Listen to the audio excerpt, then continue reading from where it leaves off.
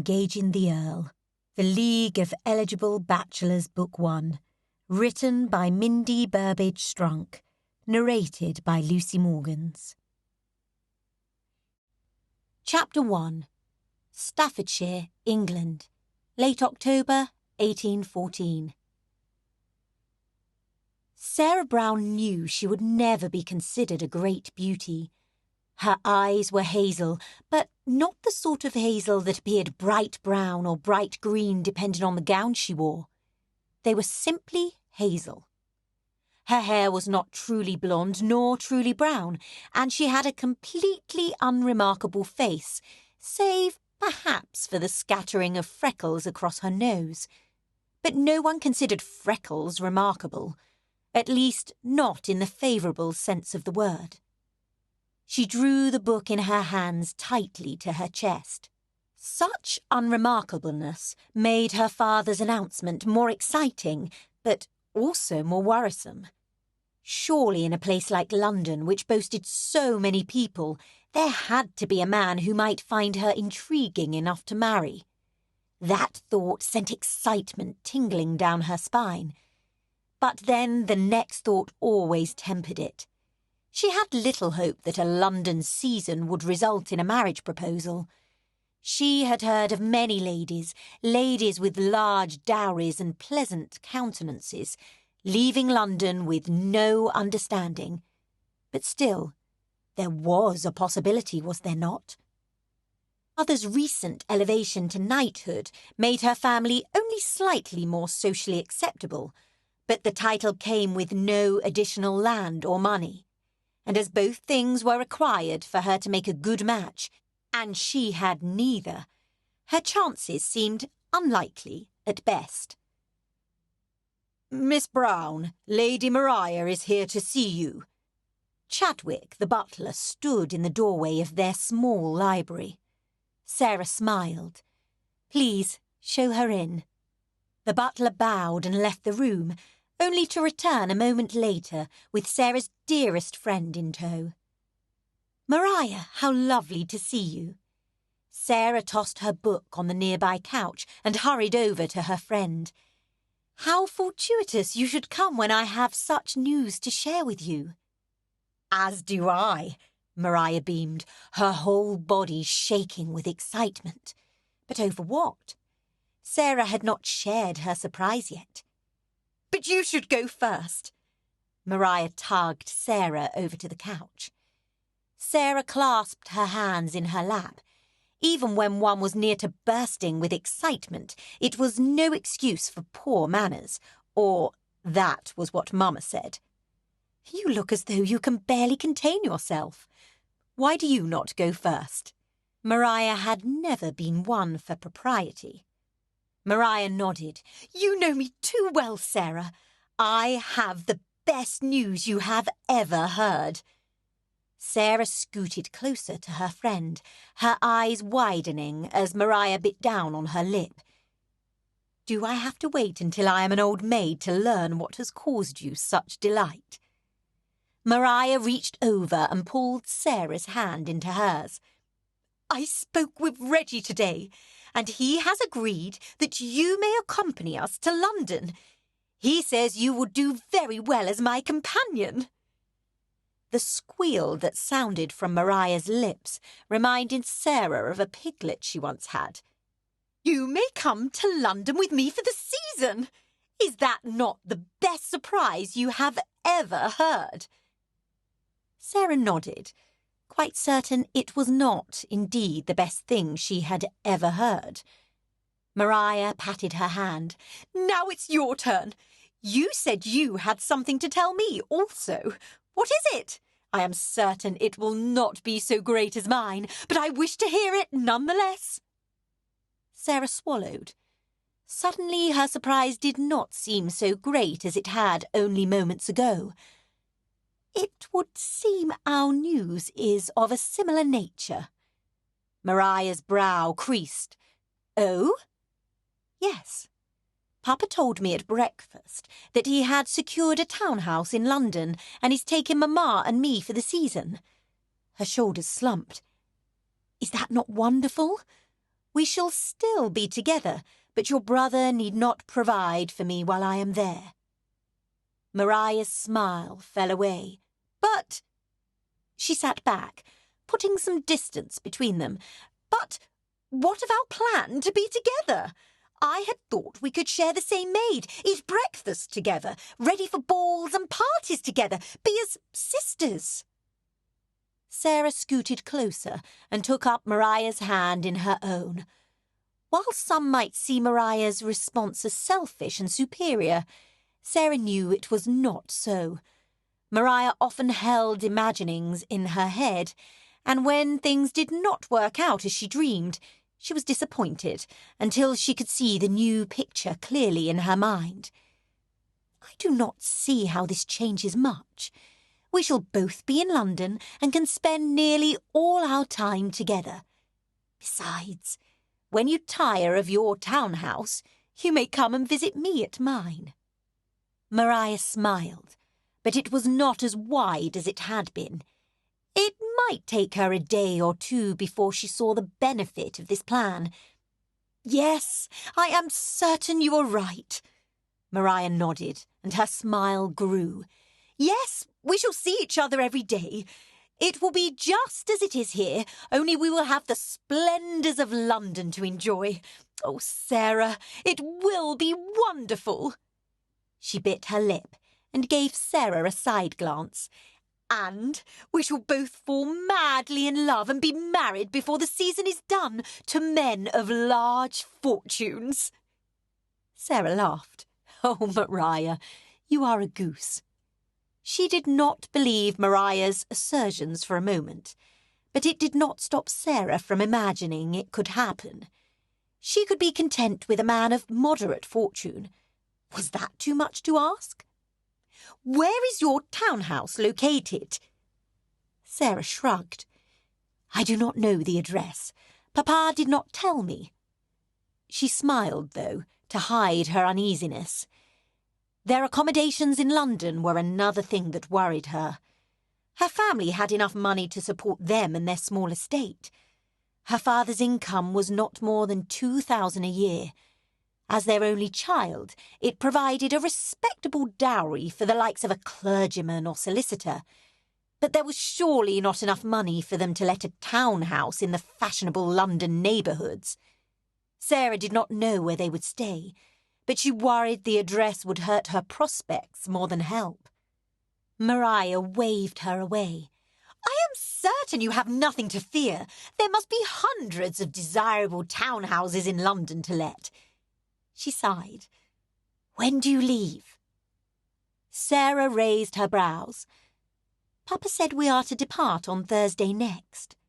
"We are to leave on Tuesday next," Maria squealed again. "We shall arrive at nearly the same time. There shall be no end to the fun we will have. We should begin planning immediately." Sarah sat back slightly. She had never seen Maria in such a state. How can we plan when we do not yet have invites to parties? While Maria knew much of the ways of country society, she had never been to London for the season. In many ways, it was like one blind man leading another. Maria put a finger to her lips and tapped. "We shall only plan the afternoon events." Sarah grinned. "Do you not want to leave the afternoons open? What if some gentleman should wish to take us on a ride through Hyde Park, and we must decline because we have already made plans?" "Now who is the goose?" Maria shook her head, a bland expression covering her face.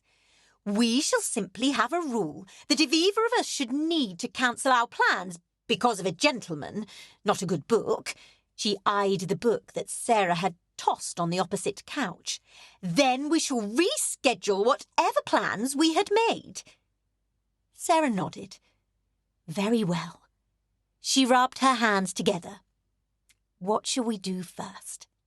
Maria grinned wickedly. "What will gentlemen of large fortune be doing?" Sarah laughed. "I am counting on you to guide me through this season, but you make it very difficult to trust you when you look like that." Maria shrugged. I have your best interests at heart, Sarah, always. Sarah squeezed Maria's hand. I know you do. Chapter 2. London, November 1814. Reginald Thornbeck stood from his chair and moved around the desk. He stretched to one side and then to the other. It was nearly 11. Surely his sister Maria was up by now. He shook his head. She had taken to town hours much faster than he had expected, although perhaps that was due to their late arrival 2 nights before. He had not seen the need to apply at another inn when they were so close to London, but he had not anticipated the overturned wagon that had brought their journey to a halt just outside of town. He rubbed at his eyes. Indeed, he had not completely recovered from the late night either, although he rarely slept well the first few weeks in town. The sounds were too different from those of Stoke-on-Trent, and the noises never seemed to stop. They continued well into the early morning hours. His stomach grumbled. Whether Maria was awake or not, he needed food. He closed the ledger on his desk and left his books for later. Unfortunately, they would still be there when he returned. Stepping into the breakfast room, he grinned as he saw Maria sitting at the table with a full plate. Good morning, Ma. You seem to have your appetite back. I was beginning to worry after you. You hardly ate anything last evening. Maria smirked at him. I was simply tired, Reggie, that is all. But I awoke this morning well rested, and I am ready to see London. Reginald laughed. Oh, and what do you plan to see today? Maria held up a small paper. Sarah, she should have arrived last night, and we have a standing appointment for tea this afternoon. He loaded up his plate with rolls, bacon, and eggs. The preserve sat on the table in small lidded cups. Has Miss Brown already written you with the address? Maria shook her head as she chewed and waved the paper. Reginald took the paper and looked at it. This is it? She sent me the address before we departed Stoke, and you may call her Sarah, Reggie. You have known her for her entire life. I do not see why after all this time you insist on calling her Miss Brown. Because she is of age now. It would not be proper to call her by her Christian name. Reginald's brow furrowed. This address is in Cheapside. I had best accompany you. Maria looked alarmed. Is it dangerous? Reginald shook his head. No, but it will be busy. Besides, it is not proper for you to go about London by yourself. Maria shrugged. Are you to accompany me every time I visit Sarah? Are you daft? Reginald snorted. I do not have that much time in my life, Ma. I do have Parliament and other business to attend to. But I should like to know where you will be when you're with her. After today's visit, you may take Mills with you on your visits. She will likely welcome the chance to see a bit of London. But Mills is such a milkweed, Maria whined. She is perfectly acceptable. Reginald refrained from rolling his eyes at his sister's arrogance. Business? Maria gave him a bland look. Sitting at your club with your friends is hardly business, Reggie. She put her elbows on the table and rested her chin in her palm. Speaking of your friends, are they all to be in London this season? Reginald raised a brow. What was Ma's sudden interest in his friends? As far as I know, everyone will be in town except Heatherton. His mother insisted he accompany her on a tour of the continent. His brow creased in question. Maria's smile faded. A tour of the continent? Is that not what boys do when they tire of their parents' meddling? Reginald shrugged. His father died not 6 months ago. I believe his mother wished to escape the house and some of the more trying memories. His sister scowled. Then I suppose I will not see much of you. Why would you believe that? I am your guardian. I will not leave you to yourself. This is your first season. Mariah's frown deepened. Then you are to always be about. Which do you want, Ma? Reginald shook his head. Perhaps you could write me out a schedule informing me as to how much time you wish for me to be about, so I may let my secretary schedule you in. She smirked, but it melted into a dazzling smile. A fist-like grip squeezed at his heart. It seemed unlikely she would come out of this season without her husband. What would he do without her in his daily life? There would surely be fewer vexations, and the house would certainly be quiet without her in it. But still, he would miss her. He sighed. He supposed it would simply be something he would grow accustomed to, just as he had when his father had died. What time are we leaving for Miss Brown's house? Mariah drained the last of her tea and set the cup on the table. We agreed upon 2 o'clock when we made the plans. Reginald nodded. Then I should think it best if we left no later than 1:30. The roads are sure to be crowded at that time of day. The carriage rolled to a stop, and both Reginald and Mariah stared out at the large windows of a storefront. Why have we stopped? This is a shop, not someone's home. Reginald opened the door and stepped out. He looked at the sign hanging above the door. Poking his head back inside the carriage, he extended his hand to his sister. This is the address Miss Brown gave you. The family must be staying in the rooms above. Mariah stepped out and stood looking up at the building. Her mouth hung slightly open. There must be some mistake. Sarah's family would not let a place such as this. Her nose turned up. Reginald grasped her elbow and directed her toward the side doorway. You may wish to lower that nose of yours, Ma. I am certain it would hurt Miss Brown's feelings to see you acting so superior. But look at this place, Reggie. Her voice dropped to a fierce whisper. I see nothing wrong with it. It's perfectly suitable. It is not as if there are many places to let in London, especially for the budget the Browns likely have.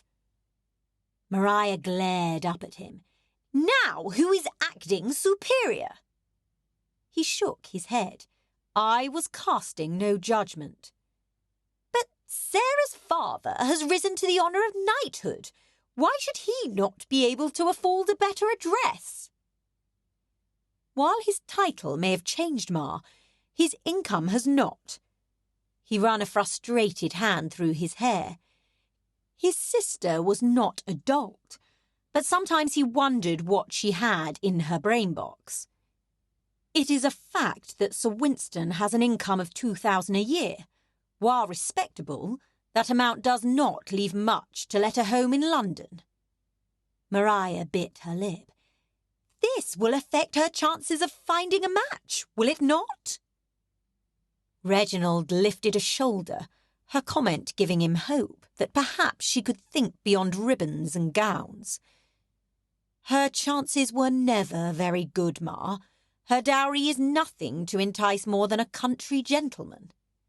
He glanced at the empty shop. Some may find this location a deterrent, but most will have discounted her before they ever even discover this. He did not like saying it.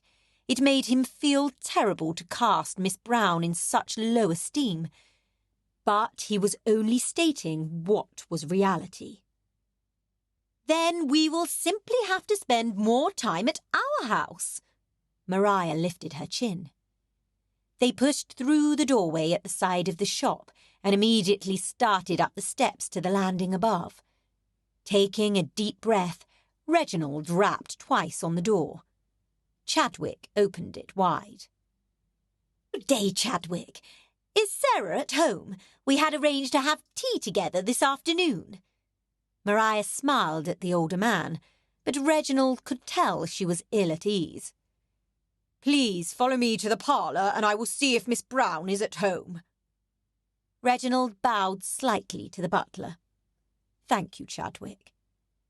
He led them into a pale yellow parlour.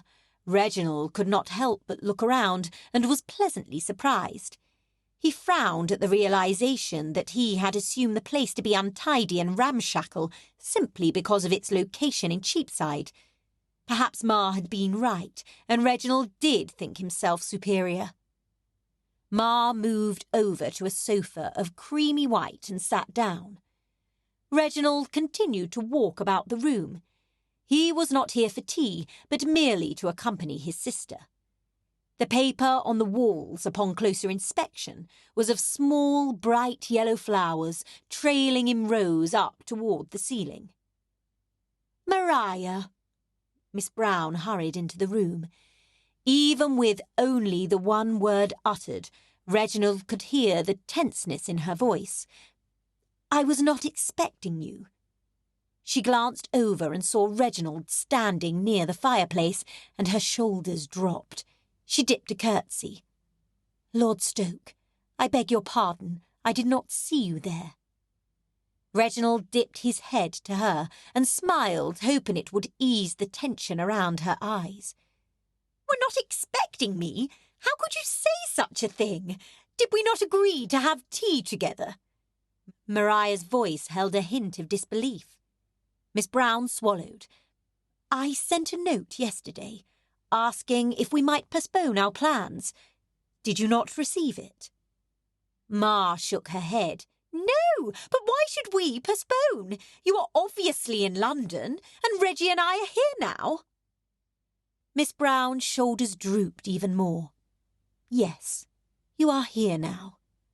Her voice held none of the cheer and confidence Reginald was used to hearing. She looked around the room. You must think poorly of me. If I'd had any notion this was the type of home we could afford in London, I should surely have convinced Papa to stay in Stoke. Maria tilted her head to the side. And miss out on all of our plans together. She took an appraising look around the room. This room is quite lovely. I see no reason you should be embarrassed by it.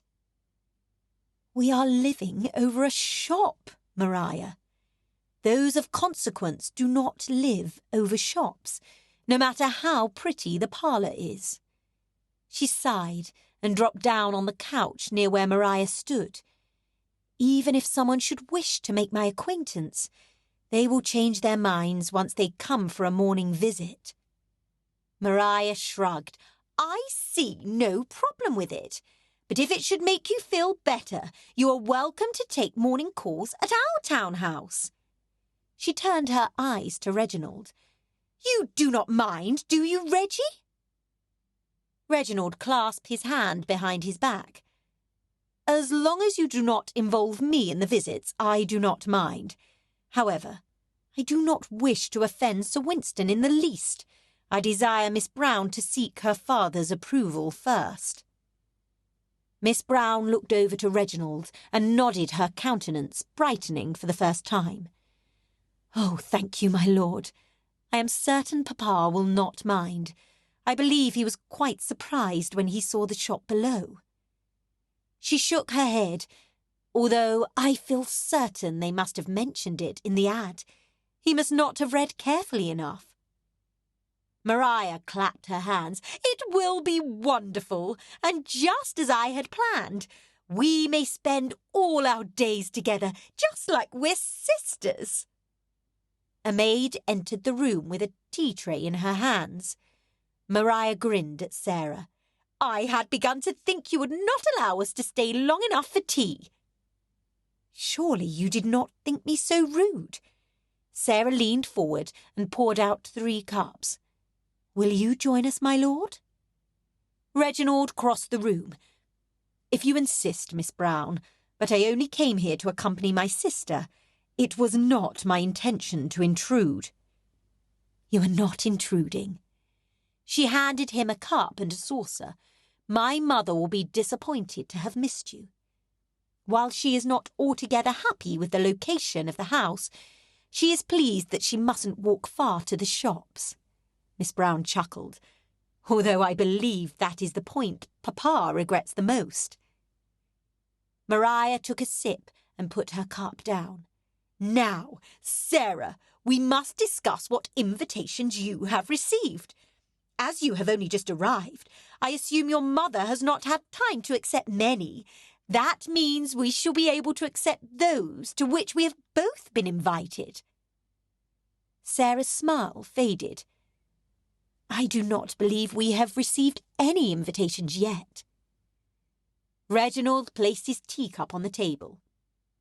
"It is only because word has not circulated that you have arrived in London. Give it a few days, and I am certain you will see some invitations." It was a lie, and he knew it. It was not likely many in London even knew who Sir Winston Brown and his family were, let alone had intentions of inviting them to any parties or balls. But Reginald had influential friends, and he would just need to convince them to direct a few invitations to the Browns. Perhaps once they were seen at a few fashionable parties, other invitations would follow. He stood up and straightened his coat. "Ma, I have a few errands I need to attend to. Is it acceptable with Miss Brown if you stay for an hour or two?" He glanced at Miss Brown and his sister. They both nodded happily. "Very well. I shall return at 4:30 to collect you." He dipped his head to them and turned toward the doorway. He had not heard from Lord Ragsdale or Mr. Bancroft, but surely Lords Berwick, Montcourt, and Ponsonby were about, and if Reginald knew his friends, they would all be at Brooks, which is precisely where Reginald planned to go. Chapter 3.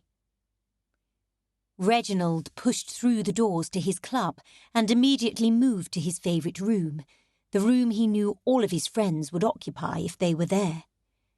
It was his first time at Brooks since coming to London this season, but it always felt like home. Perhaps not home, but like a very comfortable study. He stepped inside the large parlour, and his eyes moved directly to the far corner. 2 large couches and 6 chairs formed a cosy seating area. It was just far enough away from the rest of the groupings to be private, or as private as one could get in the crowded rooms of a gentleman's club. A smile turned the corners of his lips when he saw his friends already occupying the seats. Lord Berwick and Montcourt sat on one couch, while Lord Ragsdale and Ponsonby occupied the other. Ah, Ragsdale was already in London. Reginald moved over to the group and clapped Berwick on the shoulder. "Good day, gents.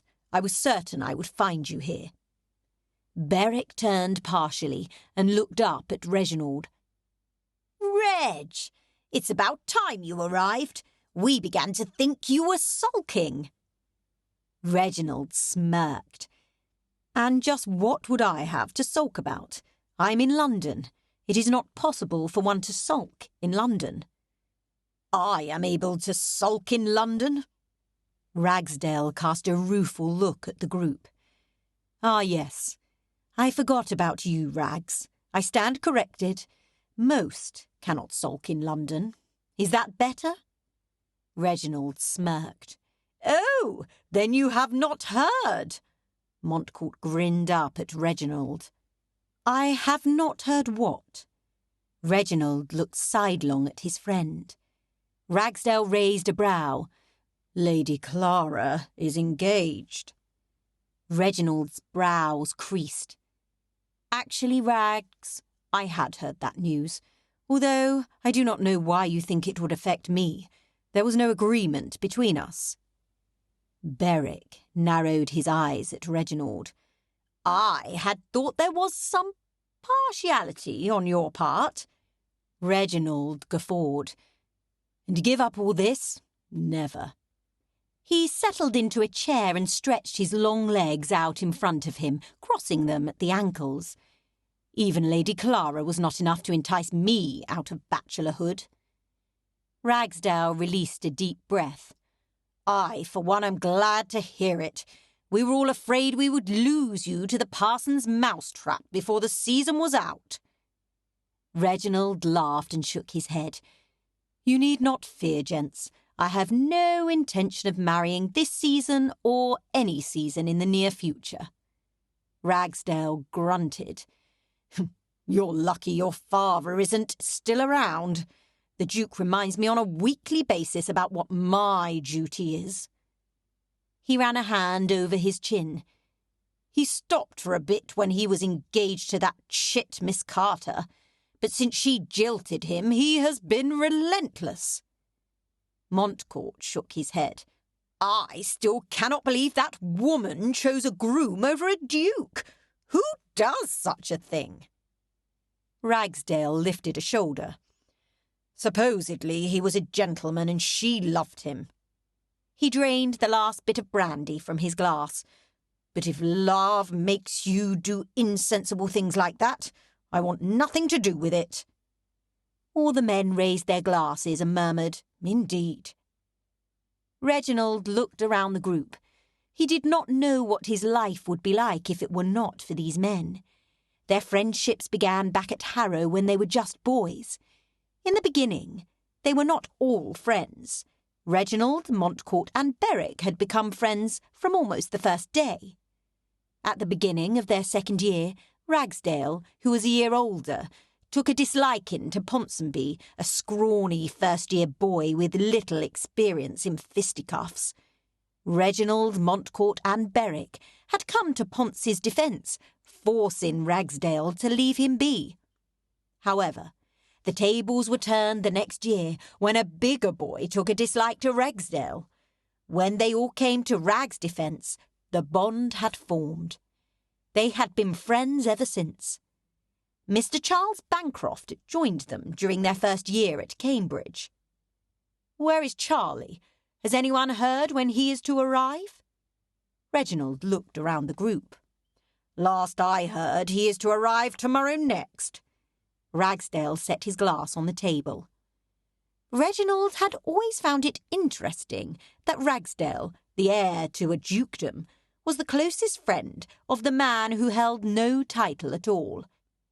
In all other aspects, Ragsdale held quite firmly to what society expected of his title. What invitations have you all accepted? Asked Berwick. I have not sent our acceptance to any yet. Reginald set his glass on the arm of his chair. I was waiting to see what the rest of you did. The last thing I wish is to be the only one in attendance at any event hosted by the Ton. My mother wishes to host a musicale, Ponce grimaced. I tried to dissuade her, but it is to no end. She is determined. That may work. Reginald perked up. I promise to be in attendance and to bring Maria if you will do me a favour. Ponce raised a brow. And just what would that favour be? It's not as bad as all that.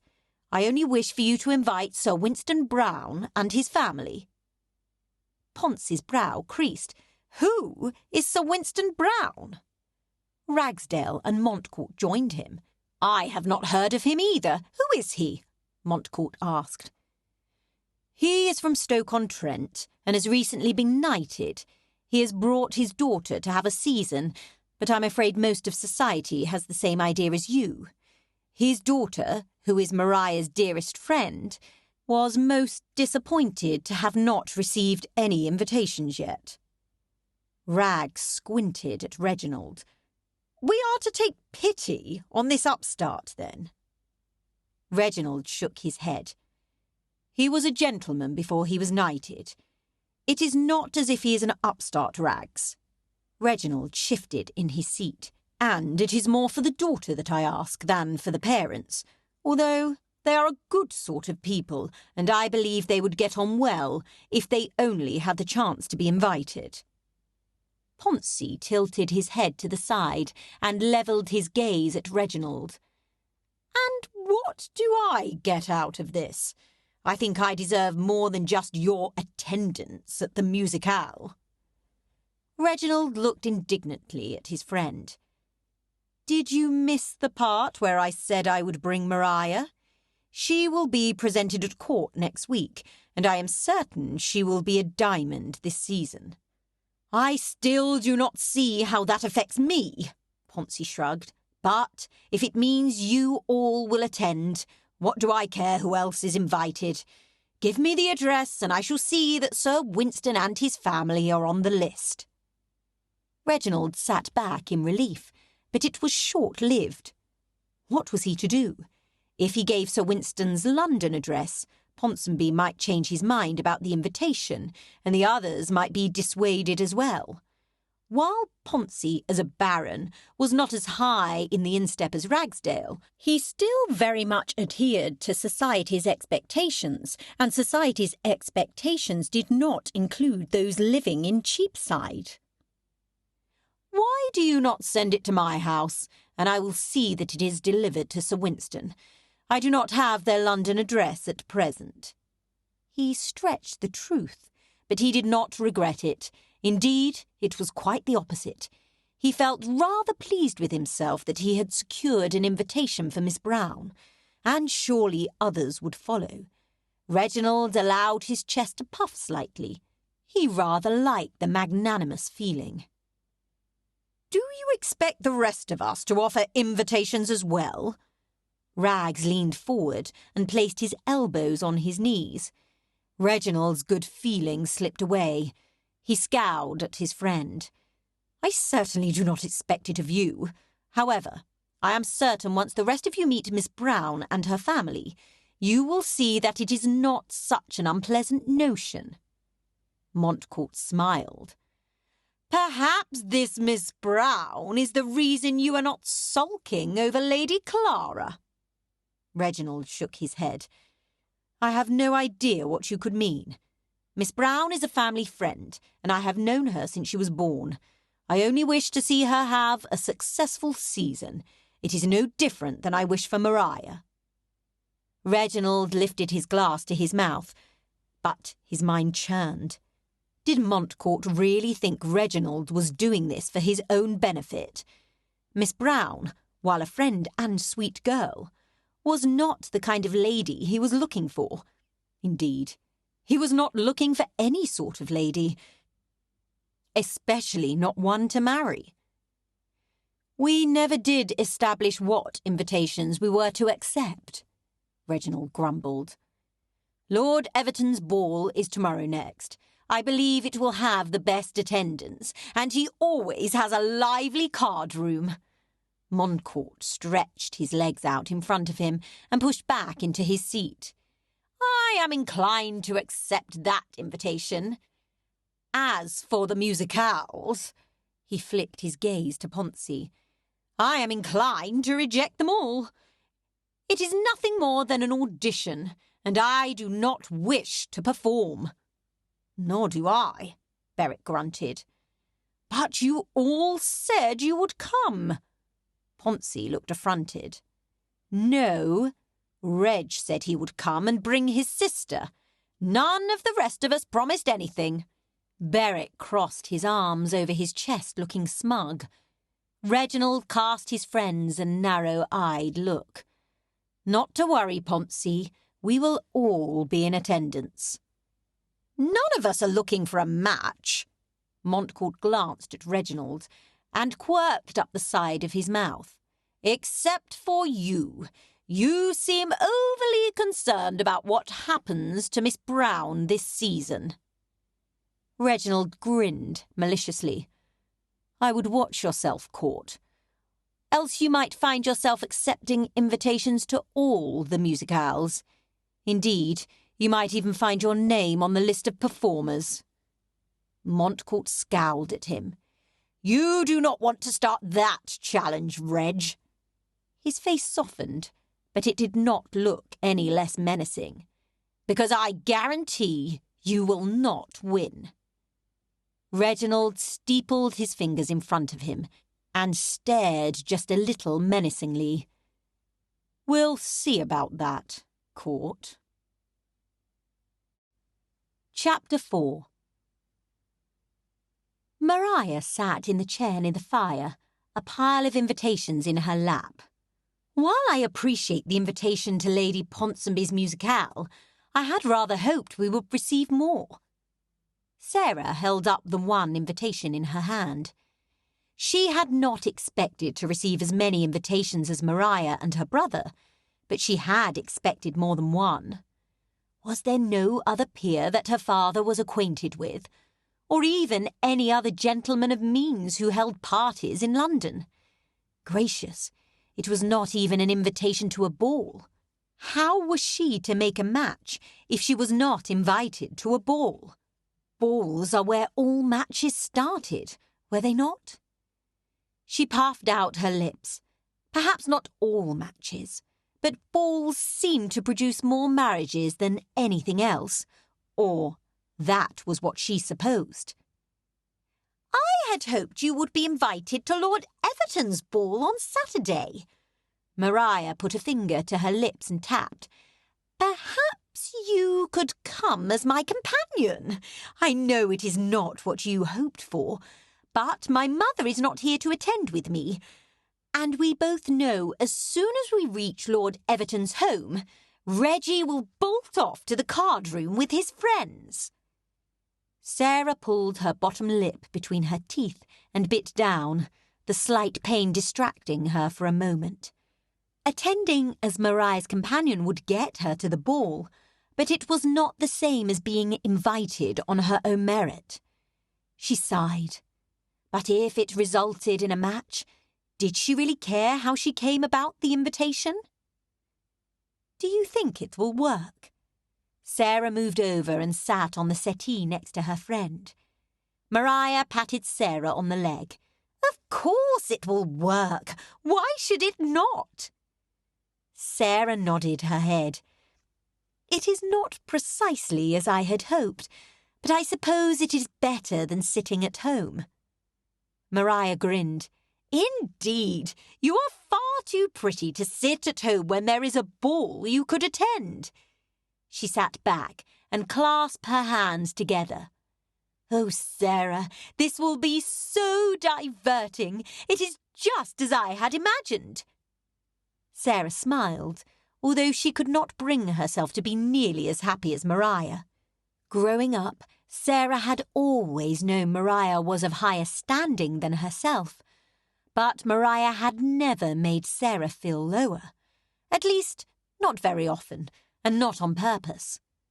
While it was not Maria's fault, Sarah had never noticed the disparity more than she did since arriving in London. "You must bring your gown here, and we shall ready ourselves together. It will be much more convenient if we do not have to drive all the way to Cheapside to fetch you." If she had not felt so put down, Sarah might have laughed at the irony. In this instance, Sarah knew that Maria did not mean her words to be lowering, but she still could not help feeling as if she was simply a bit of charity work for her friend. Maria clapped her hands, even as Sarah sat back. "You see, it is as if we are sisters, just as I planned back in Stoke-on-Trent." Maria frowned and tilted her head to the side. She leaned forward and placed a hand on Sarah's forearm. "You need not worry, Sarah. Once you have attended a few events with me, the invitations will come on their own." She smiled softly. "Everyone will see your beauty, and once they speak to you and see your wit and intelligence, you will be much more in demand." Sarah sighed. Maria was exaggerating, of course. No one would ever consider Sarah a great beauty, especially not when she stood beside Maria. But her words still lifted Sarah's spirits. Maria patted her arm. "Do you trust me?" Did she trust her? Maria was no more experienced than Sarah, but Maria held the invitations, while Sarah did not. She nodded, the tension dropping from her shoulders. Perhaps Maria was correct. Perhaps it was just a matter of becoming acquainted with those in society for the invitations to start arriving for her family. Of course I do, Maria. Besides, if Maria attended the ball, Lord Stoke would attend also, and at least he would ask her to dance, would he not? Attending some balls and parties as Maria's companion might not be so terrible after all. Sarah and Maria followed Lord Stoke into Lord Everton's entryway. A line of people stood in front of the grand staircase, greeting everyone before motioning them into what Sarah assumed was the ballroom. She sucked in a deep breath and ran her shaking hand down the front of her gown. She did not know why she was so nervous. She had attended plenty of assemblies back in Stoke, yet, looking at this entryway, she knew she was very far away from a country assembly. The gowns she saw just inside the door of the house were more exquisite than anything she had seen. "Stop fidgeting," Maria hissed in her ear. "If you fidget, they will know you are nervous, and if you are nervous, it makes them believe you do not belong." Maria nodded her head and waved to several people across the room. People of the ton always belong. After several tension-filled moments, Lord Stoke held out his hand and motioned Maria and Sarah forward. He looked very well in his black superfine coat and his blue-green waistcoat, but she shook those observations away as she stopped in front of their hosts. Lord Stoke smiled as he motioned to his sister. "Lord and Lady Everton, may I introduce my sister, Lady Maria, and her dear friend, Miss Sarah Brown." Sarah tried to smile confidently, even though she did not feel it at all. However, Lord and Lady Everton seemed pleasant enough. They did not call her an impostor or throw her from the house, so it seemed the night was off to a good start. Lord Stoke lifted one arm for Maria and his other one for Sarah, smiling at her as she took it. A quiet gasp sounded, but she was not certain if it were from her or Maria. She pulled to a stop in the middle of the doorway. "It is magnificent, is it not?" Maria said in a wispy voice. It made Sarah feel a little better to see that even Lady Maria could be awed by something. "There are some chairs on the other side of the ballroom. Let me settle you in, then I shall fetch you each a glass of champagne." Lord Stoke motioned them farther inside. Sarah's stomach gave a slight tumble at the thought that he had included her in the offer. Perhaps she had not been so far off to think he might ask her to dance. He led them over to a grouping of chairs at the far side of the room, helping each of them to sit. He turned and made his way back through the crowd. Sarah and Maria were both quiet, each looking about the room, taking in every detail. "Is there someone in particular you wish to dance with tonight?" Sarah asked. Maria sighed and slumped down in her seat. "No, the only man I wish to dance with is not even to attend the season this year." Her nose curled slightly. "It seems he is escorting his mother on the continent." Her voice held the tone of a petulant child. Sarah glanced at Maria from the corner of her eye, her lips twitching as she tried to hold back a smile. "Are you still pining over Lord Heatherton? I had thought you had decided against him." "I have tried to put him from my mind, but I cannot seem to do it. He is simply the only man I can picture myself marrying." Sarah lifted her shoulder. "I suppose that is what love does, is it not? It makes us want what we cannot have." Maria turned and looked at her. And why do you think I could not have him? Do you not think I am proper enough for him? No, Maria, it is not you that is the problem. It is him. Have not the whole lot of them, your brother included, declared they do not wish to marry? Maria shrugged her shoulders delicately and shook her head, her gaze staring absently out at the dance floor. I know they say such things, but I cannot help but think they do not truly mean it. If the right lady, her voice took on a sing-song tone, should come along, they would be helpless to resist. She lifted her chin. I simply need to convince him that I am the right lady.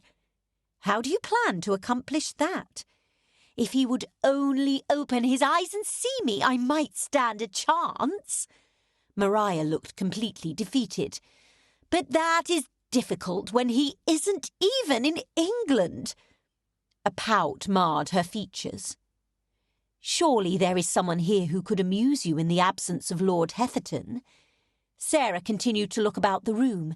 There were a number of handsome gentlemen she could be happy enough with, not that they would notice her. Here you are, ladies. Lord Stoke handed each of them a glass of champagne and moved behind the chairs as if standing guard over them. Maria looked over her shoulder. And just what do you think you are doing? Lord Stoke raised a brow at her. I am your guardian and chaperone, Ma. Did you think I would abandon you? She looked at him blandly. I most certainly hoped you would. I expected you to disappear to the card-room as soon as we entered the house. Indeed, I counted on it. Lord Stoke grinned mischievously. Now, what kind of a brother would I be if I did not stay and supervise the gentlemen who might think themselves worthy to dance with you? He folded his arms across his chest, placing a fierce look on his face. Sarah smiled. This was a side of Lord Stoke she had never seen, and from the look of utter confusion on Maria's face, neither had she. This is precisely why Sarah came with me. There is no need for you to stand over me like a sentry. You will scare away any gentleman who wishes to ask me to dance. Maria clenched her fingers tightly together in her lap. That was the idea. Lord Stoke raised a brow but looked between the two. His gaze rested on Sarah and her stomach flipped again. If I leave, do you promise to report to me every gentleman who asks Ma to dance? He was going to leave. While it may be in Maria's plans for him to leave, it was not in Sarah's. Who would ask her to dance if he was not there? Maria swatted Sarah's leg and she nodded. If that is what you wish, my lord. Lord Stoke's face did not soften in the least. It is indeed what I wish. Sarah nodded again.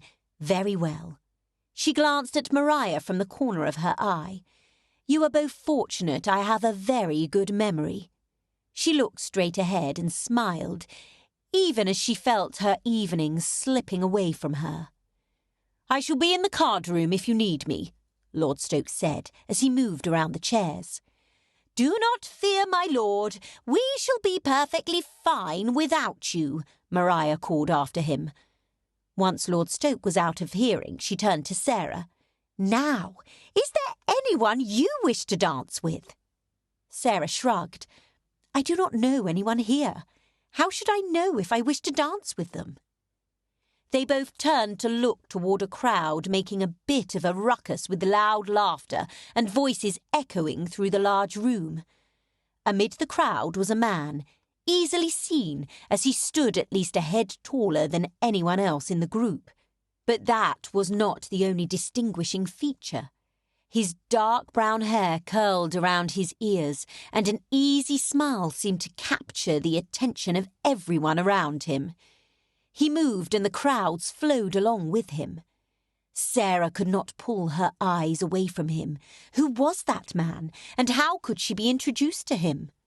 A soft chuckle sounded next to her.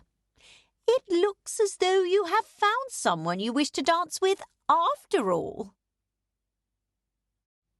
Chapter 5.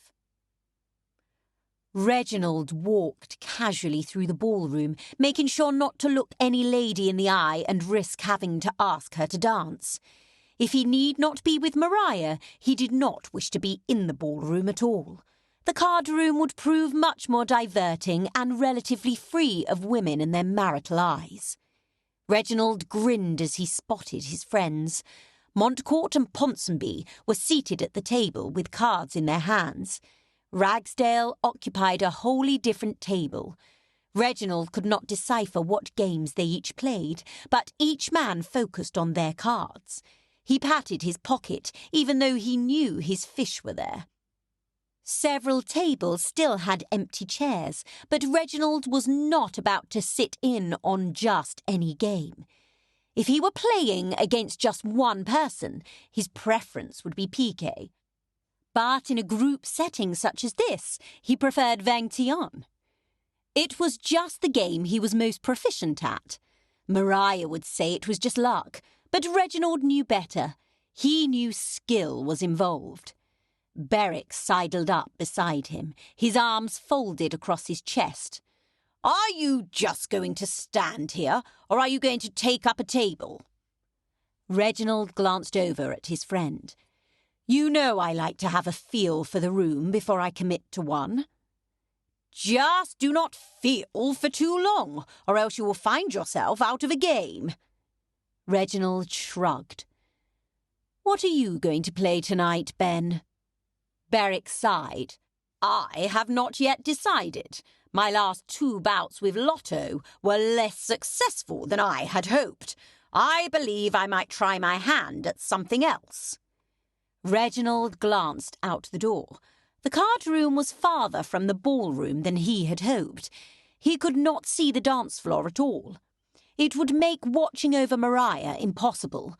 Perhaps he should go check on her before he settled in.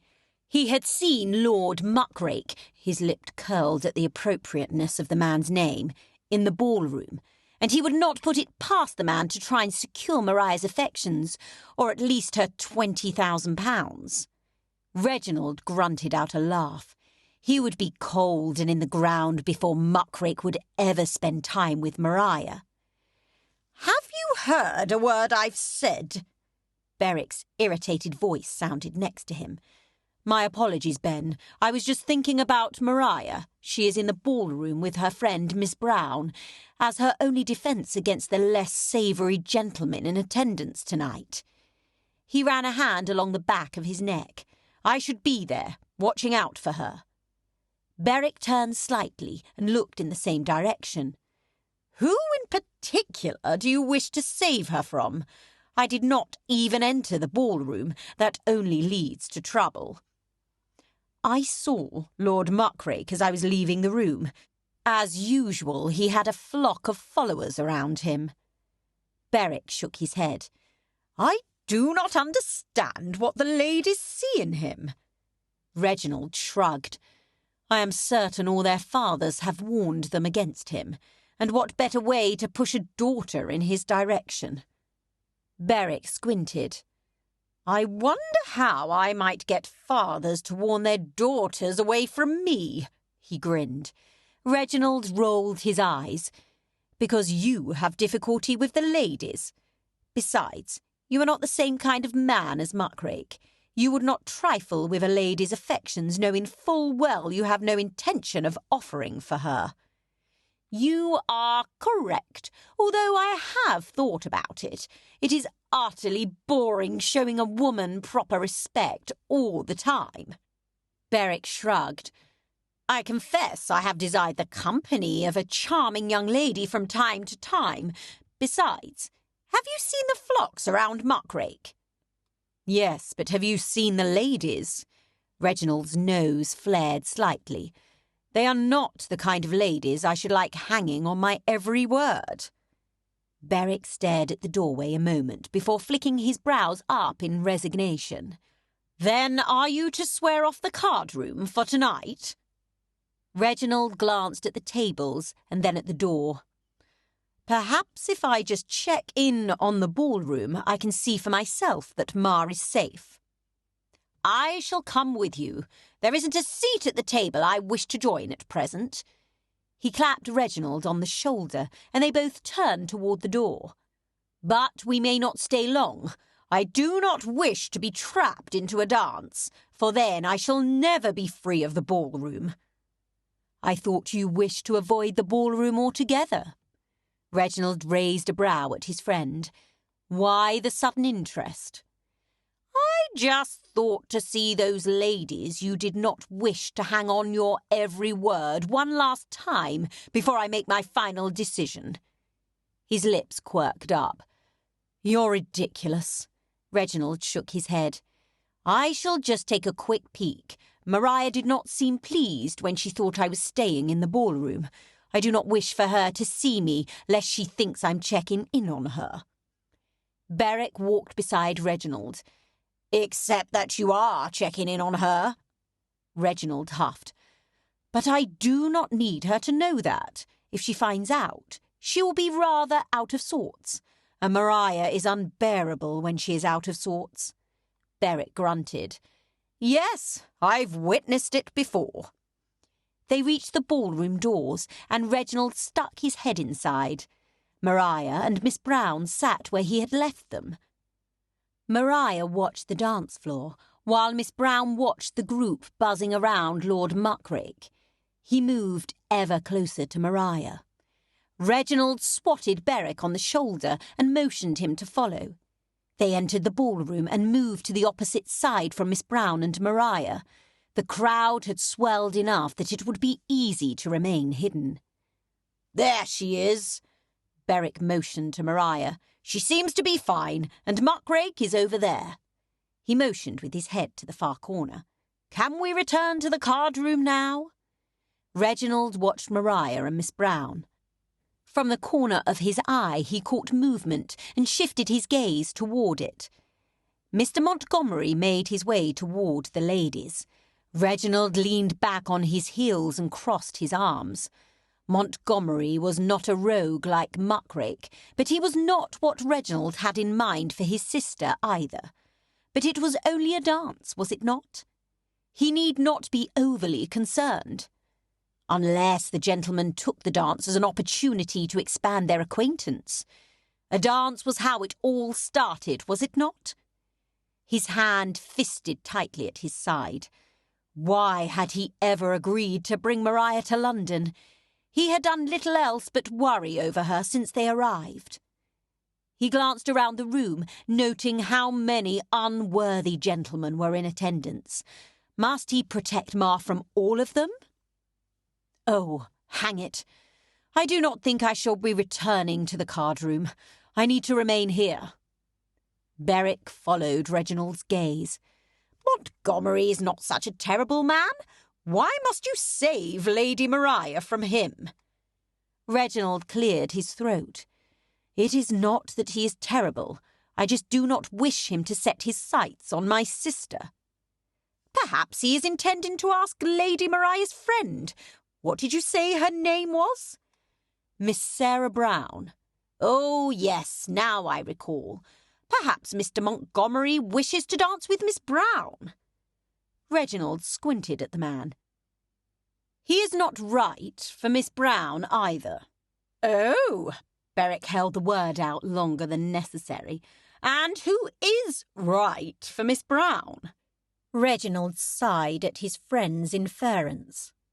She is Maria's companion for the evening. Does that not make it my responsibility to watch out for her also? I would wish for Sir Winston to do the same for Maria if the tables were turned. There was a little too much bite to his words for his comfort. Berwick would likely take it to mean something that was not true. He fastened his gaze on the two. It seemed Miss Brown was safe for the next set as Mr. Montgomery bowed in front of Maria and offered his hand. She smiled and nodded, placing her hand in his. Reginald scowled and clenched his fists. Mr. Montgomery led her to the dance floor. Reginald grunted. You see, if I had been there, she likely would not have to be subjected to Mr. Montgomery. Berwick shrugged. I do not believe your presence would have made a difference. Montgomery has never been overly observant. I doubt your stern look would have deterred him in the least.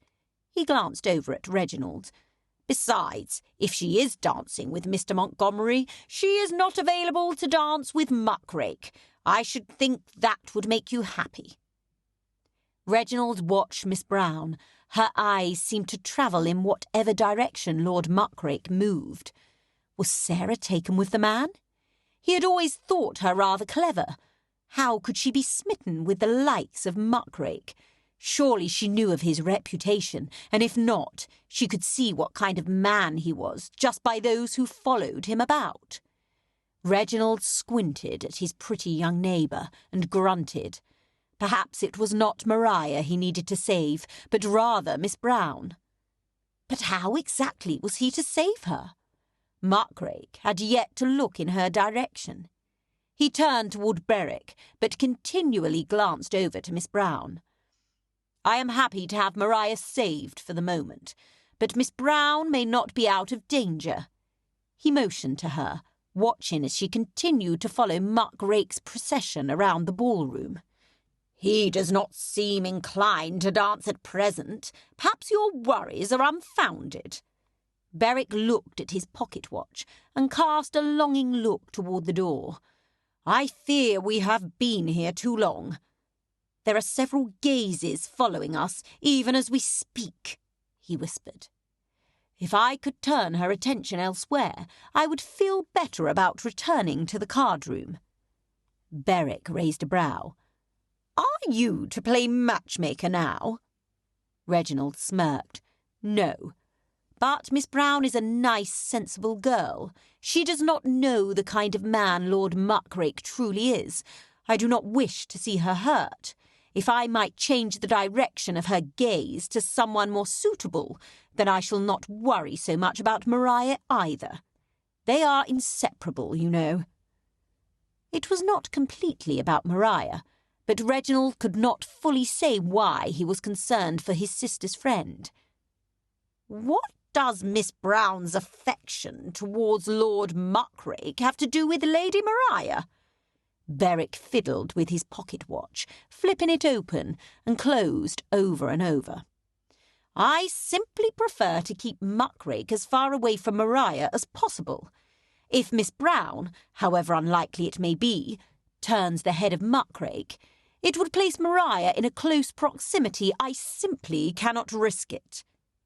Berwick shook his head. Are you certain it is not you who has an interest in Miss Brown? Reginald looked at Berwick, his brow furrowed. Don't be bacon-brained. I have known Miss Brown her entire life. I simply do not wish to see her hurt. If Miss Brown is hurt, it will hurt Maria. Berwick shrugged, but motioned to the far side of the room. Mr. Croft is a good sort of man? Reginald sought out the man and gave him an appraising look. He is. But he's rather dull, don't you think? Berwick shrugged. What about Mr. Pond? He is a spitter. I do not think Miss Brown would appreciate a man who spits every time he speaks. Berwick glanced over at Reginald. What of Lancing? Reginald shook his head. The man is not yet 30, and he's very near bald. No, he will not do. It is just a dance, Reg. There was a question in Berwick's voice, but Reginald ignored it. If Maria were not dearest friends with Miss Brown, Reginald should not care who she set her sights upon. But Maria changed everything. He would make certain his sister married well and was not taken advantage of. Perhaps Croft would be tolerable for a dance. Reginald moved along the outskirts of the dance floor, Berwick trailing along behind him, with his eyes downcast, until they reached Mr. Croft's side. Croft, I have not seen you in some time. Why are you not dancing? Reginald saw no need for small talk. Mr. Croft shrugged. I have not been here long. I am still assessing the room. Reginald clapped him on the back. Let me introduce you to Miss Brown. This is her first season in London, and she is one of my sister's dearest friends. I think you will find her very diverting. But, not allowing the man a chance to answer, Reginald grabbed Croft by the arm and guided him to where Miss Brown sat. Miss Brown, I would like to introduce you to my friend, Mr. Croft. We were at school together at Cambridge. Mr. Croft shrugged slightly before he bowed. It is an honour to meet you, Miss Brown. If you are not otherwise engaged, might I have the next set? Miss Brown flicked her gaze toward Lord Muckrake quickly, but turned it back to Mr. Croft. She nodded and smiled. My next set has not been spoken for. I should be honoured to dance with you, Mr. Croft. Croft clasped his hands behind his back, bouncing on his toes several times. Capital! I shall fetch you at the start of the next set. Miss Brown smiled, although Reginald did not think it looked very sincere, which surprised him. Miss Brown was usually very sensible. Why would she not be pleased to dance with the likes of Mr. Croft? He was much more suitable for her than Lord Muckrake, in both status and character. Mr. Croft turned away and moved back into the crowd. Reginald glanced out at the dance floor, where Maria was beginning the next dance with Montgomery. Who would ask her next? As much as he knew it would vex her, Reginald knew he could not return to the card room. He would lose a mountain of money at the tables, as his mind would not be on the game. "Are you having a nice time, Miss Brown?" Berwick asked. Miss Brown looked over, as if just seeing Berwick standing beside Reginald. She smiled. It was much more genuine than what she had offered Mr. Croft. She cocked a brow. Yes, my lord. I have not danced as much as I would like, but I am enjoying watching everyone. She looked from Berwick to Reginald. I thought you had retired to the card room. Reginald shrugged. I realised I was leaving Maria unprotected. There are several gentlemen in attendance that I do not wish for her to associate with. Then you are to stay? Reginald could not tell if Miss Brown was happy about that or not. She was always harder to read than Maria. I think it will be best. Reginald clasped his hands behind his back, his skin prickling. Why did he care if she approved? Then I shall return to the card room.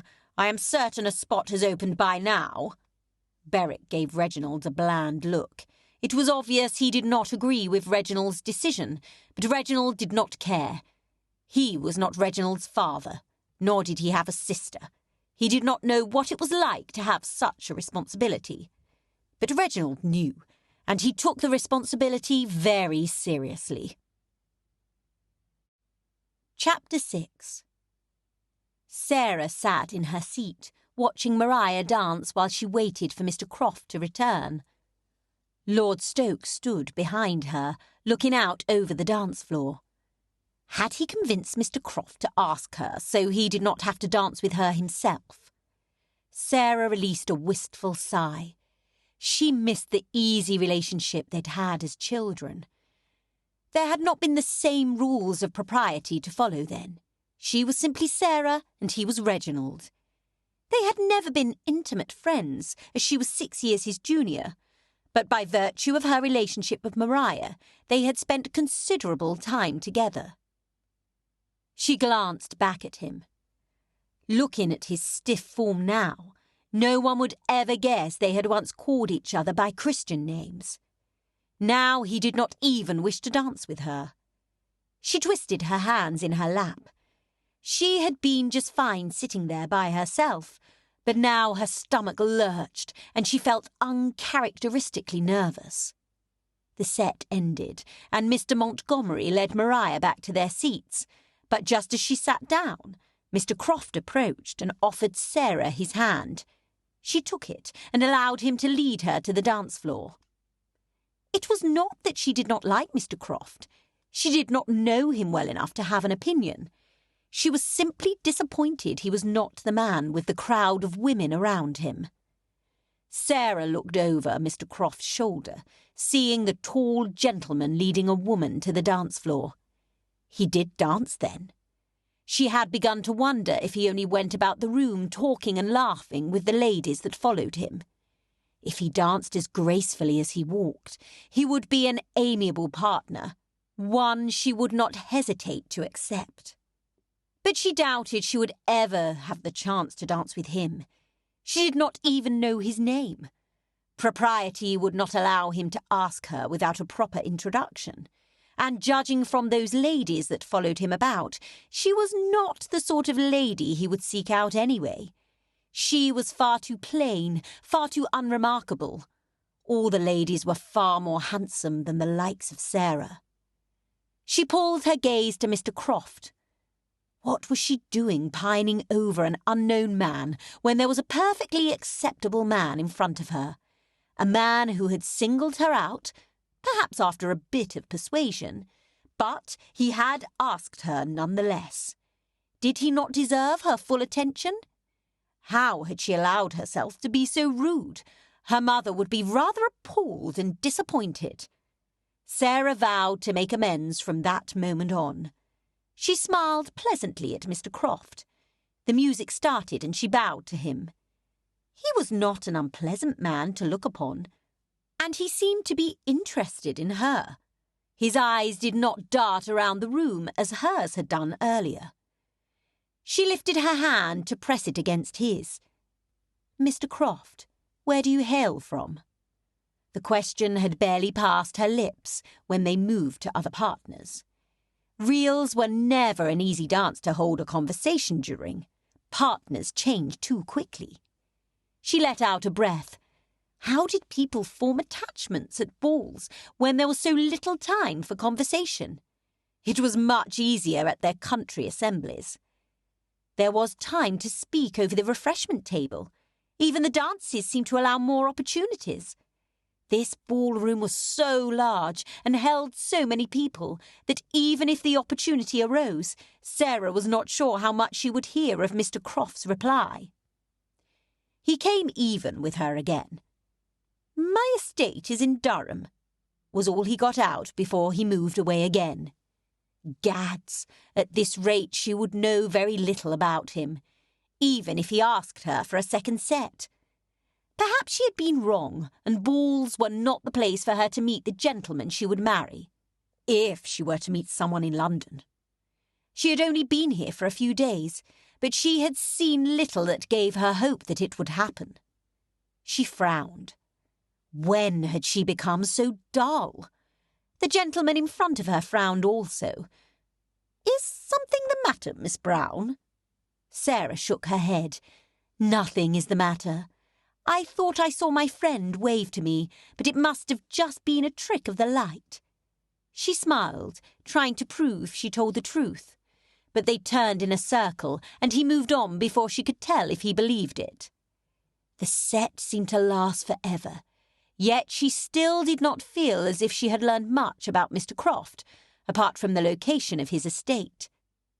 Perhaps if she mentioned that she was thirsty, he might lead her over to the refreshment table.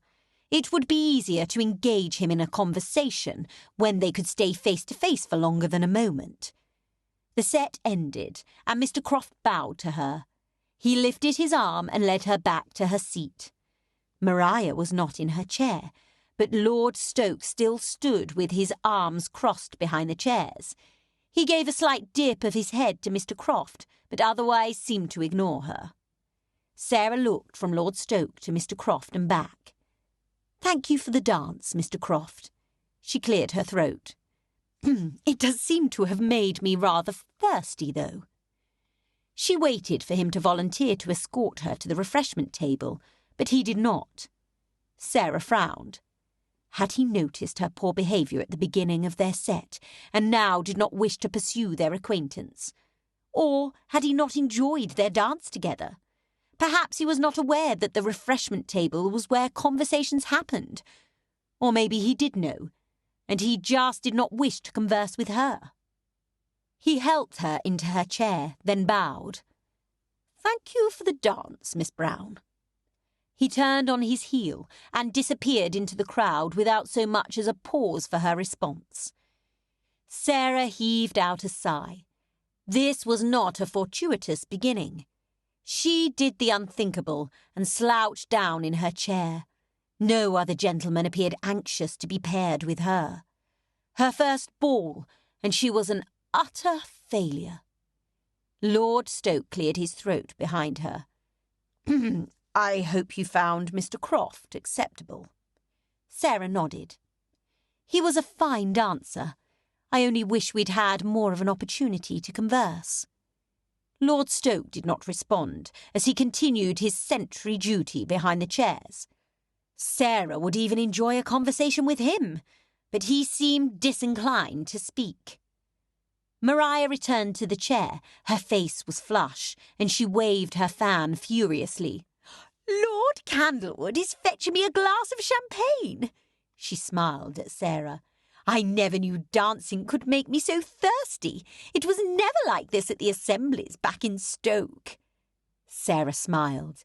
It was hard not to respond to Maria's enthusiasm. "Sarah, who was that you were dancing with? He looked to be a fine dancer." "His name is Mr. Croft." Sarah glanced behind her quickly. "Your brother introduced us." Maria turned in her seat and half scowled, half grinned at her brother. "Do not think your kind act will prevent me from scolding you." Lord Stoke glanced down at his sister briefly, then resumed his scowl at the room. "And what will you be scolding me about this time, Ma?" "That you are standing here watching over me like I am your prisoner, and you are afraid I might escape. You promised you would occupy your time tonight in the card room." Maria pouted. "There was no seat at the 21 table. I thought I might as well occupy my time here." "You thought wrong, Reggie. I can assure you of that." Maria lifted a brow and pursed her lips together tightly. A man approached, and Sarah sucked in a breath. It was him. The tall man she had been watching most of the evening. Was he coming to ask her for a set? He bowed before them, looking up from beneath his lashes. "Lady Maria." The breath whooshed from Sarah's lungs, and tears stung at her eyes. He was there for Maria, not her. Sarah bit the side of her cheek, willing the tears back. Why was she surprised? She had known for years that Maria was more desirable in both appearance and dowry. Why would this gentleman single out Sarah over Maria? She shifted away from her friend. Knowing the differences between them did not make the acknowledgement of them hurt any less. "I hoped, Lady Maria, you would do me the honour of dancing the next set with me." Sarah turned at the same time as Maria to look at Lord Stoke. His jaw was set in a hard line, the muscles in his cheeks working. His eyes narrowed, and Maria's eyes widened slightly, but she turned around and looked at the gentleman. "I'm afraid we have not been properly introduced, sir." The gentleman raised a brow at Lord Stoke. "Come now, Stoke. Do introduce me to your sister, so we might dance the next set." Lord Stoke was quiet, his gaze staring just over the gentleman's shoulder. After what seemed an eternity, Lord Stoke opened his mouth. "Lady Maria, may I introduce you—" He paused, his jaw clenching again. "To Lord Muckrake." He nearly spat out the man's name. Sarah glanced at Maria. A smile played at her lips, but it was not a jovial smile as much as it was trying to dispel the tension surrounding them. Lord Muckrake extended his hand to Maria. "Now that introductions have been made, may I claim your next set?" Lord Stoke cleared his throat. "I'm afraid her next set is spoken for." Lord Muckrake looked around. "I do not see anyone coming to claim the set." "Miss Brown, Would you please hurry to the card-room and inform Lord Berwick it is time for the set he claimed? Sarah glanced from Maria to her brother and then to Lord Muckrake. She had met Lord Berwick, but she did not recall him ever claiming one of Maria's sets. But why would Lord Stoke lie? Lord Stoke gently nudged her shoulder. Go on now, Miss Brown. If you do not hurry, he shall miss the whole set. Lord Muckrake narrowed his eyes. Then perhaps I may claim the next. Sarah paused, half standing, half sitting, watching the men. Lord Stoke swallowed hard. Lord Ragsdale has claimed that set. Maria's brows rose. Lord Muckrake's smile levelled out into a hard line. What of the next set? Surely your friends have not claimed them all. I'm afraid they have claimed her next 5 sets. Lord Stoke smiled smoothly. Ah, excellent. Lord Muckrake matched Lord Stoke's grin. Then her supper dance is free. Lord Stoke's smile dropped as he did the figures in his head. Oh, you are correct. I do not believe she is otherwise engaged, he said through clenched teeth. Lord Muckrake laughed, his chest puffing out. Excellent. Then I shall return and claim your supper dance. He bowed to them and turned into the crowd that seemed to form around him. When Lord Muckrake was out of hearing, Maria sat forward on her chair and twisted around, her hands on her hips. Why did you say Lord Berwick and your friends had claimed those sets? No one has claimed my next set. Because I am thirsty and needed to rest. She nodded her head toward the refreshment table. They all looked to see Lord Candlewood moving slowly toward them, 2 shaky glasses of champagne in his hands. Lord Stoke shook his head. Well, it will not do for you to skip your dance with Berwick. If you do, you may not be able to dance for the rest of the evening, although, if that is the case, we may as well return home. Maria scowled at him. We are not leaving. He nodded toward the door. Then will you please go fetch him, Miss Brown? But he did not ask me, Maria nearly shouted. Frustration and confusion clouded her face. Sarah straightened but turned slightly to see if Lord Stoke had changed his mind. He motioned her towards the doorway. You may as well bring them all in. Bring them all in? But she did not know them all. Lord Berwick was the only one she was familiar with. How was she to retrieve the others when she had not been properly introduced to them? She made her way toward the card-room, thinking about what she had just witnessed. It was obvious that Lord Stoke and Lord Muckrake were not friends. But what was it that made them dislike each other so completely? Did Muckrake not like Lord Stoke? Or was he simply reacting to Lord Stoke's cold reception? She glanced back at the ballroom and immediately spotted Lord Muckrake. It was not difficult to see his tall frame and the crowd of women following him. But it also did not give her any answers. She did not even know what title he held. For all she knew, he could be an earl or a viscount, which would place him firmly out of her reach. She did not bother to remind herself that a baron was not within her reach either, but she had not completely given up on that dream. She allowed herself one last lingering look. Perhaps if she was very lucky, he would be a baron. She turned back toward the card-room, walking quickly to make up for the time she had dallied away watching a man she hardly knew. Lord Stoke did not like him, of that she was certain. But did that change her interest in him? Something told her it should, but she was determined to discover the reason before she made any decisions. Chapter 7. Sarah reached the card-room door and timidly poked her head inside. It did not seem a proper place for a lady. Smoke clouded the room, and the definite smell of spirits wafted out the door. She wrinkled her nose. That, it seemed, was only the beginning of her problems. Tables full of gentlemen filled the whole of the large parlour. Most of them had their heads bent low, and those who did not faced away from her. Not that seeing their faces would help her much. A gentleman standing just inside the door gave her a curious look. "May I help you, miss?"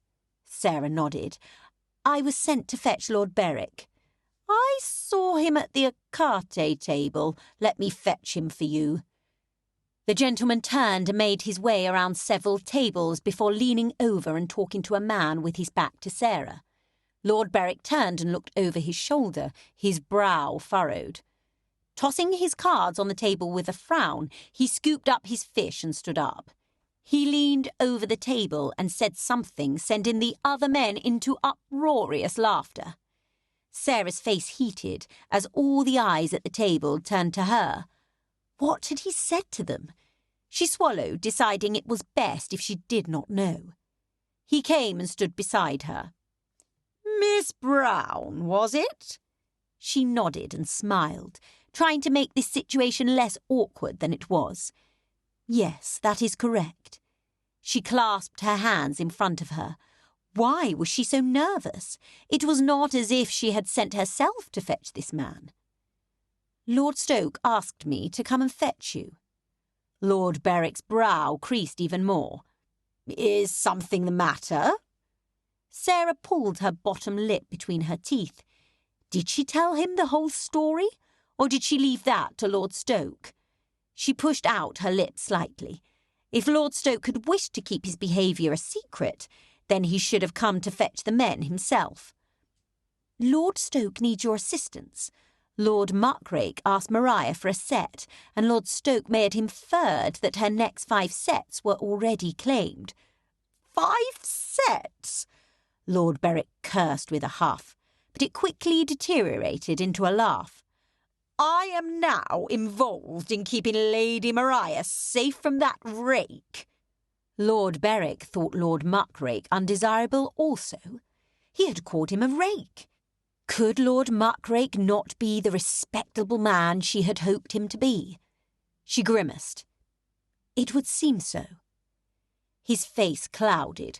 "Wait, did you say 5 sets?" He shook his head. "Not a chance. If I dance even 2 sets with Lady Maria, it will be seen as a near proposal. Not that I have anything against Stoke's sister, but I will not marry the chit just to save her from dancing with Muckrake." He folded his arms across his chest and looked around the room. Was he searching for a means of escape? Sarah shook her head furiously. "Oh no, he does not expect you to claim them all." She glanced around at the other tables. "Lord Stoke has claimed a set for each of your friends." Berwick threw his head back and laughed. She thought she even detected a bit of moisture in the corner of the man's eyes. "Did he now?" That was his only response. She had thought he would be angry with her, but he did not seem angry at all. Indeed, he seemed to think the whole thing a rather good joke. If he were not a marquess, Sarah might be persuaded to set her sights on him. Lord Berwick raised his brows, his lips still twitching with laughter. "I wonder how Rags will take the news." He looked over his shoulder, but Sarah could not tell at which table he directed his gaze. "He's on a winning streak, and I can't say he will be happy to leave." Sarah bit her lip. What was she to do? It was not as if she could drag any of these men into the ballroom. Perhaps he could take one of the later sets? Lord Berwick turned back and grinned down at her. "Don't worry. I will collect them all and bring them to the ballroom." Sarah released a breath. "Thank you. But could you make haste? It is of a rather urgent nature. You are at this very moment supposed to be dancing with Maria." Lord Berwick shook his head and made a growling noise deep in his throat, though his lips were still turned upwards. He motioned to a man standing at the far side of the room watching a game. The man strode over. He dipped his head to Sarah and then looked at Lord Berwick. "You beckoned?" "Charlie, our presence has been requested in the ballroom." The man gave Sarah an appraising look. And why should we be needed in the ballroom? Do not blame her, Berwick motioned to Sarah, but his eyes still scanned the tables. Bancroft, this is Miss Brown. She is a dear friend of Lady Maria Thornbeck. Bancroft gave a slight bow, but suspicion still hung in his gaze. Bancroft? Was he Lord Bancroft or Mr. Bancroft? Lord Berwick had not offered a proper introduction.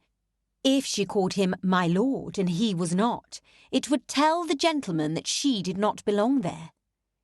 Taking the easy way out, she curtsied. It is a pleasure to meet you, sir. While it was not technically incorrect, calling him sir was not technically correct either. But then neither had been Lord Berwick's introduction, so perhaps no one would notice. The pleasure is all mine, Miss Brown. His tone said the complete opposite. He turned back to Lord Berwick. I am afraid I am not inclined to make an appearance in the ballroom. He nodded toward the interior of the room. A seat has opened up at whist. He turned to go, but Lord Berwick reached out and grabbed hold of his arm. Not so fast, Charlie. He nodded toward the ballroom. Firstly, you hate whist, and secondly, it seems our friend Stoke has committed each of us to a set with Lady Maria. I was to be first, but as it will take me some time to remove court and rags from the table, I thought it best if you went along first. Bancroft curled his nose. But if we step foot in the ballroom, we will surely be stuck there for the rest of the evening, or at least until the supper dance. Lord Berwick nodded and then grinned rather wickedly. Perhaps, but do not think about that. Instead, occupy your mind with what we are to do to Reg after the dancing. Bancroft grinned. Oh, that is a rather pleasant thought. He turned to Sarah, as if seeing her in a different light. He lifted his arm. Come along, Miss Brown. We mustn't keep Lady Maria waiting. Sarah walked beside Bancroft and glanced at him from the corner of her eye. He was the opposite of Lord Muckrake. Where Lord Muckrake was tall and slender, this Bancroft fellow was stocky. Muckrake's hair was dark and curled up around his ears in a rather handsome way. Bancroft's hair was similar to hers, not quite brown, but not quite blonde. He was rather unremarkable in every way, except perhaps for his eyes. His eyes were quite possibly the most beautiful blue eyes she had ever seen. They reminded her of the sea just before the sun dropped below the horizon. Why did Reg claim his sister's sets for us? Bancroft's brow creased. Sarah pulled her gaze away when he turned toward her. He was trying to protect her from Lord Muckrake. Ah, he nodded his head. No more explanation was needed. What was wrong with Lord Muckrake that all these men disliked him? Such a fitting name for him. Bancroft's lips curled up in disgust. I can understand why Reg would take such a high hand in this situation. If a man like Muckrake ever asked Maddie to dance... He let the sentence fall away. Who was Maddie, and what would he do to Lord Muckrake? Although perhaps the more pertinent question was what did he believe Lord Muckrake would do to Maddie? Sarah was genuinely intrigued. I do not believe it went as Lord Stoke planned, though. Sarah motioned Bancroft towards Lord Stoke and Maria. And how is that? He lifted a hand in acknowledgement to the dip of Stoke's head. I believe he thought it might deter Lord Muckrake by making him wait until after the supper dance. However, he did not count the number of sets correctly and left her supper set free. She lifted her shoulder. He was short, one friend. Bancroft shook his head. If only Heatherton were here. Indeed, Lord Stoke is not the only one to wish him here. Bancroft glanced over at her, and Sarah frowned. Why had she said that? Maria would be mortified if her brother or his friends learned of her affection for Lord Heatherton. Bancroft shook his head but laughed. Poor Reg! Tonight is not his night. First he must remain in the ballroom, then his plans go awry. I do not believe Maria thinks her night much better. Maria's lips still sat in a firm line. But Lady Maria enjoys balls. Reg does not, and to have the whole thing come to naught. He stayed in the ballroom to keep Muckrake away, yet still the man secured a set. Yes, I say poor Reg indeed. And his poor luck has not yet come to an end. A man fell into step with Bancroft. Bancroft glanced over and smiled. How do you mean, Rags? Rags? Was this Lord Ragsdale? Sarah had heard Lord Stoke mention that name to Lord Muckrake. She squinted at him. The name was either a shortened version of his title, or it was meant as a joke. Lord Ragsdale was the finest-dressed gentleman Sarah had ever seen. She could not detect even a hair out of place, and he had more of a regal air about him than any of the others she had met. Rags shrugged, looking none too happy to be there. He nudged his way between Sarah and Bancroft, hunching down as if to make himself less visible. Not only is Lady Maria to dance with Lord Muckrake, but Reg now owes me £60 to replace what I left at the table. Bancroft laughed again. Perhaps he should leave after supper. He can't afford to stay any longer. Sarah swallowed hard. £60? How was such an amount to be won or lost in a single night? And what kind of man could laugh over such an amount? Should her father be so careless, her family would feel the strain. She glanced at Rags and Bancroft from the corner of her eye. Any man who could laugh about losing £60 was obviously a man flush in the pockets. She glanced over at Bancroft. Just how flush was Lord Muckrake? They made their way to Maria and Lord Stoke. Lord Berwick and another man joined them as they came to a stop in front of Maria. Lord Berwick tilted his head to the side. He glanced back and forth between brother and sister. His gaze finally settled on Maria. He held out his hand. It seems I am late for our set, my lady. He winked at her as he helped her from her seat. Maria giggled. I had nearly begun to lose hope you would come. I thought I was to take the first dance. Bancroft raised a brow. It was not as difficult as I thought to lure Rags away from the tables. Berwick led Maria out to the dance floor. Lord Stoke's brows rose.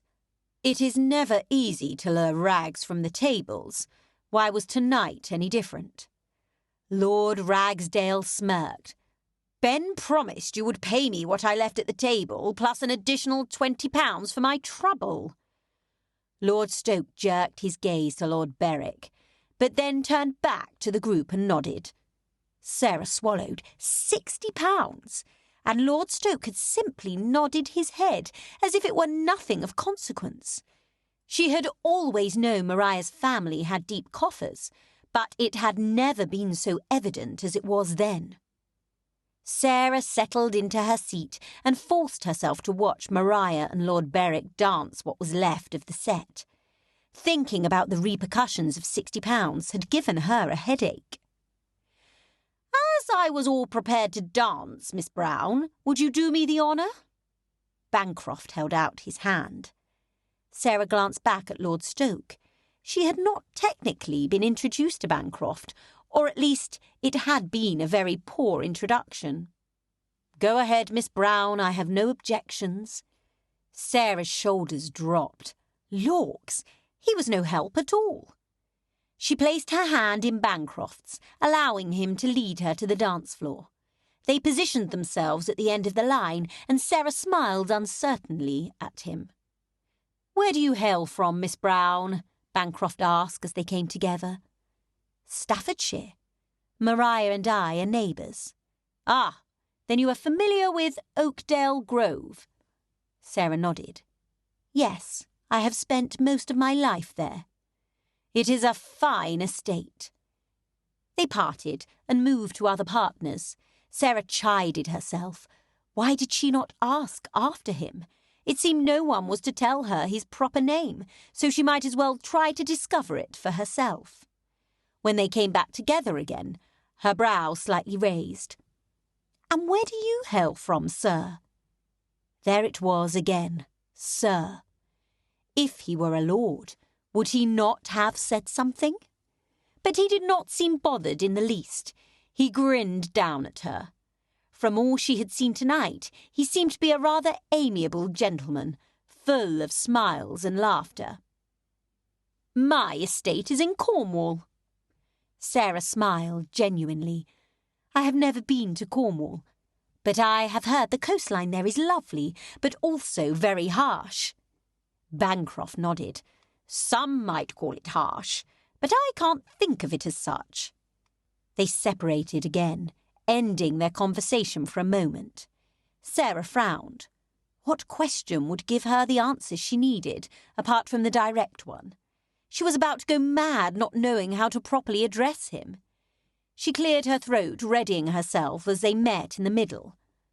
"Have you spent much time in Parliament?" His brow furrowed.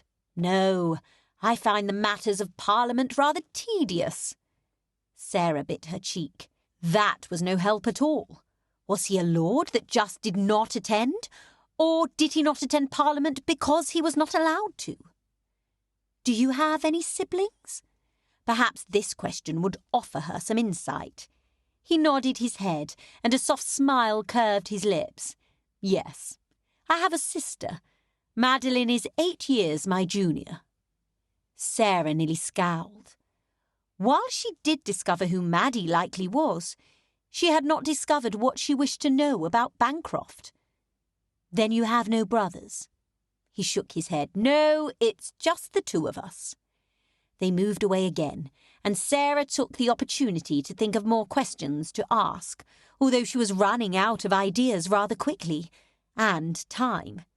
They were nearly done with the reel, and they had missed the first dance completely. "What of your mother and father?" She grinned to herself. Why had she not thought of that before? Surely in a discussion about his parents, if there was a title, it would come out, would it not? His face clouded slightly. "My father died when I was still attending Cambridge." The sadness seemed to lift in the next moment. "But my mother is still living. She is a rather remarkable woman, but she detests London and remained in Cornwall."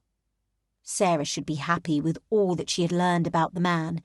She knew more about him in this one dance than she had learned about Mr. Croft in a whole set. However, the one thing she wished to know still eluded her. The set finally ended. Maria and Lord Berwick arrived at the chairs just as Bancroft helped Sarah into her seat. Maria curtsied to Bancroft and grinned up at him. "Mr. Bancroft, I do believe it is your turn for a set." Sarah nearly squealed. There it was, the answer she'd been trying to learn for the last half of an hour. She relaxed back into her chair. Calling him sir had not been the slight that she had imagined it to be. Maria took her turn with each of Lord Stoke's friends, and Sarah watched. None of the other men asked her to dance. Indeed, each one snuck out of the ballroom once their set was over. They had all seemed rather good-natured about the situation, save for Lord Ragsdale. She wondered if it was the situation or if he was always out of sorts. When Lord Montcourt helped Maria into her chair, Lord Muckrake appeared at his elbow. "Ah, Montcourt, I see you finally pulled yourself away from the card-room to fulfil your claim." He raised an eyebrow, and Sarah realised he was not as handsome as she had originally thought. There was a look in his eyes she could not quite place. It was not kindness, she knew that much. The humour dropped from Lord Montcourt's face, and his jaw set in a hard line. "Keep your hands where we can see them, Muckrake." "Not to worry. I am not taking her from the ballroom tonight." Lord Muckrake smirked, then held out his hand to Maria. It seems my time has come at last. Maria smiled stiffly, but allowed him to lead her toward the dance floor.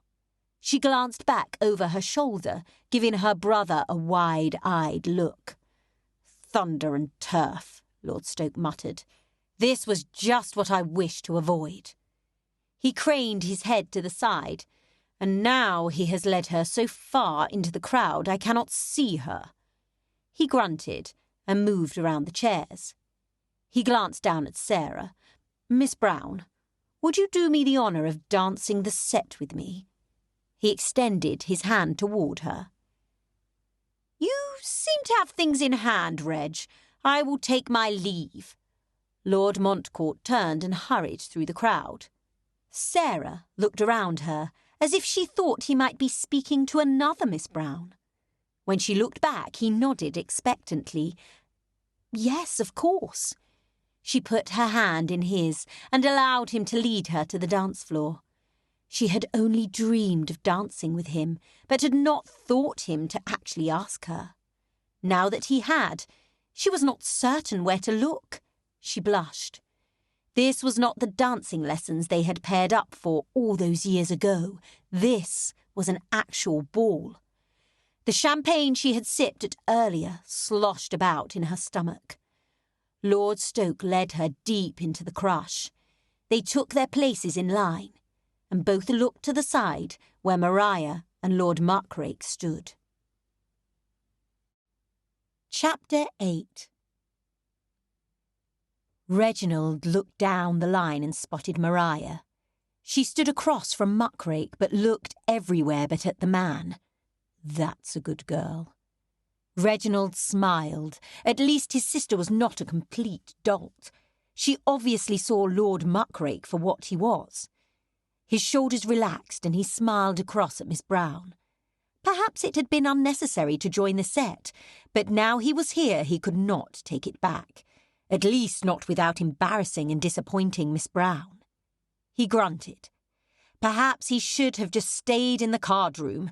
It is not as if his presence in the ballroom had done anything to deter Lord Muckrake from Maria. All it had accomplished was to force Reginald to dance when it was the last thing he wished to do.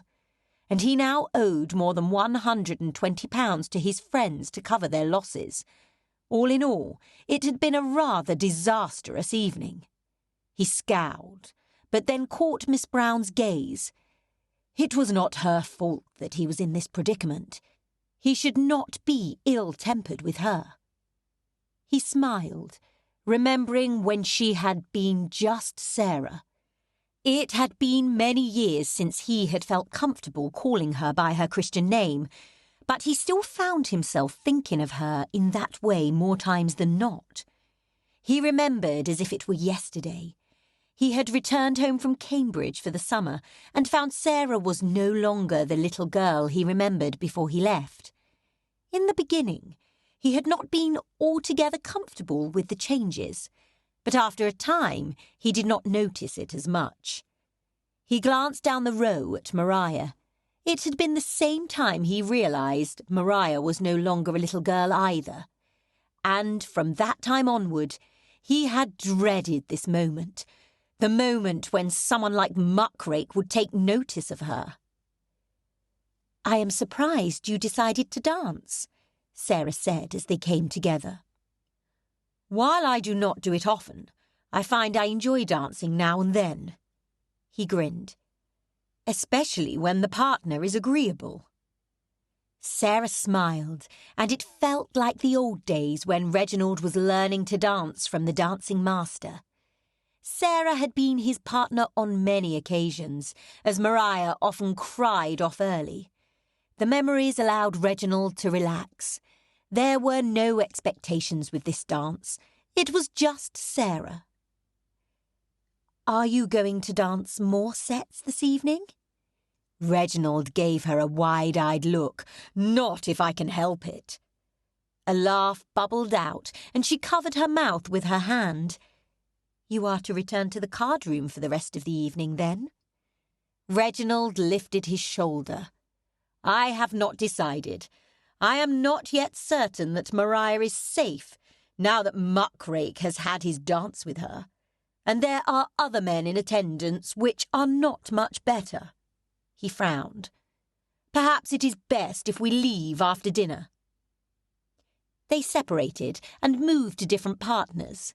Coming back together, Reginald glanced over at his sister. "Maria will not be pleased if we leave early. I am certain she wishes me back to the card-room." Miss Brown returned his smile. "I am certain you are correct. Maria does not like to be watched over." "If she knew what I knew about some of these men, she would appreciate my watchful eye." Miss Brown raised a brow. "I do not believe we are speaking of the same Maria. Her knowing what you know would only make her more determined to be on her own, to prove she does not need you." Reginald shrugged. "You are surely correct.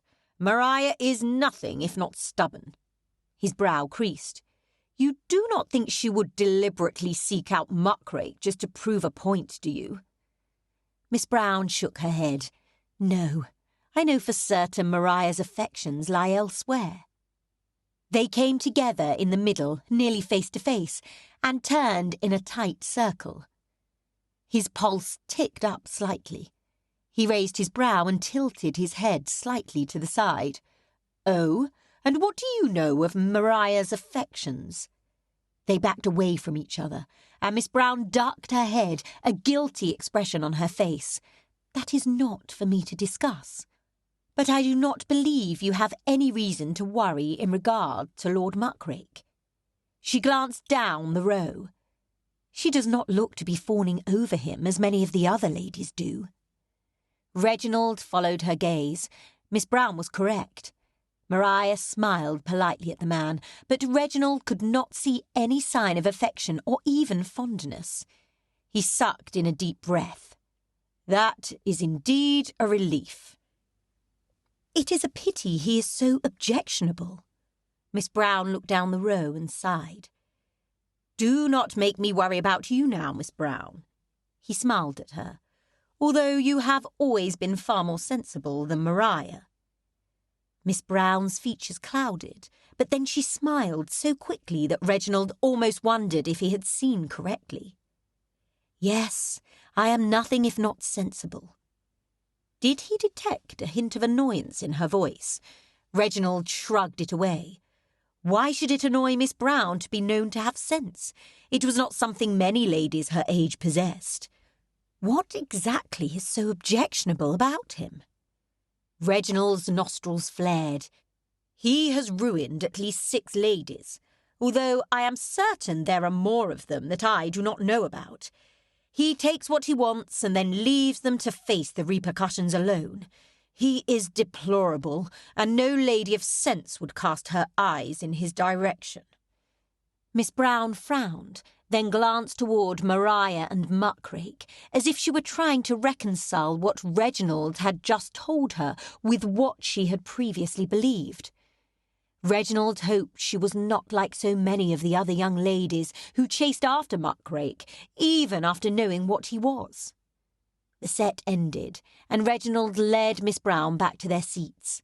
Muckrake deposited Maria at the same time. He looked over at Reginald and winked. "Your sister is a fine dancer, and a very handsome lady." Reginald balled his hands at his side. He placed a protective hand on her shoulder and narrowed his eyes. "Yes, it seems we both had very handsome partners." Muckrake looked down at Miss Brown. He studied her for a moment, then looked back at Reginald. A lazy smile spread across his face. "I had not thought her the sort of lady you would find agreeable." Just what did Muckrake mean by that? Sarah was a perfectly amiable partner. Reginald's hands tightened on Maria's shoulder until she winced, and he dropped his hands to his side. Muckrake bowed to Maria. "Lady Maria, may I claim your first set after supper?" Maria looked back at him and let out a nervous chuckle. "Oh," she stammered. What was this man about? 2 dances with Ma back to back. Was he purposely trying to tell others that he was taking Maria for himself? Or was he simply trying to ruin her in the eyes of any proper gentleman? That was the last thing Reginald wanted, and the last thing Maria needed. "I am afraid we are not returning to the ballroom after supper. I have an early appointment, and it would not be proper for me to leave the ladies behind without a chaperone." Maria jerked her head around and stared at him. Emotions warred within her gaze. She did not want to dance with Muckrake, of that Reginald was certain, but she did not wish to leave the ball early either. He gave her a slight shrug. What else was he to do? If she declined to dance with Muckrake, she would not be allowed to dance the rest of the evening. And, if that were the case, what was the point in staying? Perhaps he could convince his friends to return to his townhouse and have drinks there. She turned back to face Muckrake and gave him a tight smile. "I am sorry, my lord, but we seem to be leaving early tonight. Perhaps at the next ball we will have the opportunity to dance." Reginald smiled smugly. He may not have succeeded in preventing Muckrake from dancing with her one time, but he would make certain Muckrake did not dance with her again. Ever. The lazy smile spread across Muckrake's face again. "Of that, my lady, you may be certain." The rake turned on his heel and disappeared into the crowd, a flock of ladies following him. Reginald released a sigh. He tilted his head side to side and twisted, stretching out his tight and knotted muscles. Lud, this was going to be a long season. Chapter 9. Reginald stood up from behind his desk, stretching out his back and rolling his neck several times. He knew keeping current on the ledgers was of great import, but it did not make the task any less tedious. He looked at the cord hanging in the corner of his study. He should call for tea, but the thought of having tea by himself did not set well. What was Ma up to this afternoon? Stepping into the corridor from his study, he looked in both directions. Where should he begin to look for her? If they were at Oakdale, he would look for her in the orangery, but he was not sure where to look for her here.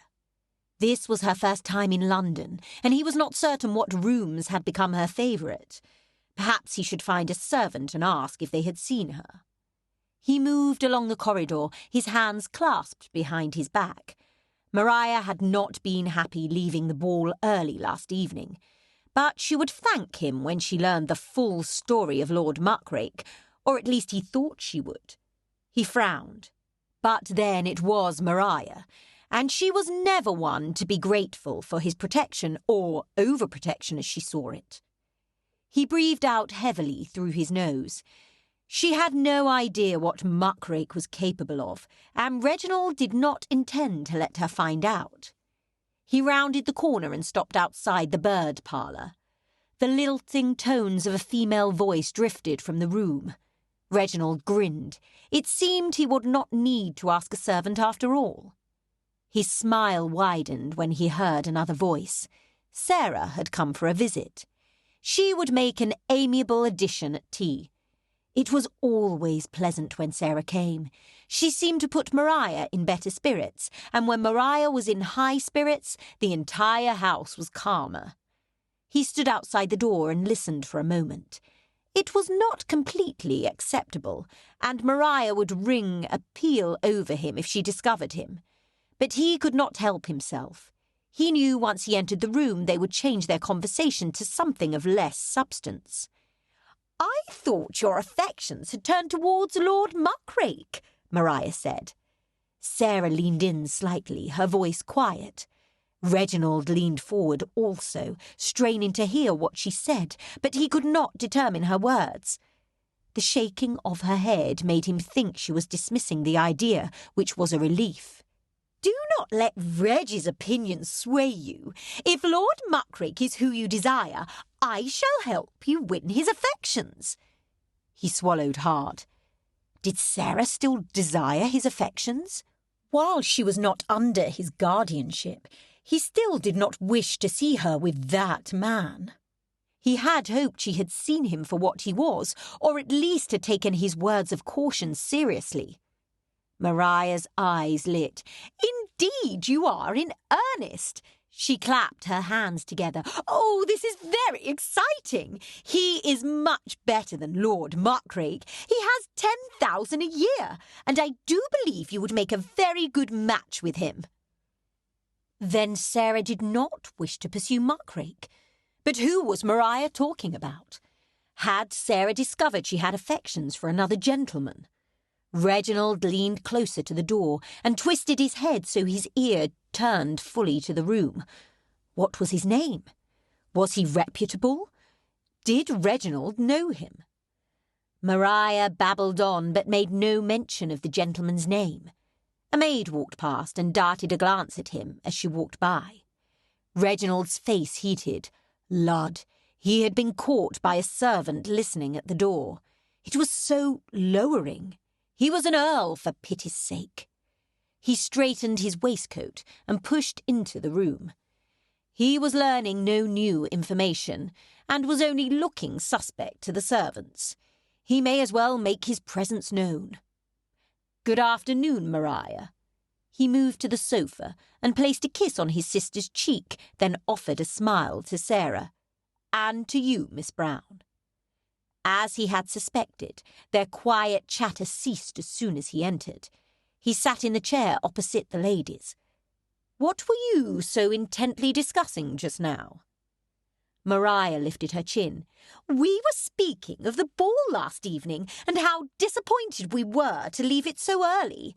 I believe we were the only ladies in London abed before midnight." She scowled at him. "Yes, you informed me of your displeasure last evening, Maria. I should think you would have exhausted that subject by now." Reginald picked up his newspaper off the side table and held it up in front of him. "Was that all you were discussing?" He did not believe they would actually give the name of the man Sarah wished to pursue, but it was a possibility, was it not? Perhaps if he were very quiet. Maria sighed. "We were discussing the gentleman present. There were many fine dancers in attendance, but there were none I found particularly interesting." Reginald tipped the corner of his paper down and looked at his sister. "None were particularly interesting. You danced with nearly every one of my friends. I should have thought you found them somewhat intriguing. After all, they did quit the card-room in order to save you from Lord Muckrake's attentions." Maria raised a brow. "And a lot of good it did me. I still ended up dancing with the gentleman." Reginald let out a guffaw. "Gentleman, indeed." "Whatever you wish to call him, your efforts were in vain. And I believe it is quite possible it will happen again at the next ball. I am certain your protest only gave him a challenge to overcome." "Then I shall just have to send our regrets for all invitations to balls. I will not allow you to dance with that man again." Reginald grinned at the sharp intake of breath he assumed could only be from Maria. Gads! If only he could find her a husband. He would certainly miss her, but he did not know if he could handle another season of this, not when this one was going to be his demise. "But, Reggie, you can't. If that is your plan, you may as well send me back to Stoke." "Now, there is an idea." He admitted there was far too much enthusiasm in his tone, but the idea was appealing. It would solve all his problems, or at the very least delay them. He heard the rustle of fabric and the top of his newspaper pushed down. "I shall not allow it." Reginald flicked his glance at Sarah. What did she think about the whole situation? Did she sympathise with Maria, or find her as tedious as Reginald did? Sarah sat on the sofa, her gaze darting back and forth between the two, but her face gave nothing away. "Then how do you suggest I keep it from happening again?" Reginald said with a sigh, and raised his paper high, pretending to read it once again. "I suppose you will have to make more friends," Sarah chuckled, but it quickly became muffled as she must have placed her hand over her mouth. Reginald lowered his paper. "I beg your pardon." He raised a brow at Sarah, and she pinked rather handsomely. His lips turned up of their own accord. Her face sobered, but merriment still danced in her eyes. Reginald tilted his head to the side. Had he ever noticed her eyes before? They were rather pretty, much browner than he had remembered, when there was mischief in them, and while he usually did not find hazel eyes all that remarkable, something about Sarah's were. He gave a slight shrug. Pretty eyes would be helpful in securing her a match. It was much more difficult to marry off an ugly and poor woman. She dropped her hands into her lap, fidgeting with her fingers. "I only meant there will be more sets than what your friends can claim. Otherwise, as Lord Berwick told me last evening, everyone will assume there is an understanding between them and Maria." Reginald's brow creased. "You believe people will think 5 gentlemen have an understanding with my sister?"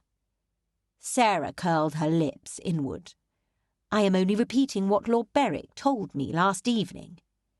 Reginald shook his head and raised the paper in front of him, even though he was not reading it. "Then I suppose I shall have to formulate a better plan before I accept another invitation to a ball." "I hope you figure it out soon, Reggie. I do not wish to miss all the balls this season." A slight breeze fluttered the corner of his paper as Maria returned to her seat. "I am most pleased that you found a gentleman that intrigued you." Reginald's focus on the words blurred, but he kept the paper in place. This was better than listening in the corridor. It was as if they forgot he was even there, and there was no risk of the servants discovering him. "I do not know why you are so pleased, Maria." Sarah's voice held a note of frustration. "It is not as if he is interested in me. He spent most of his evening in the card-room." Card-room. Reginald released a breath. At least he could be assured that she was not speaking of Lord Muckrake, not that he believed Sarah was cotton-brained enough to set her sights on that gentleman once she learned of his reputation. But there were others of similar ilk. "We must come up with a plan to gain the gentleman's notice." "And how do we do that?" Sarah sounded uncertain. Reginald peeked discreetly around the paper. Maria tapped her fingers over her lips. "Simple! I will teach you how to flirt with a man." Reginald coughed to cover his laughter. Maria teaching Sarah how to flirt. Where had Maria gained her proficiency? What did she know of such things? The corner of his paper curled over again. Maria peered at him. "Is there a problem, Reggie?" Reginald shook his head and patted his chest. No, I just had a tickle in my throat. I am well." Maria studied him for a moment, but then shrugged and released his paper. "What do you know of flirting?" Sarah's voice had quietened from before, but he could still hear her. Had she discovered he was listening? "Trust me, Sarah, I am quite proficient in the art." It took all his concentration to stop the laugh before it came out again. Surely they would realize he was listening if it escaped. His sister was beyond the pale, offering to teach Sarah something she knew nothing about. And what was this nonsense that flirting was an art? Art required pencils or oils. Certainly not whatever trick Maria thought to teach. If Reginald was not trying so hard to be invisible, he might have just argued that point with her. "I do trust you, Maria, but what do you suggest I try first?" How could Sarah be so daft? Was she seriously considering this nonsense? He heard someone shift on the couch, but he did not know if it was Maria or Sarah. "The first step in flirting with a gentleman is you must laugh at all his jokes. They like to be thought of as witty." Maria's voice had lowered, but her words were still clear. He could not listen for another second. It could not be worth all this just to discover the name of a gentleman. He lowered his newspaper and scoffed. That's ridiculous. What did Maria know of what a gentleman wanted? And, if she did have this knowledge, why had she never done anything Reginald wished her to? And what is so ridiculous, Reggie? There was a distinct huff in Maria's voice. Reginald folded his paper and placed it on his lap. No man wishes to have a giggling girl beside him, much less take her for a wife. And just what do you know of finding a wife? Maria's scowl furrowed her brow and pursed her lips. Are you not one of the men who has vowed to stay a bachelor? How are you to say what is desirable when looking for a bride? Reginald shook his head. It has little to do with finding a bride, per se. It has more to do with tolerating a person enough to learn if you are compatible, and I know plenty about that. He gave Maria a pointed look. Why do you think I have vowed to stay a bachelor? Sarah's brow creased. Perhaps your brother is right. It might be best if we tried another approach. Maria turned her scowl on Sarah. I thought you said you trusted me. Are you really going to take the advice of a man with so little experience at courting? Sarah's gaze shifted between them, and she pulled her bottom lip between her teeth. I think you both make very good points. That was very diplomatic of her. She was surely wasting her skills for diplomacy in the ballrooms of London. Reginald shrugged and rolled his eyes at Maria. Do what you wish, you usually do, but do not come moaning to me when your ploy does not work. Maria shrugged. When have I ever come moaning to you? Reginald opened his mouth to start listing examples, but Maria hurried on. I will help Sarah to find a match. After all, is that not why she came to London? Reginald spread out his paper and lifted it in front of him. If they did not want his opinion, he would keep it to himself. However, he would only admit to himself that he was the slightest bit interested in observing the results of Ma's experiment, and perhaps even more interested to discover the gentleman they would use it upon. Chapter 10.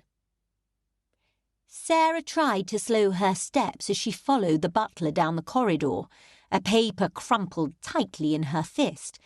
But her excitement kept pushing her faster until she ran into the older man's back and stepped on the back of his heel, causing them both to stumble slightly. He cast her an annoyed expression and motioned her into a room. Lady Maria, Miss Brown is here to see you. Maria stood up from her place on the couch, her stitchery dropping to the floor. Normally Sarah would have raised her brows at the carelessness, but today she had news that made the stitchery unimportant. She hurried over to the couch and reached out her hands to Maria. She wished to let out a squeal of delight, but held it back because she knew it would not be proper.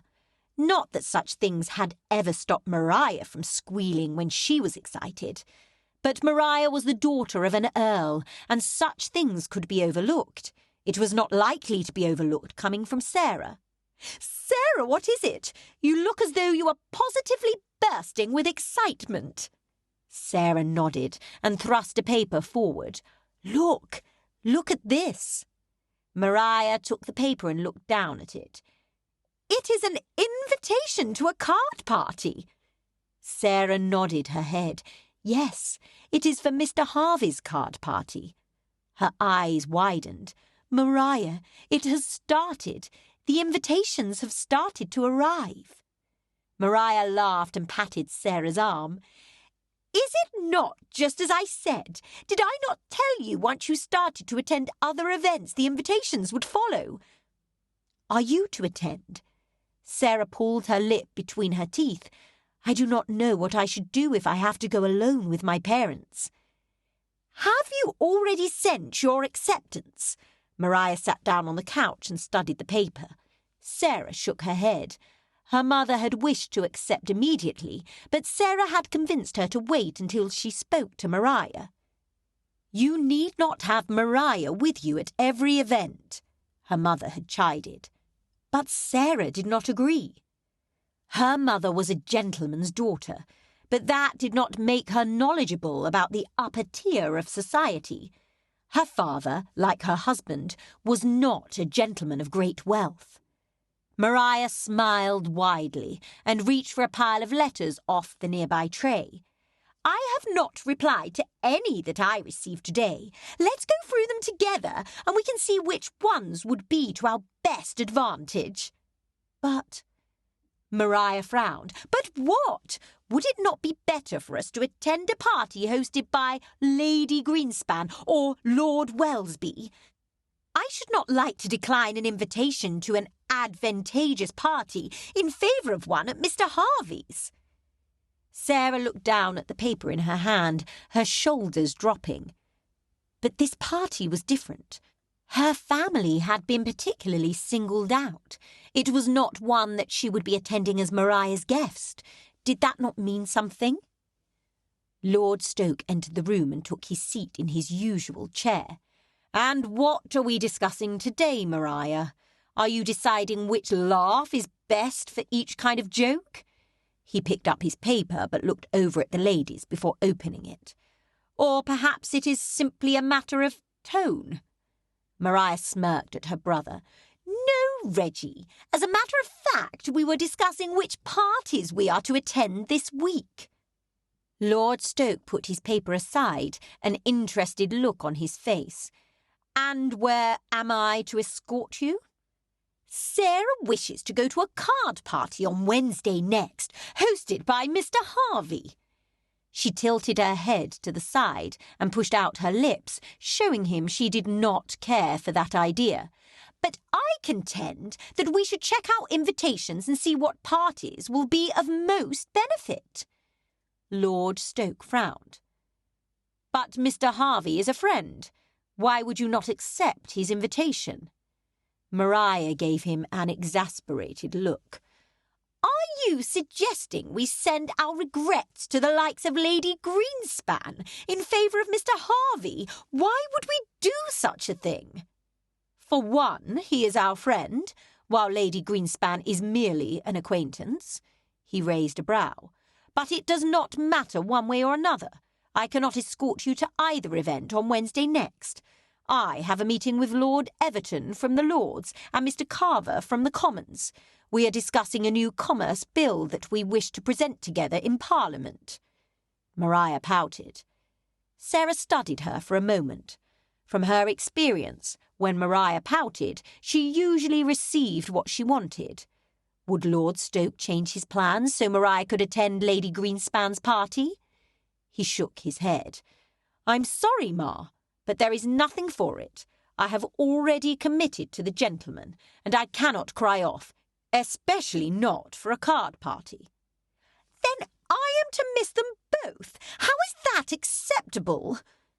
Tears filled the bottom of Maria's lids. She was very proficient at conjuring tears if her pout did not work. Some might find it distasteful, but more times than not, Sarah benefited from her actions. And besides, it was just Maria's way. You could not accept only parts of her. It was all or nothing, and Sarah had decided long ago that Maria's friendship was worth the few vexations here and there. Sarah sat up taller. "Oh, Maria, perhaps this is not so terrible. We were invited to Mr. Harvey's also. My parents could escort us to that party." Lord Stoke smiled patiently at Maria. "You see, you shall not have to miss a party. Sir Winston and Lady Brown will surely have no objection to taking you along." Sarah nodded. "Indeed, they will quite enjoy it. This shall be their first party in town." Maria looked down at the pile in her lap. Cards and papers were turned in varying directions. She pulled a section from the middle. Setting the rest aside, she stood and threw the papers in the fire. "If we are to go to Mr. Harvey's, I suppose I have no need of those." Sarah jumped up. Oh, Maria, have you sent your regrets yet? Maria frowned down at the flames engulfing the papers. She glanced up at Sarah and then at her brother. Oh, I seem to have forgotten that. She shrugged a shoulder. There is nothing for it now. Sarah swallowed, staring at the flames. But Maria, it is completely improper not to send your regrets. Do you remember who they were from? Maria put a finger to her lips and thought, then shook her head. The only one that comes to mind is Lady Greenspan. I do not recall the other three. What about Lord Wellesby? Maria smiled and nodded. Oh, yes, he was one of them. That is only one of three. Surely you can remember the others. Sarah's stomach twisted at the thought that an invitation might go unanswered. Maria shrugged. I cannot imagine every person invited sends their regrets or acceptance. She frowned at Sarah. Do not act as though I have done something criminal, Sarah. They are just invitations. Sarah glanced over at Lord Stoke. His hand covered his face and his fingers rubbed at his eyes. Was he doing it out of frustration, or were his eyes simply bothering him? He looked up at Maria, but his usual smile was missing. Then we agree? You shall accompany the Browns to Mr. Harvey's party on Wednesday next? Maria clasped her hands in front of her and nodded. Yes, I suppose that is the best plan. Lord Stoke pushed himself out of his chair and moved toward the doorway. Will you send your acceptance, or must I do it? There was a touch of agitation in his tone. Maria pushed her hip out, placing her hand on it. Of course I will send my acceptance, Reggie. Do you think I would attend a party without sending an acceptance? Mamma did teach me etiquette. Sometimes, Ma, I am not sure what to think about you. Lord Stoke turned from the room, his head shaking slightly. Maria glared at his back, but then moved over to the couch and sat next to Sarah. She picked up Sarah's hands and grinned widely. We shall have so much fun. Have you received any other invitations? Sarah frowned, her head shaking. No, just the one from Mr. Harvey. She looked down at her hands. And the one from Lord Ponsonby. But I'm sure it is, as you say. More will come. I simply need to be patient. But when? When would more come? She had been in London for more than a fortnight, and they had only received 2 invitations, and one of them she was certain was because of Lord Stoke. But she smiled, because Maria seemed so happy. Maria pulled her stack of cards and letters onto her lap. Why do we not go through the rest of these, and we can decide together which we shall attend? Sarah sighed. That is a large pile. While she appreciated Maria including her in the invitations, it was not the same as being invited on her own merit. Still, she would likely see Mr. Bancroft while attending a party with Maria, whereas she was guaranteed not to see him if she attended nothing at all. Sarah and Maria peered out the window of the carriage together, looking up at the front of Mr. Harvey's townhouse. Sir Winston and Lady Brown sat on the opposite bench, waiting for a footman to open the door. Lady Brown flipped open her fan, waving it furiously in front of her. It could not be because she was hot, as the nighttime temperatures had cooled greatly in the last fortnight. The action had become more of a habit than a need to call herself. Are you not excited, girls? Her eyes widened as she allowed Sarah's father to help her from the carriage. Sarah ran her hands down the front of her gown and swallowed. She did not know why she was so nervous. It was just Mr. Harvey, not a lord or duke.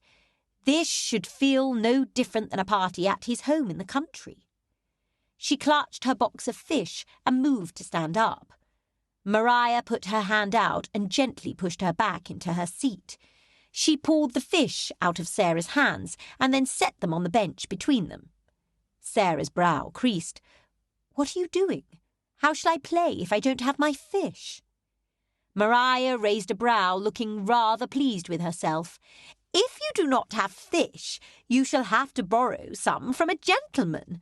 She grinned widely, as if this were her most brilliant idea yet.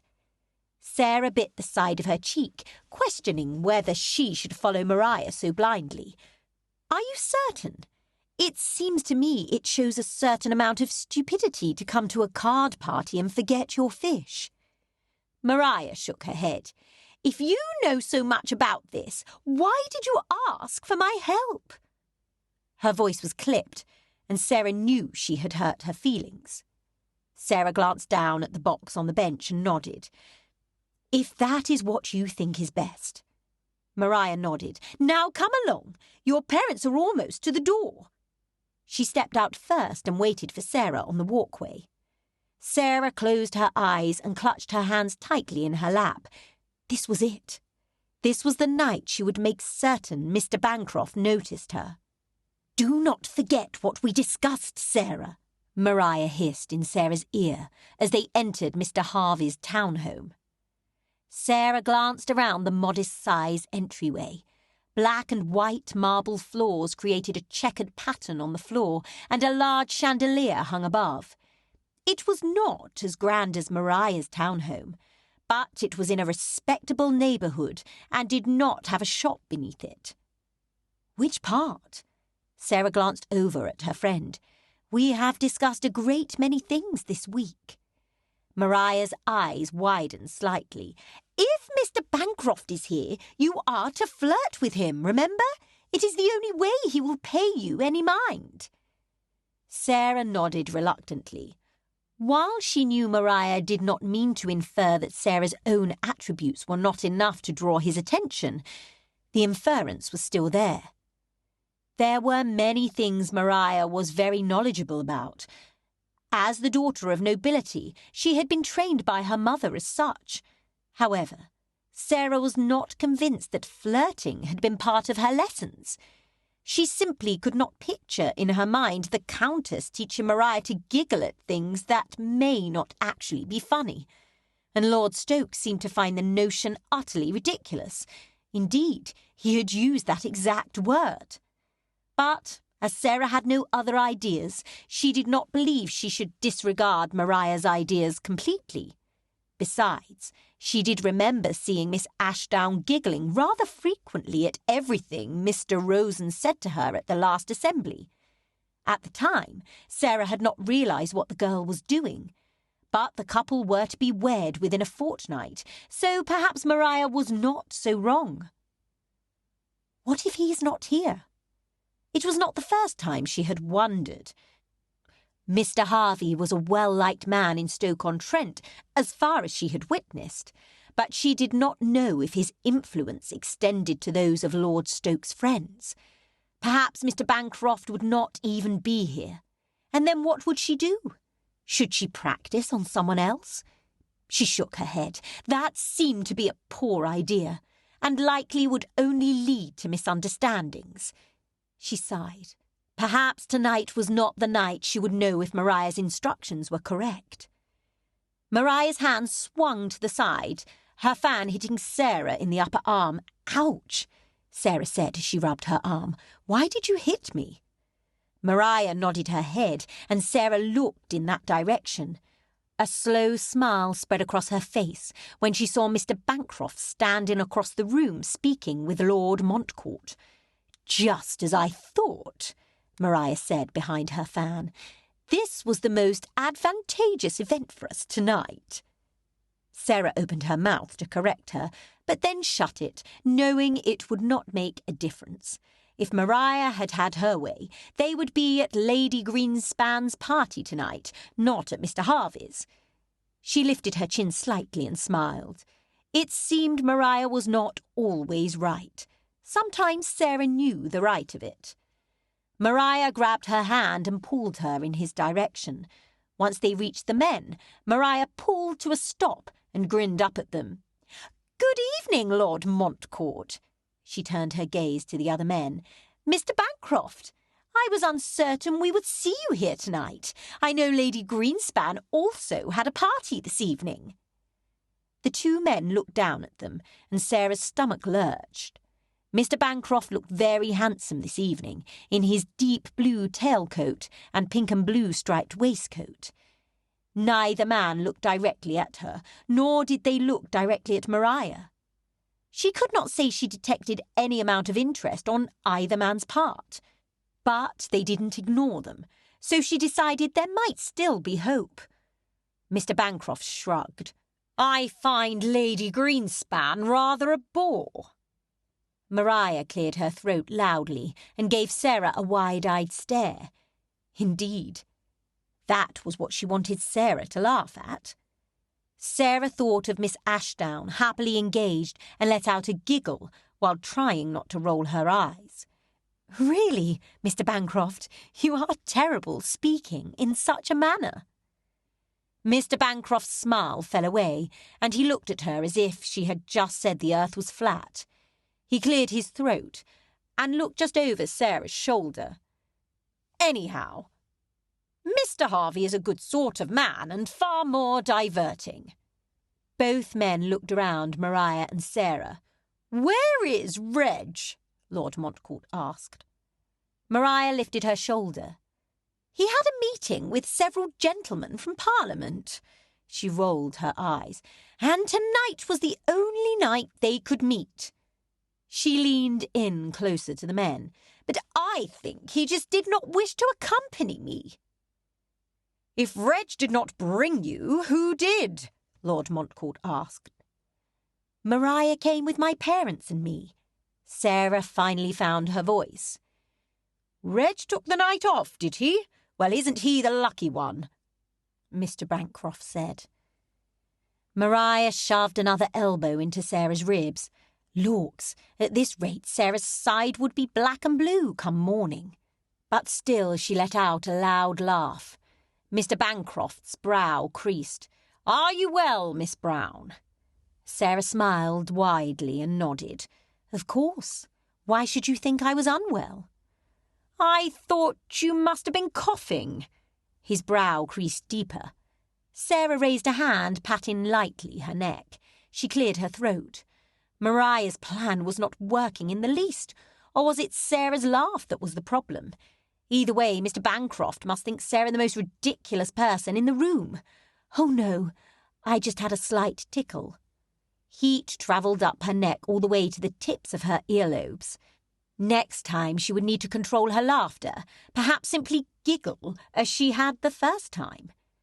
She closed her eyes briefly, praying that there would not be a next time. Maria looked out at the tables and then turned back to the gentleman. "Have you decided which game you are to play tonight?" Lord Montcourt nodded his head. "I believe I will try my hand at hazard." Mr. Bancroft raised a shoulder.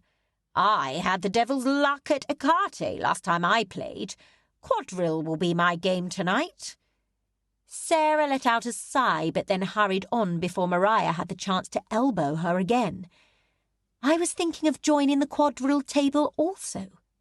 She smiled at him, hoping it looked dazzling rather than as dreadful as she felt. "If you are amiable, sir, perhaps we could play beside each other." Mr. Bancroft nodded slowly, but he did not look thrilled by the idea. Sarah glanced away, her smile falling. This was not going at all how she'd planned.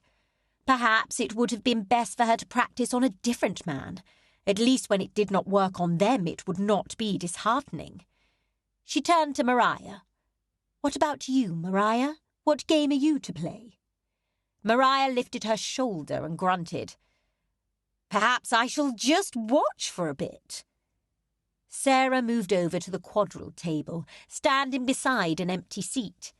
Mr. Bancroft pulled out the chair and motioned her to it. "Miss Brown?" Sarah smiled up at him. Was he just being a gentleman, or was he happy she was sitting next to him? She sat in the offered seat and ran her hands down the front of her gown. As the cards were dealt, Mr. Bancroft leaned over. "You may wish to keep your fish on the table. You would not want someone to accuse you of cheating when you withdraw the box later."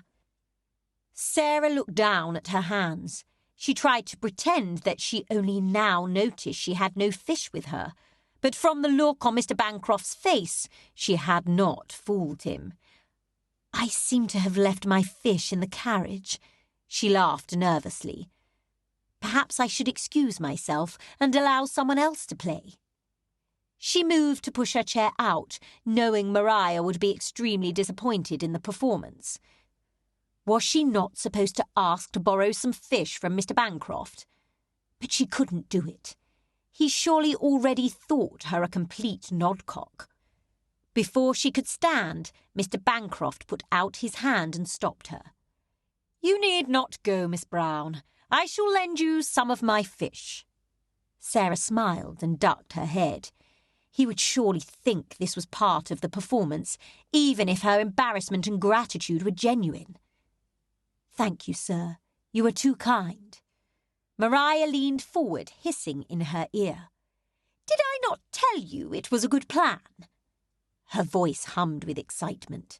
It had worked. However, Sarah was uncertain she was completely happy with the results. Yes, Mr. Bancroft had shared his fish, but not without Sarah appearing slow-witted and ridiculous. And glancing at Mr. Bancroft from the side of her eyes, she could not help but think he would not be interested in a lady who forgot something so simple as to bring fish to a card party. Chapter 11. Reginald handed off the reins of his horse to the groom and strode towards the house. It felt good to take a ride, even if it was more sedate than what he would get in the country. While Rotten Row allowed Jack Spavins to have his head, it was rather short-lived, as the path was not very long. But Reginald did not mind. He had exercised Jack enough and was now ready to return indoors. A shiver travelled up his spine and he shook it off. It seemed winter had taken hold of the city. Rubbing his hands together, he allowed a smile to turn the corners of his lips. Now he could speak to Maria. And dared he hope Sarah would be present also? She had come to the house nearly every day since she had arrived in London. The house would not feel the same without her there. Besides, Maria would simply mope if she had no one to entertain her. His grin increased. Besides, he was anxious to discover how the evening of flirting had gone. Indeed, he had nearly cancelled his meeting just so he might witness what was surely an entertaining display. His brow creased slightly. Although he had yet to discover just who the gentleman was that Sarah was trying to attract, he pulled out his pocket watch, checking the time. Maria should have finished breakfast already, and if today was the same as most days, Sarah would have arrived for morning calls. He quickened his pace, taking all 3 stairs to the terrace in one bound. He pushed through the doors and headed toward the parlour, but pulled up short when he caught a whiff of himself. Lud! It would not do to see Sarah and Maria smelling like a horse. He hurried up the staircase, taking them 2 at a time. Unfastening the buttons on his coat, he hurried into his room, shutting the door behind him. His valet, Jones, stepped from the dressing-room. "Ah, my lord, you're back. How was your ride?" "It was just what I needed, thank you, Jones. It is nothing to a bruising ride in the country, but it was quite refreshing nonetheless." He tugged at the sleeves of his coat and shrugged out of it. "I need to change before I see Maria. She would be most displeased should I join her for tea smelling like Jack." Jones chuckled. "No, sir, I do not believe she would appreciate it." He stripped off Reginald's waistcoat and shirt, throwing them on the chair next to him. "Do you have a waistcoat in mind, my lord?" Reginald shook his head. "No, you pick what you think is best." Jones disappeared into the dressing-room, but soon returned with an armful of clothes. He handed Reginald a pair of trousers. While Reginald changed, Jones took the riding clothes and draped them over the wardrobe door. Reginald slipped the shirt over his head, the coolness of the fabric feeling good against his still warm skin. He looked in the mirror at his valet standing behind him. "Do you know if Miss Brown has arrived for morning calls?" Jones met his eyes in the mirror, and his brow rose a fraction. "I have not heard, my lord." Reginald raised his own brow high. He and Jones were close, but it would not do for the man to believe himself too intimate with Reginald's life. "Miss Brown and Maria went to Mr. Harvey's card party last night. I was in my meeting with Lord Everton and Mr. Carver when Maria arrived home. I was unable to speak to her last night and was out on my ride while she ate breakfast." His valet nodded. "As I said, sir, I have not heard if Miss Brown has arrived yet." The man's tone and expression were in check, as they should be, even if there was a twinkle in his eyes that Reginald did not like. He put his arms back and his valet slipped his tailcoat up and over his shoulders. He moved them from side to side until the coat settled perfectly on his frame. Something did not feel right, although he was uncertain if it was his coat or his valet's look. Jones stepped forward with the brush, taking long strokes down Reginald's back and arms. After several swipes, Reginald shook him off. "That will do." He stepped away and looked one last time at his reflection in the mirror. His hair was a bit dishevelled, but he ran his hand through it, and it settled back into place. Jones disappeared back into the dressing-room as Reginald left his chambers. Now, to find Maria. He was going to find Maria. He walked into the parlour, but pulled up short. Maria was there, sitting on the couch, but Sarah was absent. He cleared his throat. "Good morning, Maria. How are you today?" She looked at him over her shoulder. "I am well, Reggie. You were gone rather early this morning." She turned back to whatever she held in her lap. "I missed you at breakfast." He moved around the couch and settled in his favourite chair. It was the chair his father had always occupied. "I took Jack out for a ride. He has not had a good bout of exercise since we arrived in London." "I should have known you would be with Jack. I could not imagine any of your friends would be up and about so early after how late Mr. Harvey's card party went." Maria slinked over, standing beside his chair. "Reggie, what are your plans today?" He eyed his sister, knowing she had already made plans for him. "I was to have tea with Ben and Court. Why?" His sister sighed dramatically. Reginald rolled his eyes. "What did you wish my plans to be, Ma?" She turned a dazzling smile on him. Gads, no gentleman stood a chance when she looked at them like that. His chest tightened. What would he do then? He'd be all alone in this big house. "Sarah and I wish to visit the museum. I suppose we could go by ourselves." She looked up at the ceiling innocently. He let out an irritated grunt, even though he was grateful she had asked him. It was much easier to keep track of her when she asked him along. He had worried he would be forced to sneak around out of sight. "I suppose I could alter my plans if it is important." She beamed down at him. "Oh, thank you, Reggie. I knew you would not disappoint me." He looked at the clock. "When shall we leave?" Maria hurried toward the door. "I told Sarah we would fetch her just after 10. She glanced down at her gown. "I shall hurry and change, then we may be on our way." Reginald chuckled. "I do not believe I have seen you hurry in all of your life." She cast him a bland expression over her shoulder and then rushed from the room. Sarah and Maria sat across from Reginald in the carriage, whispering back and forth so quietly he could barely hear a word of it, which he found much more vexing than he wished to admit. Were they discussing the card party? He laid his head back on the cushion, pretending to sleep. Perhaps if they thought he was not listening, they would speak louder, and he could hear what they were discussing. It had worked in the parlour. He shook his head lightly. What had his life come to that he must resort to fake sleep so he might secretly listen in on his sister's conversations? Lud, the gents would make hay if they ever found out. He was simply trying to protect Maria. If he was not worried about her, he would not care what she spoke of with Sarah. Yes, that was all there was to it. If he could just discover who the gentleman was that Sarah had set her sights on, he would not care any more. As Maria's friend, Reginald felt a certain obligation in keeping a watchful eye on Sarah also.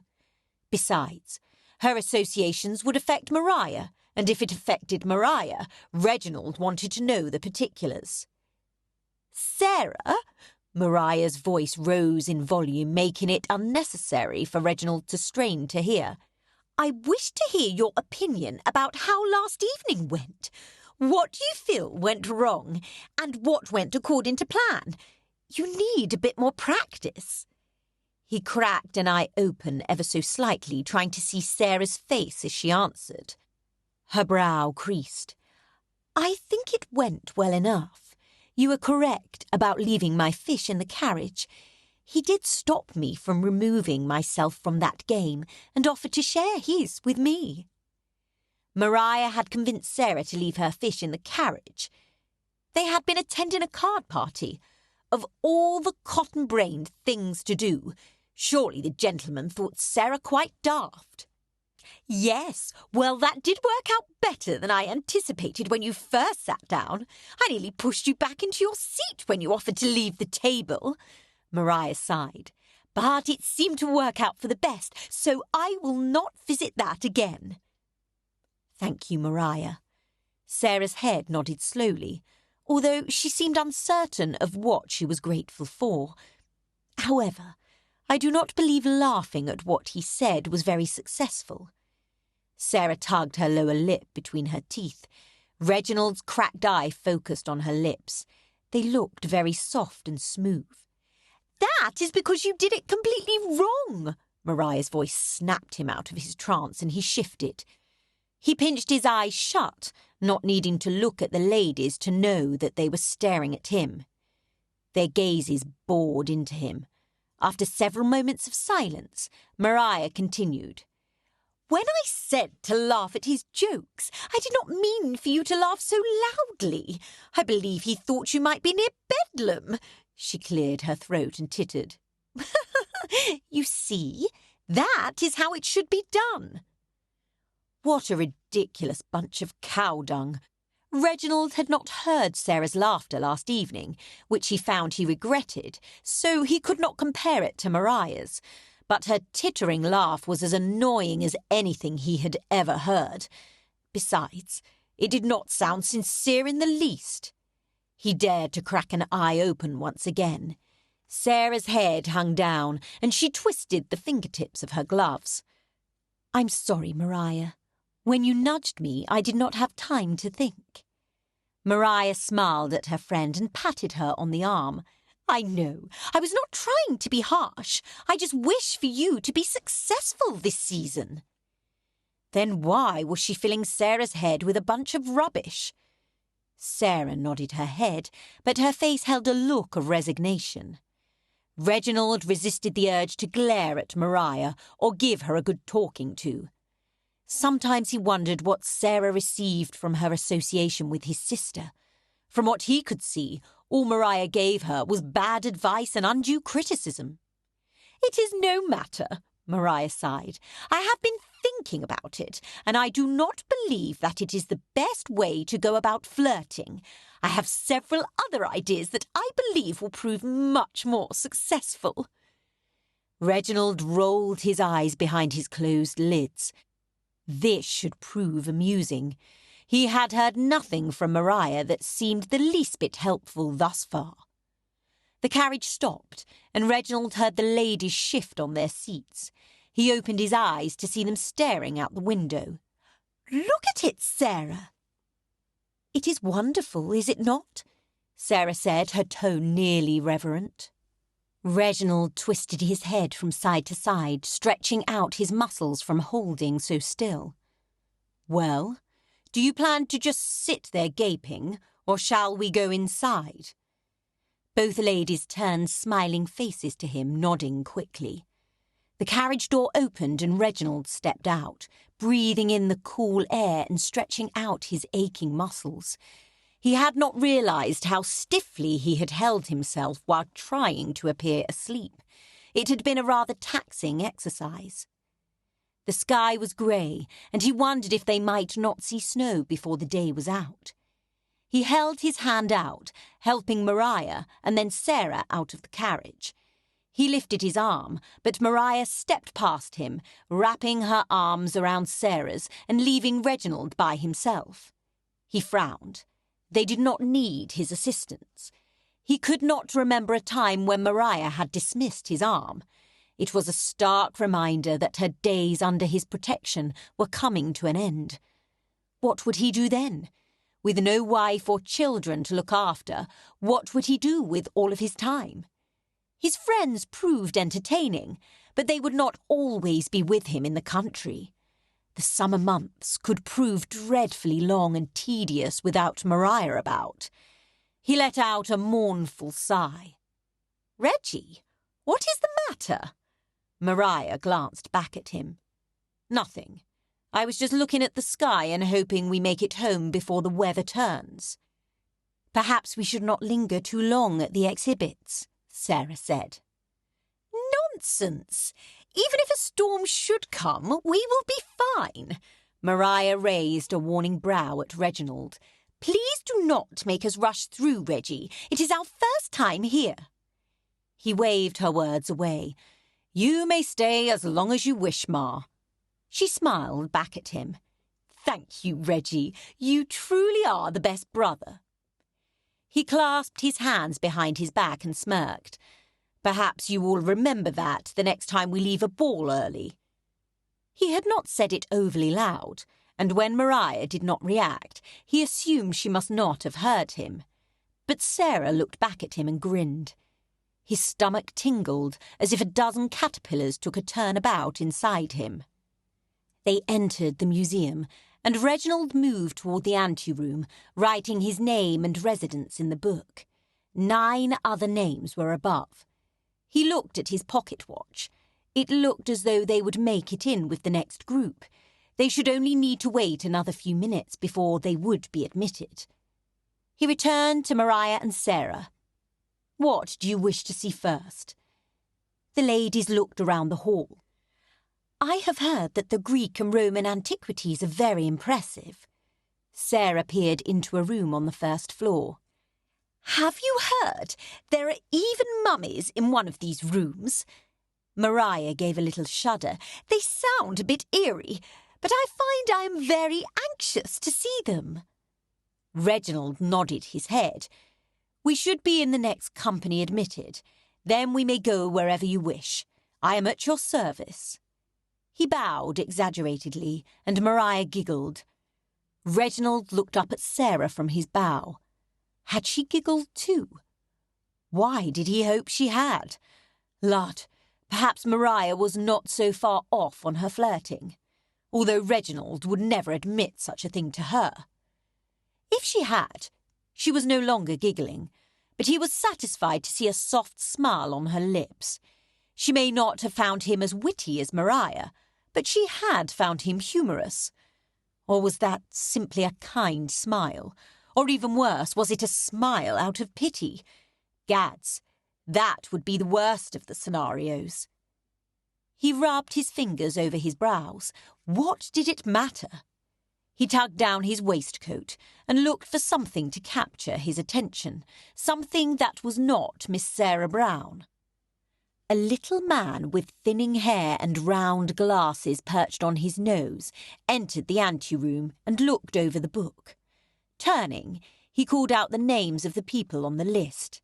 As the crowd moved forward, Maria leaned toward Sarah. "I have another idea I think you should try."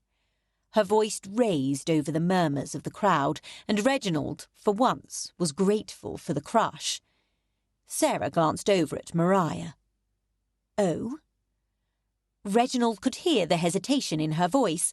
It did the girl credit that she was leery of Maria's schemes, although that credibility was diminished when she followed Maria's other ridiculous ideas. "Yes, I found one of my mother's old fans several months ago. I had forgotten about it until our conversation the other day." "Your mother's fan?" Sarah sounded confused, and Reginald did not blame her. What did his mother's old fan have to do with anything? "Yes," Maria's eyes sparked. "I pulled it out of my trunk after last evening was such a dismal failure." Sarah frowned. "I would not say it was dismal, or even a failure." Reginald grimaced. His sister was not always aware of how her comments were interpreted. She waved away Sarah's objections. "The fan has instructions printed on it." "Instructions for what?" Maria smiled. "For flirting, of course." Sarah blinked several times at Maria. "I do not understand. You wish for me to use a fan to flirt?" "Yes! Is it not a clever idea?" Maria beamed with enthusiasm. Reginald groaned. The giggling did not seem quite so ridiculous now. However, fan flirting should prove amusing to watch. Perhaps he should allow their schemes to continue. The ladies turned to look at him, and he feigned interest in a nearby exhibit. "Reggie, what are you groaning at?" He pointed at an idol from the Sandwich Islands exhibit. It was not a groan as much as interesting kind of grunt. Maria switched her lips to the side, but then shrugged. "What is it, anyway?" "It is an idol." He squinted at the sign. "Supposed to aid in fertility." Sarah's face pinked, and Maria swatted his arm. "Such things should not be mentioned in the presence of ladies, Reggie. Do you know nothing of propriety?" He was to receive a lesson on propriety from Maria. "But that is what the sign says." They moved on, leaving him pointing at the plaque. He grinned to himself. At least now he knew what to do should Maria grow too taxing. He hurried to catch up with them. How had he never realised the British Museum could be so diverting? Chapter 12. Sarah sat in the library reading, while her mother and Maria worked on stitcheries, waiting for her father and Lord Stoke to join them after dinner. It was one of the few nights when Maria and her brother did not have an engagement to attend, one night when Sarah was not to be dragged along as a sort of pity companion. Sarah reread the page again, her mind not entirely on the words. It had been kind of Maria and Lord Stoke to invite them to dinner. Indeed, it reminded Sarah of the country. There were many evenings when their families dined together. She frowned at the page, even though she knew not what was on it. It was not that the content was overly challenging, but rather her attention to it was challenged. She knew she should not be angry with Maria for their lack of invitations. Lord Stoke had used his influence to have Sarah and her family invited to a musicale at the week's end. And an invitation to a dinner party at Mr. Bancroft's had arrived just that morning. Still, there had been few other invitations outside of Lord Stoke's sphere of influence. Why were others not coming? Had people learned of their address and dismissed them? Or were they simply so unknown in society that no one even thought to invite them? Laughter sounded from the corridor, and Sarah looked up. She set the book in her lap. It wasn't as if she had been paying it any attention anyway. Lord Stoke and her father entered the room, and Sarah's breath hitched at the sight. She could not say exactly what it was that made her throat constrict and her heart beat a little faster. The sight was not an uncommon one, but tonight it felt different. Tonight it felt right. Sarah shook her head. What was she doing? This was Lord Stoke. She had been his dancing partner as a boy and spent a great part of her life at his home with his sister. But most importantly, he was an earl. And while he cut a very handsome form, she could not let her affections be turned. She had a plan, and it involved Mr. Bancroft, not Lord Stoke. Her father sat on the couch next to her mother, patting her softly on the knee. She turned and smiled up at him. Sarah's heart constricted. She longed for a marriage like her parents had. Theirs had been an arranged marriage, but they had been fortunate that theirs had developed into love. Sarah sighed. She was only 21, but she was beginning to lose hope. It was as if the lack of invitations was just a manifestation of her future.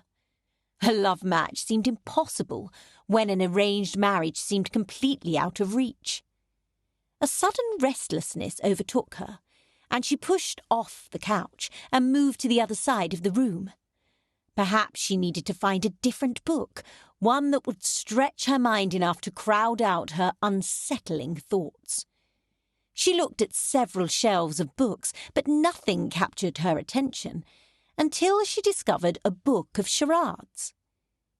She pulled the book free and clasped it to her chest as she moved to the far side, looking at the portraits covering the wall from the chair rail to the ceiling. Only 2 faces did she recognise, those of Mariah's parents. What would they think of Mariah now? It had been over 5 years since they died. Would they approve of her friendship with Sarah? It was one thing to allow girls to play together as children, but now that Mariah was out, would they feel the same? They would surely not be pleased with the Cheapside address Sarah resided in. "Miss Brown, were you able to find a book to your liking?" Lord Stoke sauntered over to her. She nodded, tipping the book toward him so he might see the cover. "Charades, do you enjoy them?" His brows rose. "I have never been very good at them myself." "I do enjoy them. They can be challenging at times, but I find I enjoy that also." Sarah smiled up at him. It was easy to feel comfortable around Reginald, and at times like this he felt like Reginald. Reginald from the country, Reginald from the neighbouring estate. Just Reginald. She had missed that Reginald since coming to London. Here he tended to feel more like Lord Stoke. He narrowed his eyes at her. "It is easy to claim you enjoy them, but it is quite another to actually prove it." She gasped, her eyes wide with offence, but she could not keep the smile from her lips. "Are you inferring I might be lying to you, my lord?" He shrugged. "I have no proof to the contrary." Sarah opened the book to an indiscriminate page. "Then perhaps I should give you proof." He slowly nodded his head. "I think it would be best." Sarah pointed to a charade and read it aloud. "My first a blessing sent to earth of plants and flowers to aid the birth. My second surely was designed to hurl destruction on mankind. My whole a pledge from pardoned heaven, of wrath appeased and crimes forgiven." She looked up at him when she finished. "Do you know the answer?" He shrugged. "I have no notion what it means." "It is a rainbow." She gave him a triumphant grin, daring him to tell her she was incorrect. Reginald's brow furrowed. "How is a rainbow the answer to that? I simply do not see it." She pointed to the charade. "The clue for the first part of the word is here, where it says, 'my first.'" She looked up at him, but his brows were still deeply creased. "What is a blessing that aids plants and flowers from the time they are only seeds?" Reginald folded his arms. "The sun?" Sarah chuckled. "Yes, that could be it, but not when you look at the next part. The second part of the word is a design hurled on mankind." You must think about destructive things that affect all mankind. I would say that is a flood, but that is not part of the word. He looked down at the pages, as if trying to see if the answer had been printed there. True, we must look at the rest to obtain the full clue, but I think the clue is speaking of the bow. It has killed many people since its invention. She pointed to the text. But here is our final clue. My whole pledge from pardoned heaven, of wrath appeased and crimes forgiven. She stared up at him, his face creased in concentration. Gracious, he was handsome. She had always known it, but tonight it was more pronounced, as if her heart and head were working together in an ill-advised scheme. Ah, so the pledge from heaven is when God sent the rainbow as a promise never to flood the earth again. She nodded. Yes. You see, it is not so difficult if you break it down into pieces. He lifted his chin. Let's try another one. He winked at her, and her knees went weak. Just so I know that you did not pick one you'd already solved. She raised a brow and handed him the book. That will be the true proof for you. He nodded his head and opened the book, turning several pages until he grinned. Here, tell me what the answer is to this one. My first is in harvest, rarely known, nor would it welcome be. My next in country or in town, each miss delights to see. And when dreary winter's dress is shown, in joyous play my whole is thrown. Sarah grinned up at him. The answer is a snowball. Reginald looked down at the page, his mouth gaping slightly. How did you figure it out so quickly? Sarah lifted a shoulder. The answer's just come to me. He shook his head. You are a very intelligent woman, Miss Brown. Thank you, my lord. But I do not believe solving charades makes one intelligent. I beg to differ, Sarah. He said her name so quietly she almost did not hear it. Almost. Her weak knees now nearly shook, and a warmth spread from her chest to her arms and neck. Gracious, she smiled over at him. This may not have been a wise idea. Chapter 13. Reginald cleared his throat. What do you find so captivating among my family's portraits? He stared at the wall of paintings. I was just looking at the portraits of your parents. It has been a long time since I saw them. He moved closer to her, staring up at his parents' likenesses. Yes, it has been a long time. She glanced at him from the corner of her eye. Does looking at them bother you? She had not intended to make him melancholy. He shook his head. No, I sometimes wonder what they would think about everything, if they would approve of how I am doing as Mariah's guardian. A faint smile turned Sarah's lips at how alike their thoughts had been. What could they have to be disappointed about? Mariah is perfectly lovely. He released a heavy sigh. She is. But did Reginald disapprove of Mariah's friendship with Sarah? She had never considered it before, but now she had to wonder. His sigh made her think he had something unpleasant to discuss. He glanced over and gave her a tenuous smile, which only made her worries increase. But I'm afraid she tends a bit towards the ridiculous at times. Ridiculous? Whatever could you mean? Worry for herself vanished, only to be replaced with indignation on behalf of her friend. His brow creased as if he were regretting his comment. Come now. We have been friends for a long time, my lord. You need not keep things from me, especially concerning Mariah. Reginald shrugged. I have overheard bits and pieces of your conversations of late, and her plans for you to gain a gentleman's attention is beyond the pale. Sarah's face burned with humiliation. She had not thought he was paying them any mind when Maria had brought up the subject of flirting. He always seemed so disinterested. And what is so ridiculous? Sarah snapped a bit too forcefully. While Maria's ideas were not improper, many in society might find them inappropriate. Perhaps it was guilt that made her take offence. He gave her a pitying look. Flirting with a fan? Are you seriously considering such antics? What would you know about such things? She raised her chin, offended on Maria's behalf. I am a man, and I know what I thought when a lady tittered at everything I said. He shrugged. Frankly, a fan has never been He paused and looked upwards. I am mistaken. I believe Miss Waterston used a fan, although until this moment I had not realised what she was doing with it. He dropped his gaze back to her. But as you can see, it all came to naught. If anything, it turned my eyes away from them, not toward them. Sarah looked back to the portraits and grunted. You are hardly the typical man, my lord.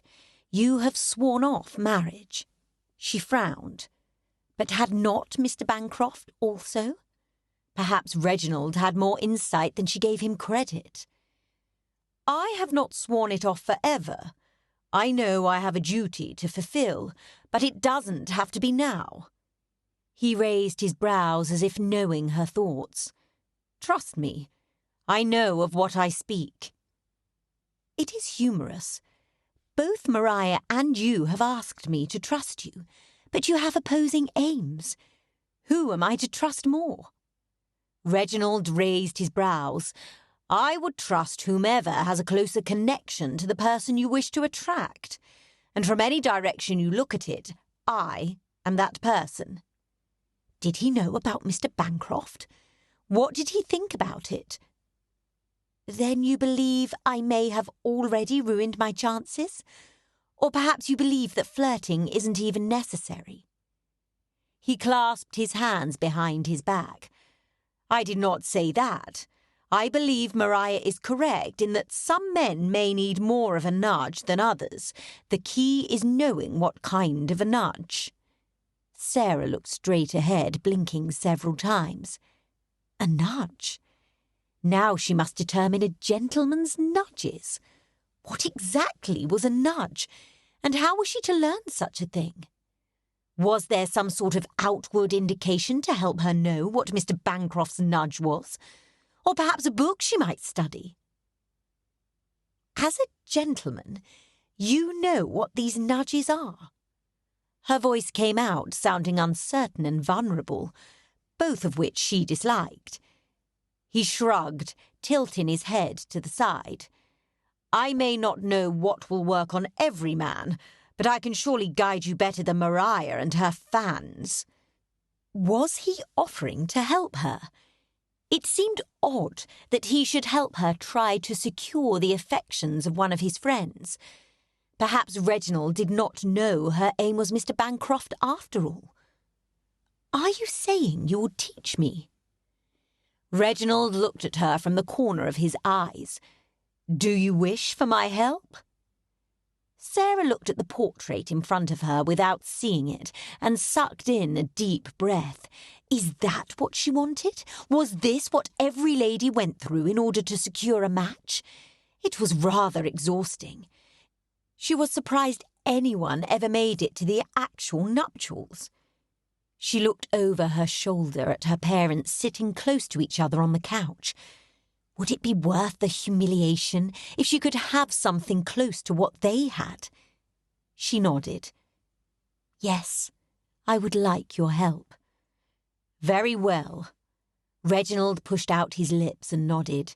Again, I must commend you on your intelligence.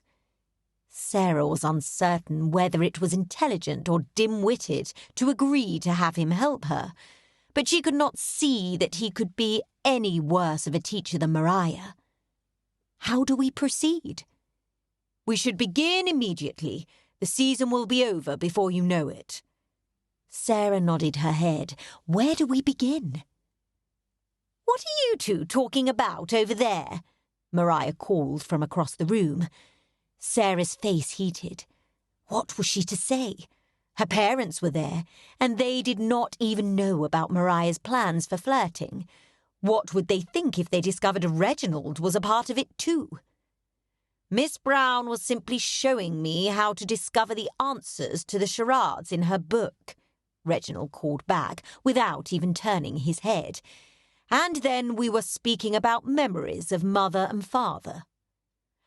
Why does she not come over here and share? I should like to hear the memories also. Maria's tone had taken on her usual pout.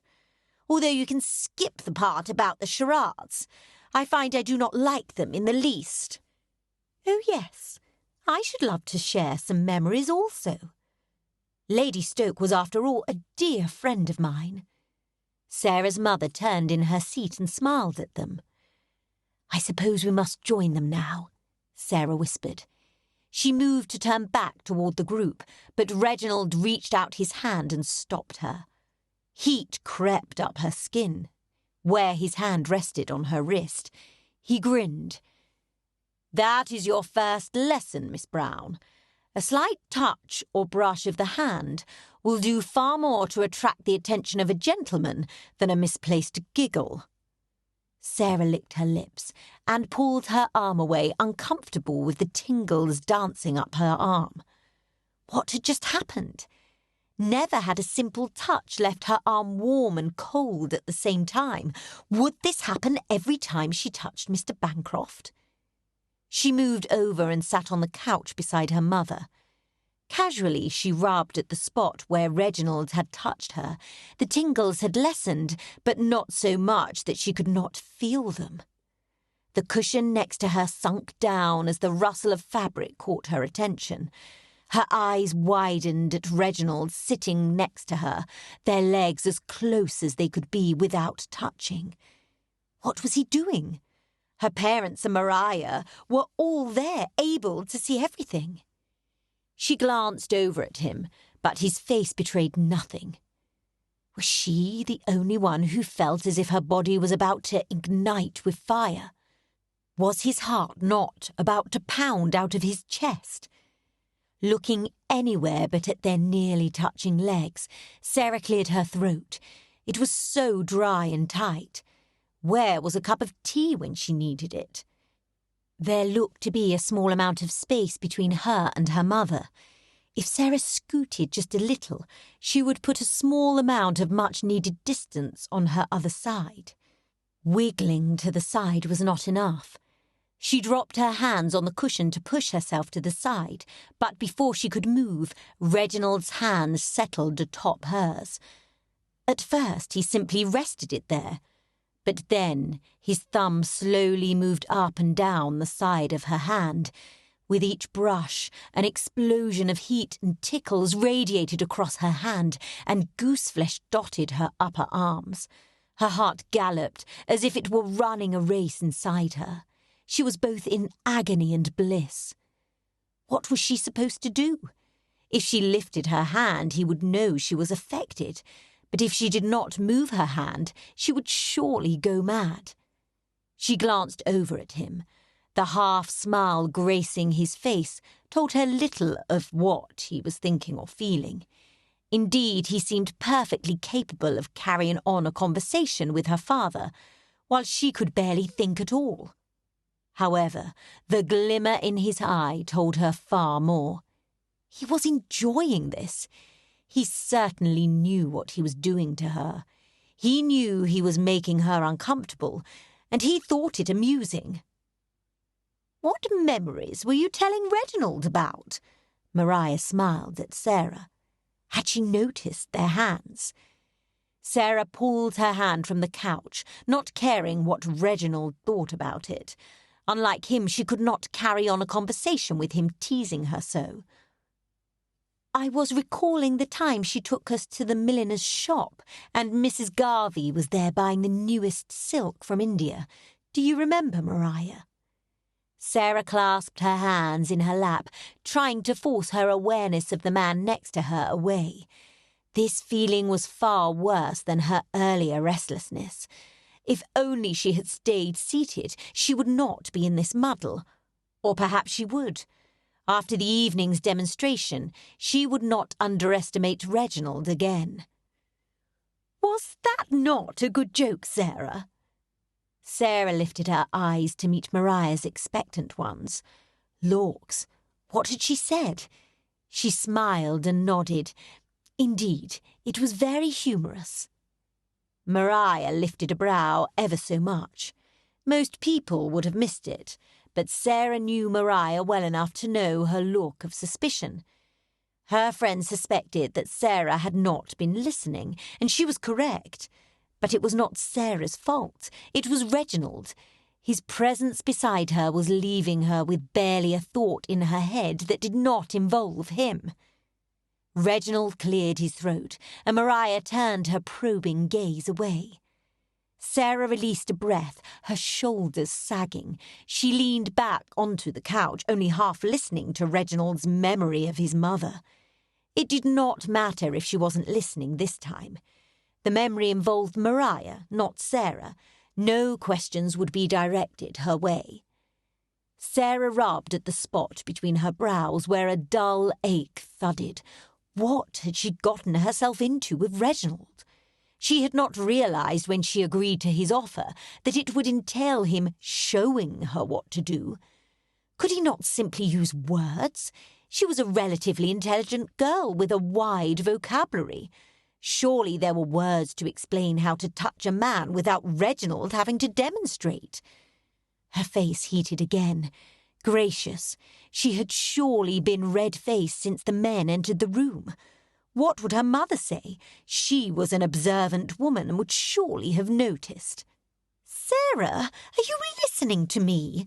Mariah's pouty voice penetrated Sarah's thoughts, and she let out a soft moan. "No, I'm not." She lowered her fingers from her forehead. "I'm sorry, Mariah. I know I have been dreadfully rude, but I have a dull ache in my head. It is making it very hard for me to concentrate." Her mother tusked. "Oh, dearest, you do look pale. Perhaps it would be best if we returned home." "Yes, yes," her father said as he pushed to his feet. "You do look very ill indeed." Sarah smiled gratefully at her mother. While she was disappointed to have her evening with Mariah end so early, she would not be disappointed to remove herself from Reginald, or at least his touch. She frowned. That was not true. She yearned for the feel of his touch on her skin. She just did not wish to have others there to witness it. Goodness, what did that say about her? Rubbing at her brow again, she tried to take the thought back. "Oh, Sarah, I had no idea you were feeling so unwell." Mariah looked at Sarah with worried eyes. Sarah offered her a small smile. "It came on rather suddenly. You need not concern yourself. I am certain I simply need to rest. I do not believe I am used to town hours yet." Reginald stood up next to her and placed his hand on the small of her back. The tingles tickled up her spine, making her question if she would be able to walk to the doorway, let alone to the carriage. But it also made her crave his touch even more. "I am sorry you are feeling ill, Miss Brown. I do hope you will be recovered enough to join us at the theatre tomorrow night." He glanced at Sarah's parents. "The invitation includes you as well, if you are not otherwise engaged." Her mother shook her head and grinned happily. "No, my lord, our evening has not been claimed." Reginald dipped his head, his hand still lingering on Sarah's back. Was his thumb rubbing circles there? She had no idea when she would ever have an opportunity to use these techniques Reginald was demonstrating. Surely he must realize that as well. But if he did, why was he continuing to do it? Was it just to tease her? She stood rooted in place, afraid if she moved her feet that her legs would dissolve beneath her. He finally pulled his hand away and took several steps to the side, speaking to her father. Sarah released her breath, even as she longed to move closer to him again and feel his warmth. Slowly her legs recovered, and she moved closer to the safety of her mother. Looking at him from the corner of her eyes, she had to admit he knew what he was about. If his tutoring on flirting worked half as well on Mr. Bancroft as it worked on her, she would be engaged before the season even reached its peak. Chapter 14. Reginald walked purposely toward his study. The Browns were on their way home, and Maria had taken a book to her chambers. The house was quiet at last. He grinned to himself as he recalled the look on Sarah's face when he had touched her wrist, although that look was nothing to the wide eyes she had given him when he had set his hand atop hers. He chuckled as he pushed open the door and made his way straight to the small table in the corner. He removed the stopper from the decanter and poured the liquid into a glass. Moving over to the fire, he stoked the coals in the grate, just enough to start the flame. A maid would be along shortly to add another log. Settling himself into a chair, he kicked off his shoes to the side and rested his feet on the low table. Crossing his ankles, he took a deep swallow of his drink. What had happened tonight? While he could not deny he felt great pleasure in unsettling Sarah so much, he also could not deny that he had been equally affected. Which made no sense. He had touched Sarah many times over the years, and his skin had never warmed and his heart had never raced as it had in the drawing-room that evening. Perhaps it was simply that he was more skilled at flirting than he realized. The evening had started out mundane enough, but it had taken a turn when he and Sir Winston returned to the library after dinner. He rubbed at his eyes. He had likely made a mistake. He should never have offered to teach Sarah to flirt. What had he been thinking? He may think it all a joke, but what was Sarah's impression? She was a kind girl, and he did not wish to hurt her. Perhaps he should cry off and offer her no more advice. But then Sarah would be left to Maria and her fans, and that was simply unacceptable. He took another gulp from his glass. Perhaps it was not what he was teaching her that was the problem. It seemed a shame to not help Sarah when he could. Perhaps the problem was his demonstration. He could have told her how to accomplish the task without showing her, could he not? The showing was when everything had changed. He shook his head. The thought of simply explaining what Sarah needed to do left him feeling unsatisfied. Indeed, he was nearly certain he had seen gooseflesh on her arms when he had brushed his thumb along her hand. Why did that thought bring him so much pleasure? It was surely not him, but rather the motion that had caused her reaction. He twisted the glass around on the arm of the chair as he considered his options. Should he withdraw as her instructor or continue? The thought of quitting left a dull ache in his stomach and chest. She needed him, and the things he could teach her, of that he was certain.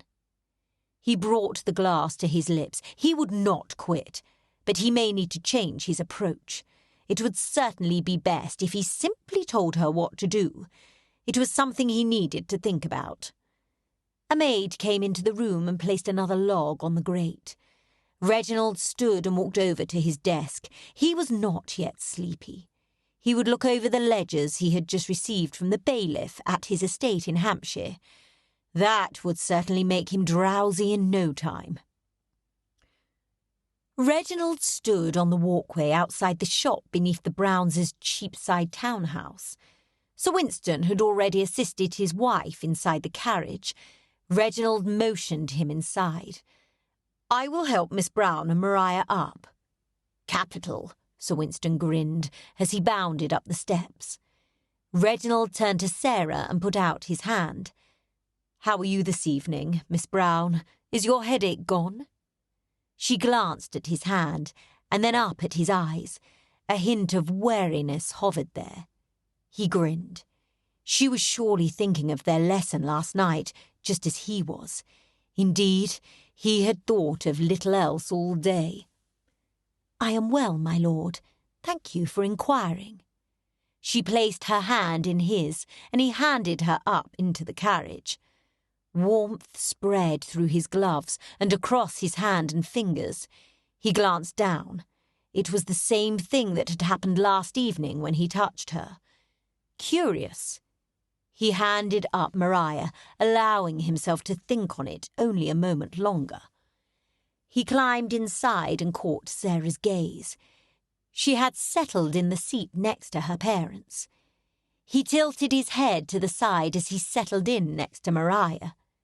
Something had happened between them, although he was not completely certain what it was. "Are you not excited, Sarah?" Maria started talking as soon as the carriage set into motion. "It will be great fun." Sarah flicked a glance at Reginald. He folded his arms across his chest and watched the fading daylight out the window as Sarah, Maria, and Lady Brown chatted about the upcoming play. Should he continue with the lessons tonight? He had to confess the idea intrigued him, but what could he teach her in the dimly lit theatre? He had already made a small mental list of things she should try. Showing an interest in topics the gentleman was interested in. Speak intelligently on subjects the gentleman might not already know about. Those type of things. But they were not lessons for the theatre. A slow grin spread across his face.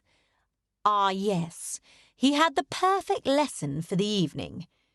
His foot tapped up and down excitedly. Now, if only the carriage would move along, he could start on his plan immediately. "Reggie, who else will be attending tonight?" Maria nudged him. He glanced over. "Many of the ton will be in attendance, I would guess." He knew what she was asking, but sometimes he enjoyed vexing her by pretending he didn't. She let out a sigh and he smiled. "I'm certain of that, but I meant in our box. Who else have you invited?" Reginald feigned dawning understanding. "Oh, yes, our party will fill our box. Lord Ponsonby and Montcourt will be in the box on our left, and Mr. Bancroft has purchased the box to our right. Lord Ragsdale and Berwick will be in his box." Maria frowned. "Are there not enough seats for the gentleman to sit in our box?" She flicked a glance at Sarah. What was that about? Had Maria developed a tendre for one of his friends? He glanced at Sarah. Or was it Sarah? His brows rose. Which of his friends could she be interested in? His stomach turned sour as he thought about each of them with her. Reginald shook his head. "Even if they were not bringing ladies with them, we would not all fit." Maria's lips flattened into a frown, and she glanced at Sarah again. "They are bringing ladies with them, all of them." Reginald nodded. "Yes, when last I spoke to them, that was their intention." He eyed his sister. She harumphed. Sarah cleared her throat. "Do not be glum, Maria. I am certain we will have a lovely time in our box." "Yes, of course we will," Sir Winston chimed in, adding his enthusiasm. Maria crossed her arms and grunted an indiscernible response. Reginald lifted a brow. Perhaps Maria was the one he should be instructing on flirting. He was certain none of his friends would find her pout endearing. If her affections were for one of his friends, she would likely end up disappointed with the result. The carriage fell silent, and he dropped his head back and closed his eyes. Even if it were only for a moment, it would surely help. While he loved his sister, her pouting and whining often left him with a headache and sore neck. When the carriage finally stopped in front of the theatre, Reginald stepped out onto the walkway, gently rubbing at his temple as he waited for Maria to appear. He handed his sister down, and when Sarah appeared before her parents, he helped her out of the carriage as well. He released her hands as soon as she was safely on the walkway. She did not look in the mood for a lingering touch just then. He dropped his hand to his side, gently shaking it in hopes of cooling it down at least a small bit. She looked up at the front of the Drury Lane Theatre. It is lovely, is it not? Mr. Holland could not have designed a more fitting building. Reginald pulled his eyes from the building and looked over at Sarah. Did she know about architecture in general, or just this architect? He scratched at his earlobe. He had known Sarah all her life, and yet since coming to London he had learned several things he had not previously known. How had he never known she loved charades, or that she knew about architecture? What else did he not know about her, and why did he want to discover it so badly? Maria pointed to a statue. Who is that? Sarah smiled. That is Shakespeare, Maria. Do you not recognise him? Maria lifted a shoulder and turned her attention to the door. I suppose if I had recognised him, I should not have asked who he was. She moved toward the doors, but Reginald noticed the pink of her cheeks. She was embarrassed that she had not known. Although Reginald did not know why, it was not as though everyone in England knew who Shakespeare was or what he looked like. He placed his hands on Maria's and Sarah's backs and led them into the semicircular saloon. Sarah flinched slightly, but she did not look back at him. She continued to look around the large room, taking in all there was to see. Reginald chuckled to himself. He was rather enjoying these flirting lessons. It was a side of Sarah he had never seen before, and he had to admit he rather liked it. They moved to the staircase. How far must we climb, Reggie? To the top, Ma. Our box is on the upper tier. Lady Brown looked up the staircase and flicked out her fan, waving it furiously. Oh dear, that is a climb. Sir Winston took his wife's hands and tucked it into the crook of his arm. Do not fear, my dear. I shall be here to help you. She smiled lovingly at her husband. Thank you, Sir Winston. Reginald grinned. The Browns were an endearing couple. He was certain they loved each other deeply, and sometimes he felt himself studying them when he thought no one was looking. Their relationship was so different from that of his own parents. His mother and father's marriage had been arranged, which was not wholly uncommon. To his knowledge, the Browns' marriage had also been arranged. However, unlike the Browns, Reginald's parents had never taken to each other. They were civil, but there had never been any warmth or love between them. Indeed, Reginald did not believe his parents had even been friends. The Browns, however, were not afraid to show affection for each other in public, as Reginald had just witnessed. They did tend toward the more formal when they were outside their home. Lady Brown called her husband Mr. Brown, or she had until he had been knighted last year. Reginald could see the pride in her eyes when she referred to her husband as Sir Winston now. But when they were at home or among their small group of friends, they called each other by their Christian names, unlike his parents, who had only referred to each other by their titles. Watching them together had made him wonder why Sarah needed Maria's help in securing the affections of a man. Had Sarah not observed her parents? Although, perhaps observing a couple who had been married for decades only showed her what she wanted, but not necessarily how to obtain it. They reached the top of the staircase, and Lady Brown stopped, leaning against the railing. Lawks, that was trying. But you did it masterfully, my dear.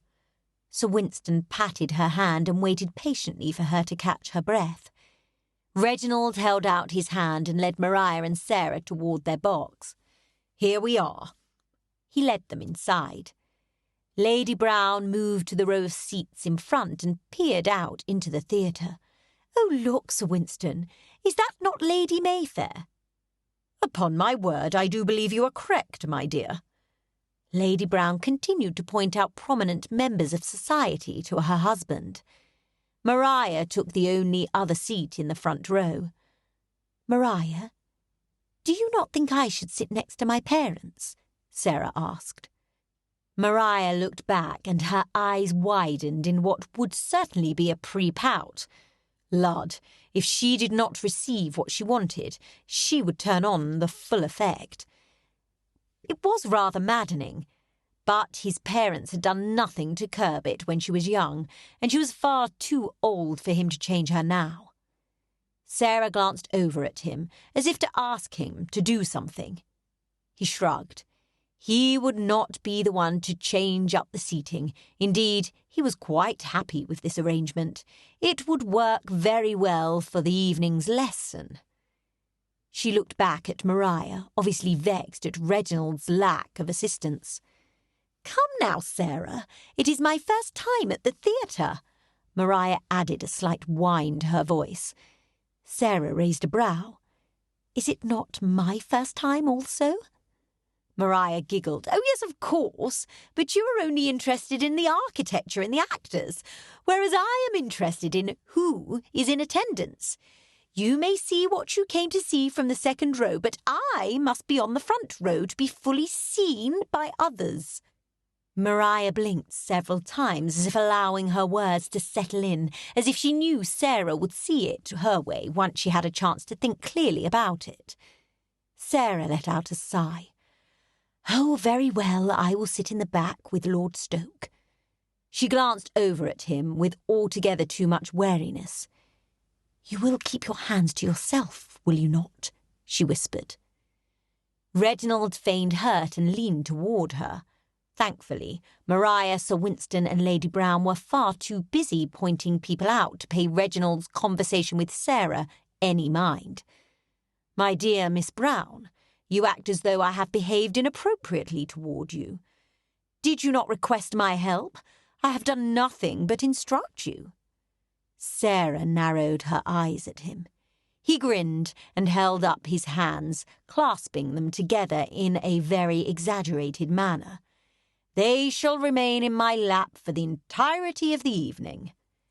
Sarah swallowed but nodded. "Very well. I am sorry if I implied that you have been anything less than a gentleman." He held out his hand to her and she stared down at it. "I only intend to help you into your seat." Sarah accepted his help, settling into the seat directly behind her mother. "Good evening, Reg." Montcourt poked his head into the box. "Good evening, Court." Reginald dipped his head to his friend. Montcourt glanced around the box and nodded, as if he approved.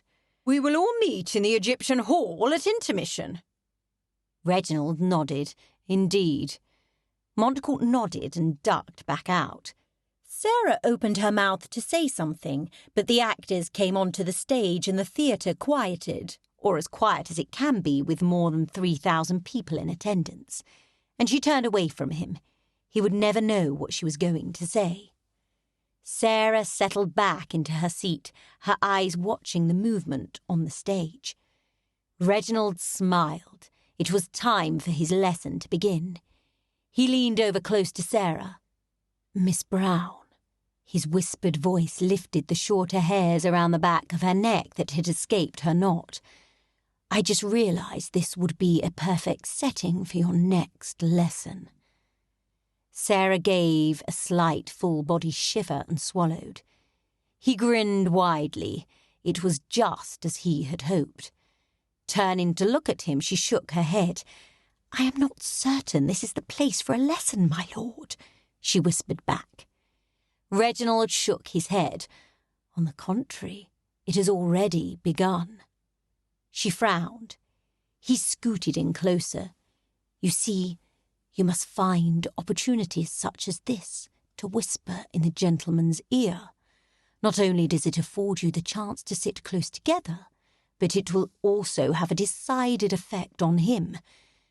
There will be little question in his mind on where your affections lie."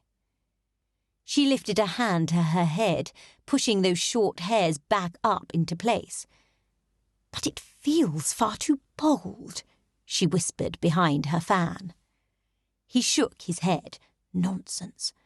I would not recommend using this in the early stages of your flirting, but perhaps once he has called on you a time or two it would be appropriate. He grinned. The lighting was not bright, but he could still see gooseflesh dotting her neck and upper arms. He was rather impressed with the control she was otherwise showing. She looked straight ahead, but nodded.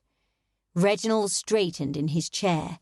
There was not much left to say on the matter, and he thought she may need a respite anyway. If he kept her in gooseflesh the whole of the evening, she would surely not enjoy the play. And it was likely she may never let him near her again, which was something he could not abide. Chapter 15. Gads, Sarah had thought the touching was distracting. It was nothing to Reginald whispering in her ear. It was as if every nerve in her body was on full alert, tingling and sparkling with every word. She cursed Maria and her insistence she sit on the front row. Sarah glanced at Reginald. Did he realise what he was doing to her? Her eyes narrowed slightly. Of course he did. Had he not told her what it would do to a man she did it to? If only she could give him a lesson of her own, it would serve him right. But what could she do? What could she say to teach him the lesson he needed to learn? It must be something be good. Sarah bit the side of her cheek, paying no attention to the actors on stage. Perhaps it did not really matter what she said. It was not the meaning of the words that had affected her as much as the breaths involved. In truth, it could be complete gibberish but have the same effect. She grinned, feeling as if she had the upper hand for the moment. Scooting closer to him, she leaned in and made certain she was speaking into his neck just above his collar. "My lord," she added a bit more breath than she normally would, "are you not impressed with the costumes this evening?" Reginald shuddered, and Sarah sat taller in her seat, a satisfied grin on her lips. He was not the only one to play the game. He looked over at her, his brow creased. She smiled at him. Should she tell him she was practicing? Or that she just wished to do to him what he had done to her? No, she would let him wonder over it for a while longer. He leaned over. "Yes, they are quite lovely." Sarah tilted her head, willing her body not to react. He stayed, breathing on her neck several heartbeats longer than was necessary before he straightened. He glanced down at the small strip of skin showing between the top of her gloves and the bottom of her sleeve, and a satisfied grin covered his face. Sarah ran her hand over the skin. Ah, gooseflesh. Curse her body for not doing as she instructed it. She sat, chaffing. What she needed was to come up with something containing several H's. That letter gave a heartier breath and therefore induced an extra effect. Drumming her fingers on her thigh, Sarah searched her memory for as many H words as she could remember. She leaned over. How do haberdashers spend their holidays? It was complete nonsense, but she did not care. She earned her desired result. Reginald gave another full-body shudder. He turned to her. "I beg your pardon?" Maria turned and looked over her shoulder at them. "Hush!" She scowled. Sarah rolled her lips between her teeth, but grinned. He was giving her the opportunity to say it again. She could not have asked for a better result. She leaned in even closer than before, lowering her voice but using even more breath than before. "I asked, how do Haber—" He held up his hand. "No, do not say it again," he hissed. Shifting in his seat, he stared at her for a moment. His eyes lit and a look of understanding, admiration even, dawned. He leaned in, his lips so close to her ear she could feel the heat from them. "Have you not heard? I hardly ever hire a haberdasher." His words were slow and heavily enunciated.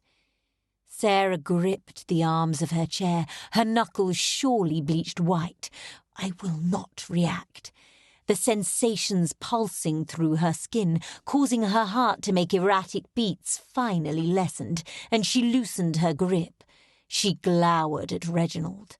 His shoulders gently bounced. He was laughing. He was terrible. A terrible, unkind man. A man who had not learned his lesson.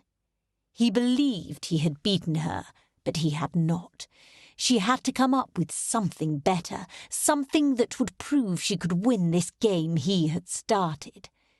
She scooted her chair closer, and their thighs rubbed each other. The touch nearly pushed her back, but she persisted and leaned in. A happy herd of hippopotami happened upon a plentiful pile of peppers. Sarah drew out each word as long as she could, taking at least 3 times longer to say it than was necessary. She placed her hand on his arm before moving it over her mouth to quiet the giggle bubbling up in her throat. Reginald sat very still with his eyes closed and his hands clenched together in his lap. His Adam's apple bobbed several times. Sarah lifted her chin in victory. She had done it. She had left him speechless. She would like to see him top that. He leaned over with a wicked grin on his face. On second thought, she would not like to see him top it. She hurried to scoot her chair away, but she was not fast enough. He placed his arm behind her chair, his hand lightly gripping the small band of skin between the top of her gloves and her sleeve. His thumb began its rhythmic sweep. "You promised you would not touch me tonight." "Shh." Her eyes fluttered shut. His breath hit her skin, warm, tickling, lifting each little hair on her neck. Her muscles twitched in anticipation. How long would his torture continue? Applause sounded, and Reginald sat bolt upright. Sarah sagged against her chair and closed her eyes, saved by intermission. Lawks, she had never been so happy to stand up, and judging by how far Reginald shot out of his seat, he must have felt the same. She rubbed one hand along her neck and the other over her arm. Her brain could not focus on a single thought while her nerves were so overstimulated. Gads, the play was only half over. How was she to survive the rest of the play? Perhaps she needed to wave a white flag and call a truce. Reginald led Sarah and Maria down the stairs to the Egyptian hall. All of his friends were already there waiting, with young ladies hovering at their elbows. Sarah glanced from beneath her lashes at the woman beside Mr. Bancroft. She was pretty, far prettier than Sarah, and from the looks of her gown she was far wealthier also. Sarah held back, standing slightly behind Maria. This was her society, not Sarah's. She did not belong among these people of wealth and status. Even if her father was a knight, most of these people would not think any higher of him than they had before his elevation. It was a stark reminder of her position. Why had she thought it a good idea to come to London? She was even beginning to question her intentions toward Mr. Bancroft.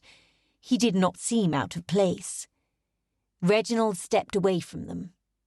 "I will go and fetch us all some refreshments." Maria nodded. "Thank you, Reggie."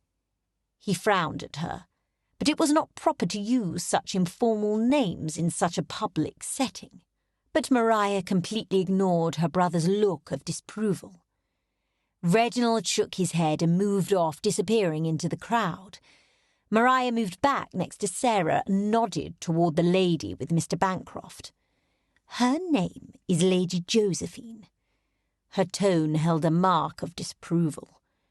Can you imagine, after all Napoleon has done, to have the same name as his wife?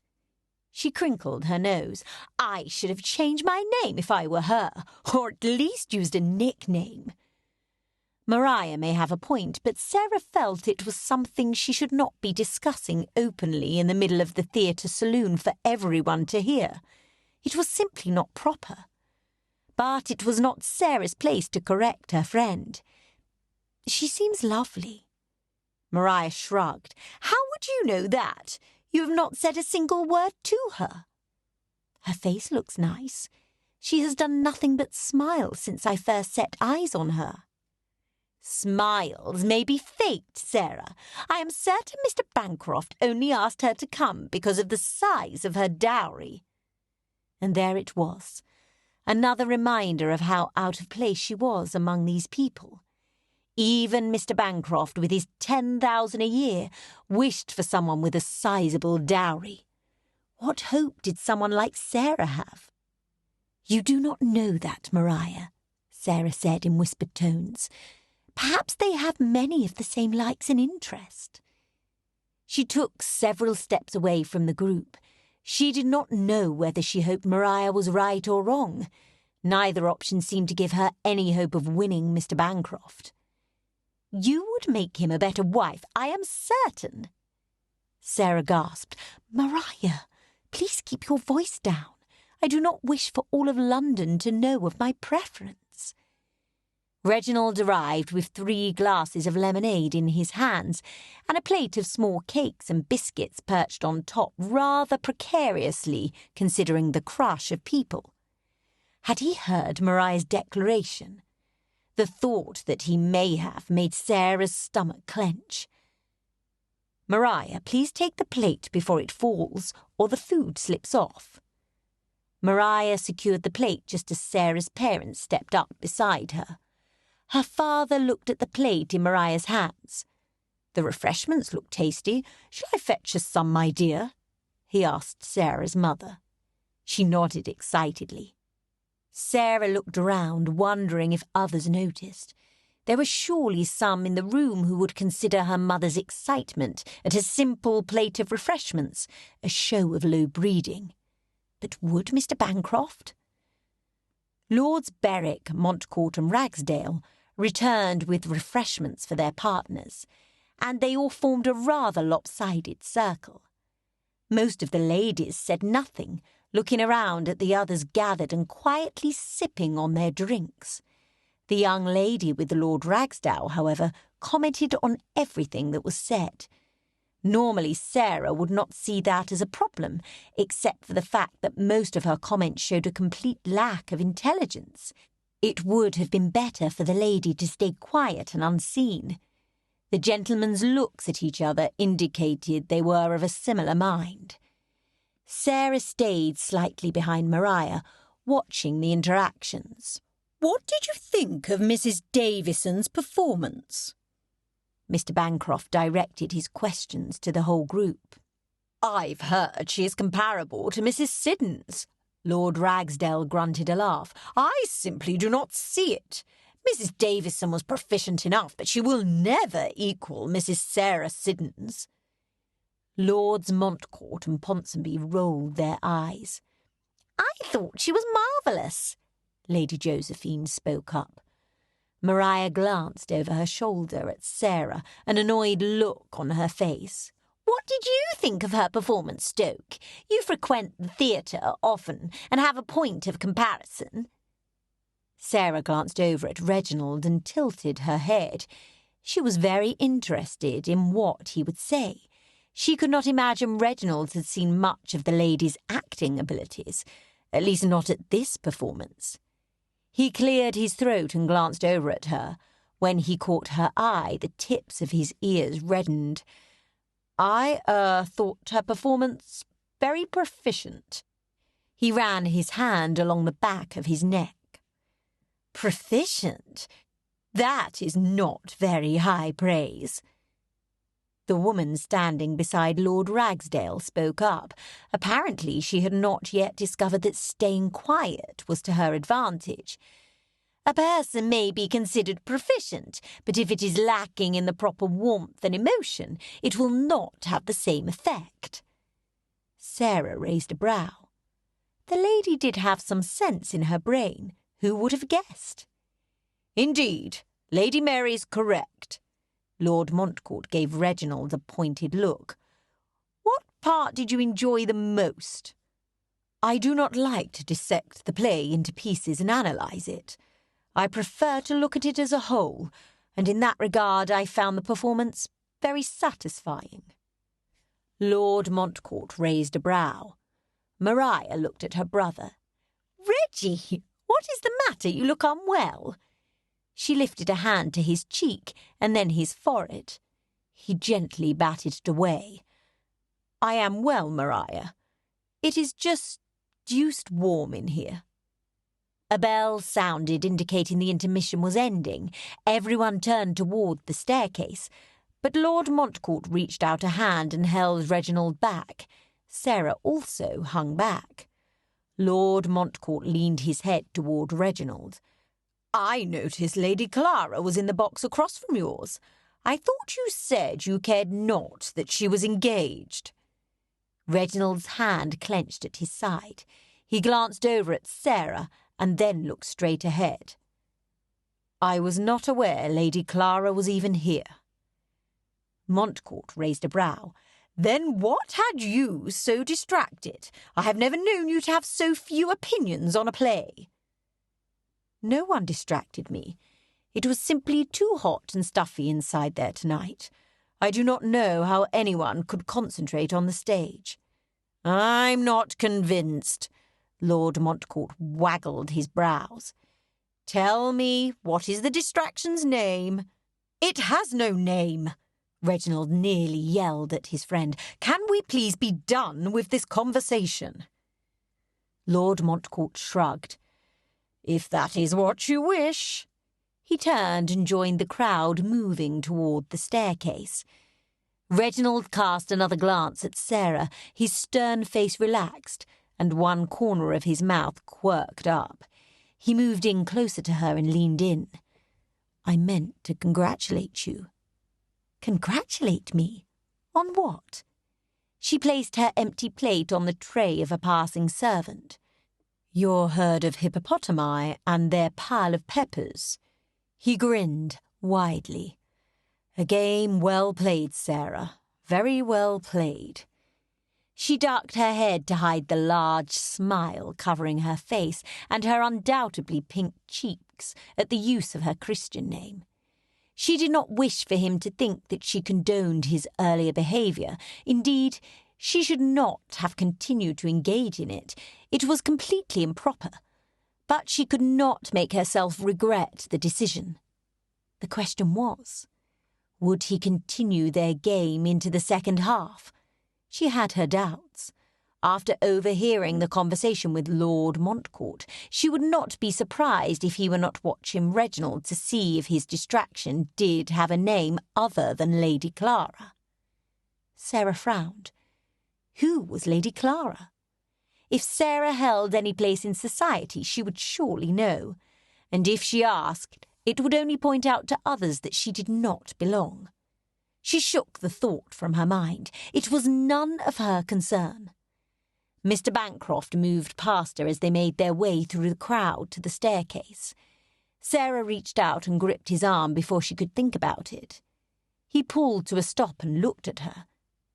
Yes, Miss Brown? Do you need something? Sarah blinked rapidly. She should have planned out her conversation in advance. What was she to say? She swallowed. Think. I meant to tell you the night of the ball, but then I seemed to have forgotten. He raised his brows and leaned slightly forward as if urging her to explain further. When she did not answer immediately, he prodded. What did you forget? She bit the inside of her cheek, hoping the pain might bring her to her senses. Her loud, awkward laugh from the night of the card party burst out. I wanted to thank you for the kind invitation to your dinner party. We are looking forward to attending. His brow creased, but then he nodded. But you need not concern yourself. You expressed your thanks when you sent your acceptance. She nodded. Yes, well, I wanted to thank you personally as well. My mother always says words have more meaning face to face. Her mother never said anything of the sort. Why did this man bring out the idiot and apparently the liar in her? She hated being a liar, and now she had involved her mother in her lies. Why was this all so hard? He smiled. Your mother is very wise. He looked down at her hand still on his arm. I hope you enjoy the rest of the play. She looked down too, only then remembering it was there. Yanking it back to her side, she smiled awkwardly at him. He turned his back on her and she frowned. Wiggling her fingers, she wondered, where was the heat? Where were the tingles running up and down her arm? She had felt nothing when she touched Mr. Bancroft, not even a spark. Which was odd, was it not? When Reginald had touched her, she had felt its effect for minutes after he released her. Indeed, she could still feel where his thumb had rubbed her arm before intermission. Was it possible that only the receiver of the touch felt its effects? It seemed possible. Reginald never seemed affected when he touched her. But if that were the case, how could she arrange for Mr. Bancroft to touch her? They arrived at the staircase, and Reginald put his hand on the small of her back as he led her before him. The heat blossomed up her back and into her stomach and chest. Sarah shook her head. How was she to know if Mr. Bancroft had felt anything by her touch? When he had looked down at her hand, was that because he felt the heat? Gads, she would need to ask Reginald about this, no matter how much she dreaded and longed for how he might answer her questions. Chapter 16. Sarah stood at the window watching the street below. Carriages and horses streamed past the window constantly. Indeed, there had hardly been a time when she saw the road completely empty. But that was to be expected, she supposed, when one lived above a shop in Cheapside.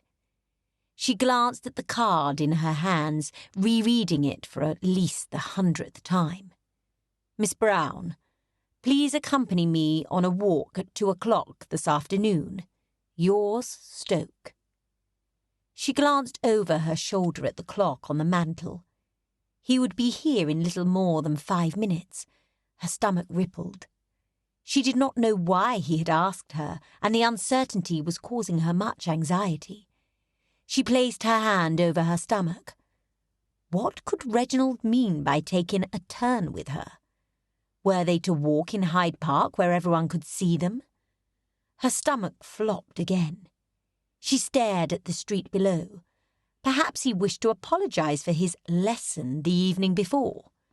She felt a moment of regret for her participation. It had been entirely improper, and she was embarrassed to admit how much she had enjoyed the whole thing. Perhaps not in the moment, but reflecting upon it later always brought a smile to her lips. She grinned. Lord Montcourt had watched Reginald rather closely during the second half of the play, which meant Reginald had never been able to retaliate against her herd of hippopotami comment. That must be what he wished to speak to her about. Her stomach twisted again, and she turned away from the window just as a familiar carriage came into view. Reginald. Just thinking about seeing him made her pulse quicken and her cheeks heat. If she just knew what he wanted to discuss with her, she could relax. He was early. Sarah grabbed her short gloves off the side table and hurried to the door. She wished to meet him in the entry and leave before either her father or her mother could ask too many questions. She stepped on the entryway floor just as Chadwick opened the door and admitted Reginald.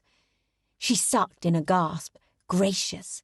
He looked handsome standing there in the entryway. A rustling started in her stomach, and she placed her hand over it. Why had he asked her to go for a walk? What could he mean by it? What if he had discovered her desire for a match with Mr. Bancroft? Was he there to dissuade her? Maria had said it was a good match, but Sarah could not fully agree. While Mr. Bancroft did not hold a title, he was good friends with many men who did. His social circle was not much different than that of Reginald or even Lord Markrake. Not that she had set her sights on that gentleman again. Perhaps Sarah needed to set her sights lower than even Mr. Bancroft, a lesser gentleman like her father. But there were not many of them about London. It was far too expensive. Reginald caught her eye and he grinned. "Ah, Miss Brown, I see you have anticipated me." She shrugged. "My bedroom window overlooks the street. I saw your carriage approach." Her face heated as she realised he would know she was watching for him. Would he think her too eager for their walk? She shook it off. It could not be helped now. She would simply need to show more restraint in the future. He dipped his head and motioned to the front door. "Then we shall waste no more time and set out at once." Chadwick approached her with her pelisse and bonnet. "Thank you, Chadwick." He nodded and held the pelisse while she slipped her arms inside. Sarah pulled her bonnet on and tied the strings as she stood beside Reginald. "I am ready." He placed his hand on the small of her back, and she flinched only slightly. Anticipating it had helped her not to react too much. Hopefully, he had not noticed it at all. "Lord Stoke?" her mother called from the landing above. Sarah let out a frustrated sigh. They had been so close to leaving unimpeded. "Please do not say you will come along." Reginald looked up and tipped his hat. "Good day, Lady Brown." Sarah's mother hurried down the stairs. "Good day to you, my lord." She looked around. "Is Lady Maria waiting in the carriage?" "Sarah indicated that your sister would be joining you." Reginald glanced over. "I did not bring my sister. She says it is too cold to enjoy a turn about the park." Sarah's mother looked at her. "I shall call Becky and have her accompany you." Sarah nodded and released the breath she had been holding. Yes, Becky was a far better option than her mother as a chaperone. Her gaze dropped to the floor and guilt wormed its way through her belly. She loved her mother, truly she did. But Sarah was certain the conversation Reginald wished to have with her was not one either of them wished for her mother to hear. Becky, on the other hand, would hang back far enough that she would not overhear anything that might indicate just how improper they had been last evening. "Robert, please have Becky fetched immediately. I am certain Lord Stoke has a busy day and has no time to wait around." The footman scurried away, leaving the three of them standing awkwardly in the entryway. Her mother finally spoke. "Are you to walk about Hyde Park?" Reginald shook his head. "I have tired of Hyde Park. I thought we might take a turn about the Green Park. I have not been there in years." He glanced at Sarah. "Unless you object, of course." She shook her head. Her mother nodded knowingly, even though Sarah doubted her mother had ever set foot in the Green Park. Indeed, Sarah doubted her mother had ever even visited Hyde Park, but she could not be certain. "Yes, I find the Green Park much more amiable than Hyde Park. The fountain is particularly pretty at this time of year. The water is not completely frozen, but a layer of frost covers the stones. When I was there last week with Sir Winston, the ducks were still in residence." She sighed. "Although it has turned much colder this week, so I cannot promise they will still be there." Sarah's mouth dropped open. "You have visited the Green Park and Hyde Park?" Her mother gave her a bland look. "Of course, dearest. Do you believe your father and I simply sit at home and do nothing while you are off at Lady Maria's?" Sarah shut her mouth. She had not really thought about how her parents spent their time while she was away. She assumed her mother did a fair amount of shopping, even though her father could scarcely afford it. But now that Sarah thought about it, she had not noticed any new items in the house. Becky came down the stairs, bundled in her warmest coat. "Ah, Becky is here." Lady Brown smiled. "Off you go." She turned and left them standing in the entryway. Reginald smiled. "You heard your mother. Off we go." Sarah cast one last glance over her shoulder, but her mother had disappeared down a corridor. Reginald replaced his hand on her back and gently guided her forward. All thoughts of her mother fled, and Sarah was acutely aware of the man beside her. Would he keep his hand on her back the whole time? Gracious, she hoped not. She would be a very poor conversationalist if he did. He was quiet in the carriage as they made their way through the London streets to the park. He did not look unhappy or angry, maybe just pensive. She was uncertain if it was because Becky was in the carriage with them, or if he simply had nothing to say. But if that were the case, why had he asked her to accompany him? He could wish to discuss something pertaining to Maria. If it was about his sister, it would not be proper for him to discuss it in front of a servant. But neither would anything about his lessons. So perhaps Sarah should just relax and enjoy the carriage ride. They would be at the park soon enough, and then he would at last tell her what he was about. She relaxed, and the ride to the Green Park moved rather quickly. When the carriage stopped, Reginald bounded out and waited to hand Sarah down. Once she was standing beside him, he clasped his hands behind his back, and they walked towards the entrance of the park. He was quiet as they walked the pathway along Constitution Hill. He glanced behind them and sighed. "I wish to speak to you about last evening." Sarah's shoulders relaxed. "I wondered if that might be the reason behind your note." Sarah smiled. "You need not apologize, my lord. While it was completely improper, I did learn something new." His steps slowed and he stared at her. "I did not ask you here to apologize. I regret nothing about the evening." A smug smile curved his lips. "Except perhaps Montcourt and his never-ending questions." Sarah narrowed her eyes. "You regret nothing?" He shook his head. "No, indeed.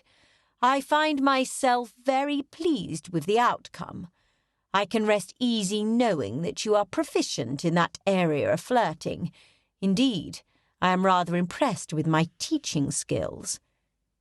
"Your teaching had nothing to do with my skills, my lord," Sarah huffed. "If not to apologize, why did you bring me here?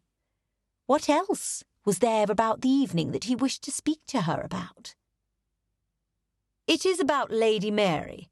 She attended with Lord Ragsdale." Sarah stared at him. What did Lady Mary have to do with anything? She was quite ignorant and seemed unaware of how others perceived her. But what did that have to do with Sarah? What about Lady Mary? His mouth dropped open in protest.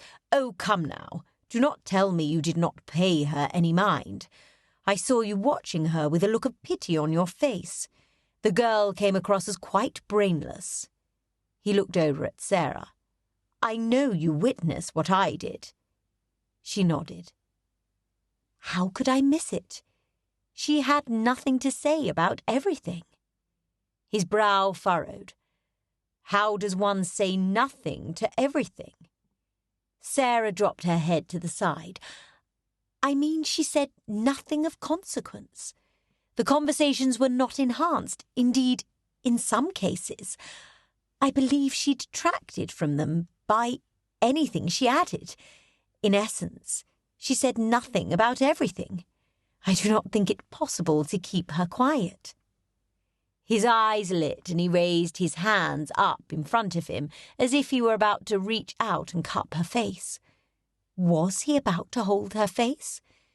Now that she had thought it, she hoped he would. How would it feel? He nodded. "Precisely.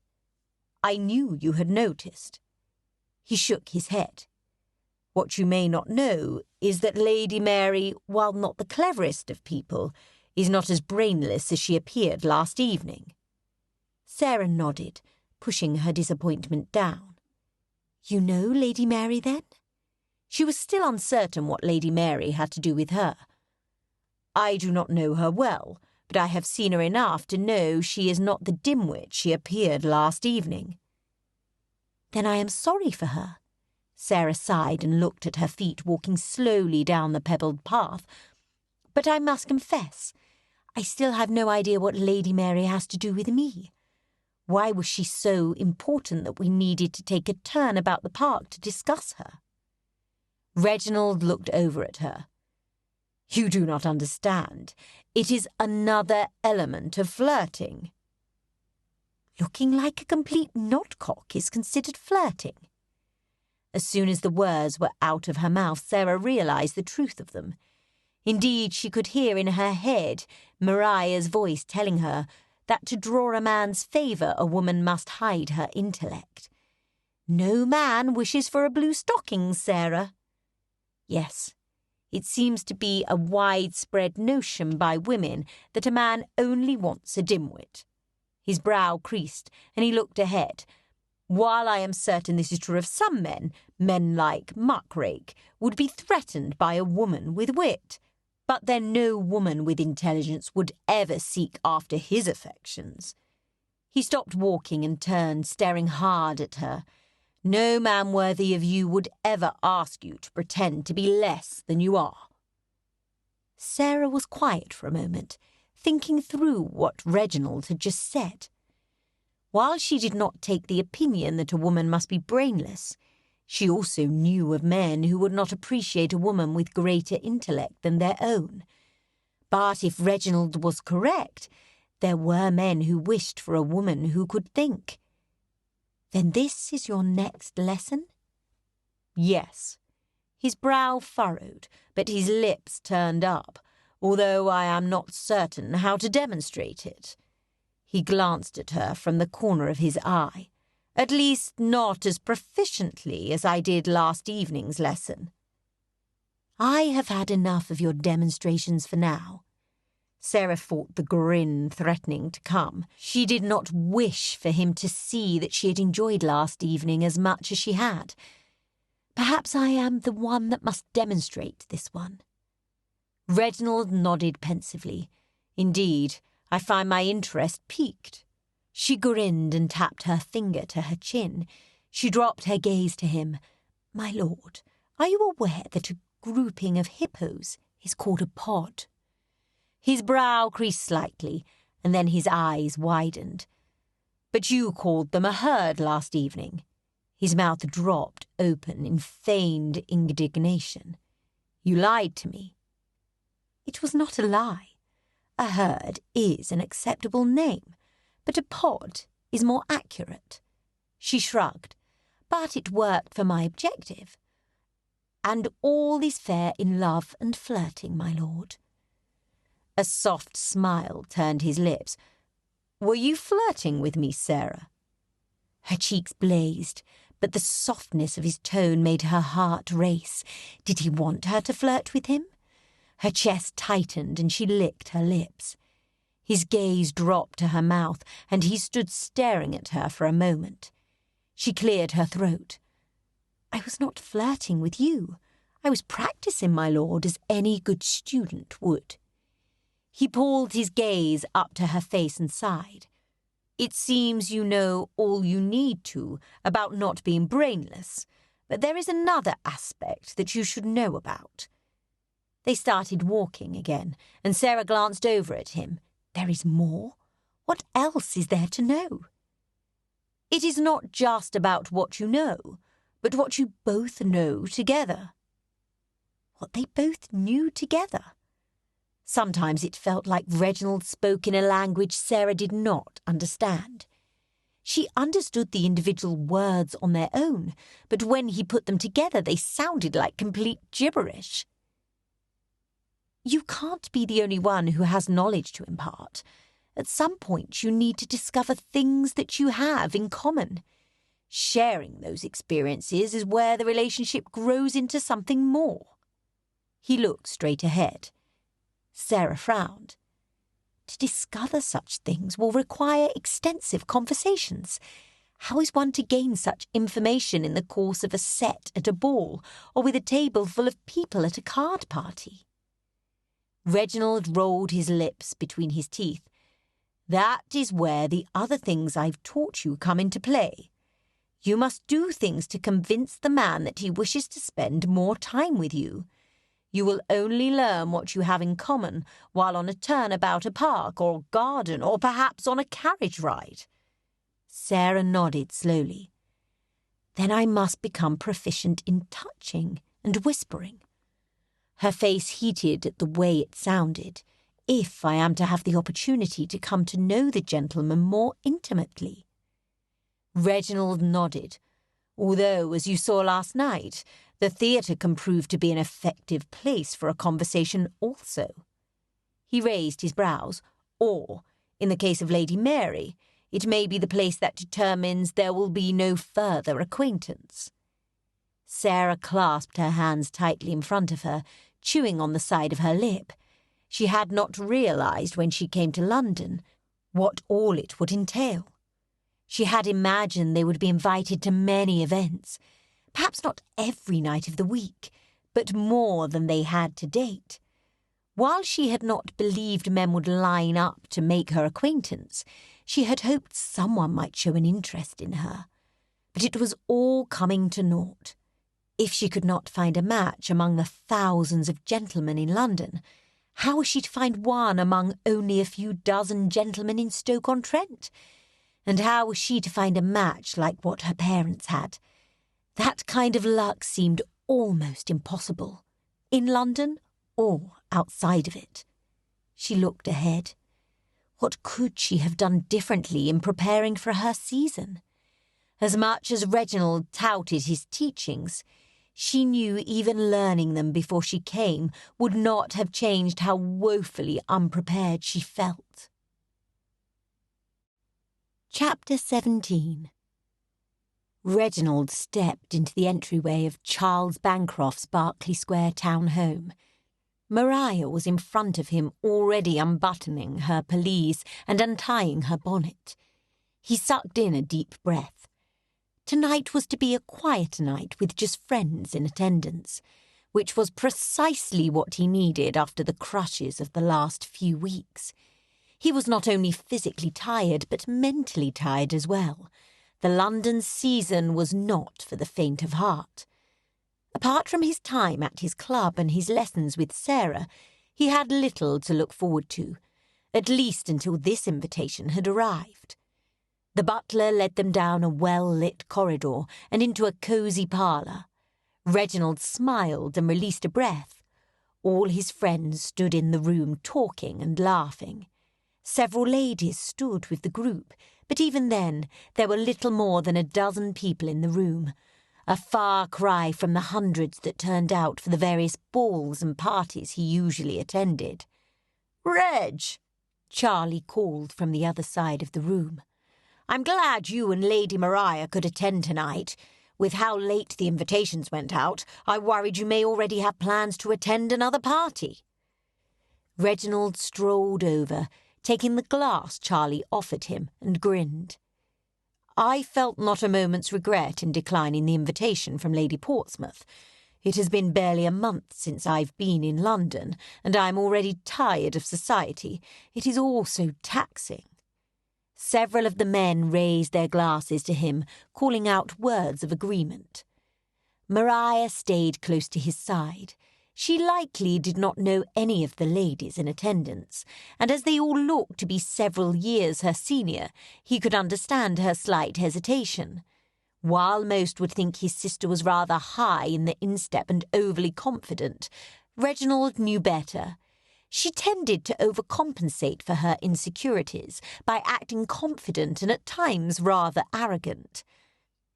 Reginald motioned with his head to a girl standing next to the pianoforte. She kept to herself. He took a step closer to Maria and lowered his voice. "Do you see the young lady standing by the pianoforte?" Maria nodded, her eyes drifting over to the girl. "That is Charlie's sister, Madeline. She has only just arrived from Cornwall. You and she are of similar ages. Perhaps you could go and speak to her, make a new friend." Maria swallowed and pulled her bottom lip between her teeth. "Perhaps after dinner we may be introduced." A rustling at the doorway drew Reginald's attention away from his sister.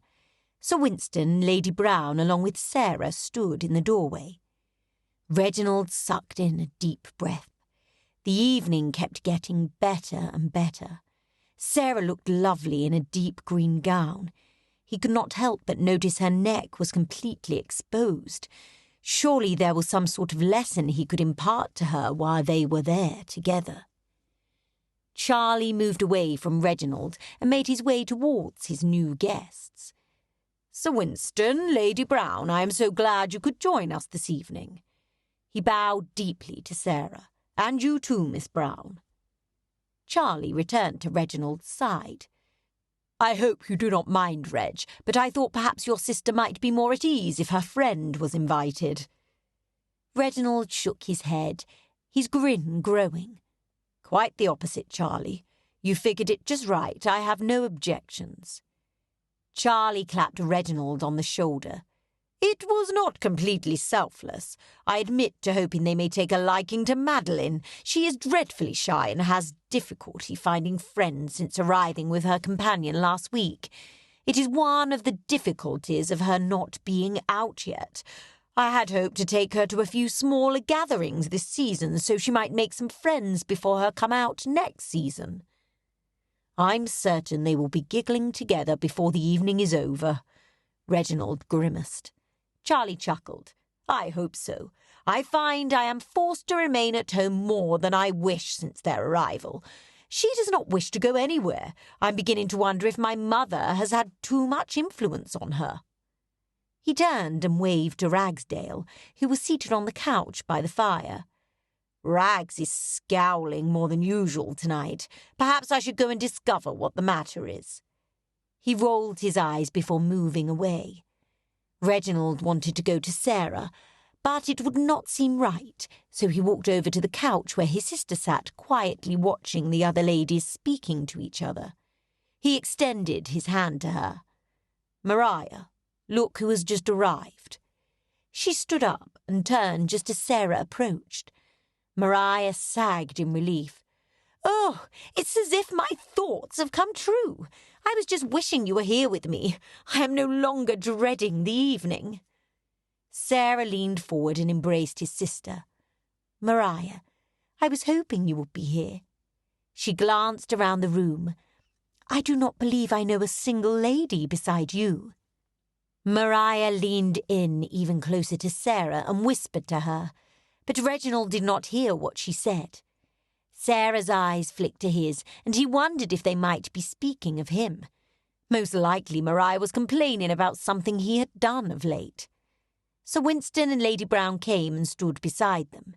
She clicked open her fan, waving it furiously in front of her chest. "I believe we have you to thank for this invitation, my lord." She smiled genuinely at Reginald. "Thank you." Reginald shook his head. "Indeed, I had nothing to do with this. I only learned of your invitation when you walked through the door." His gaze travelled over to Sarah. "I believe it is your daughter you must thank. Mr. Bancroft's sister has arrived, and I believe Miss Brown made an impression on him. He wishes for the ladies to become better acquainted."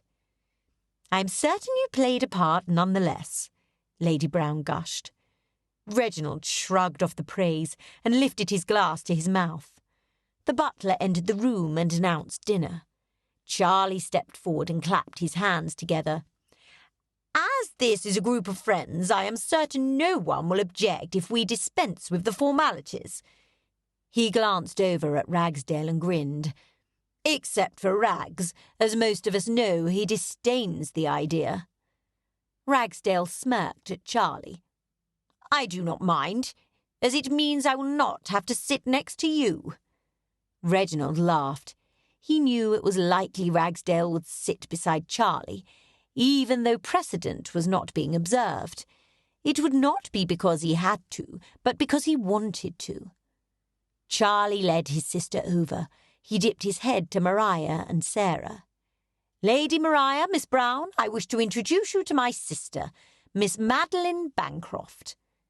Both Maria and Sarah curtsied, muttering at the same time, "Pleased to meet you." Miss Bancroft smiled warmly. "I was very happy when my brother told me he was to invite the two of you. While I am not officially out, Charlie does not wish to present me in court until next season. He thought it might be nice if I knew a few young ladies. He believes I stay indoors too much and hopes if I meet some people they might entice me out of the house." Maria shrugged. "I believe you have the right of it. The weather is far too cold to do much outside." Sarah smiled. "Come now, Maria.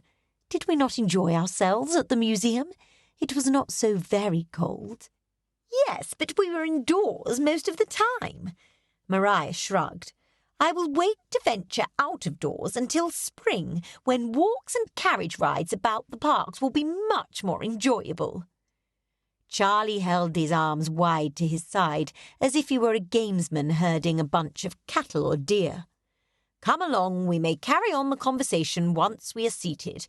But you know, Mrs. Mercy will ring a peal if we allow the soup to chill by dilly-dallying." Miss Bancroft put her bald hands on her hips. "If you do not wish us to speak to each other now, why did you not wait to introduce us until after dinner?" Mr. Bancroft cleared his throat and glanced at Reginald.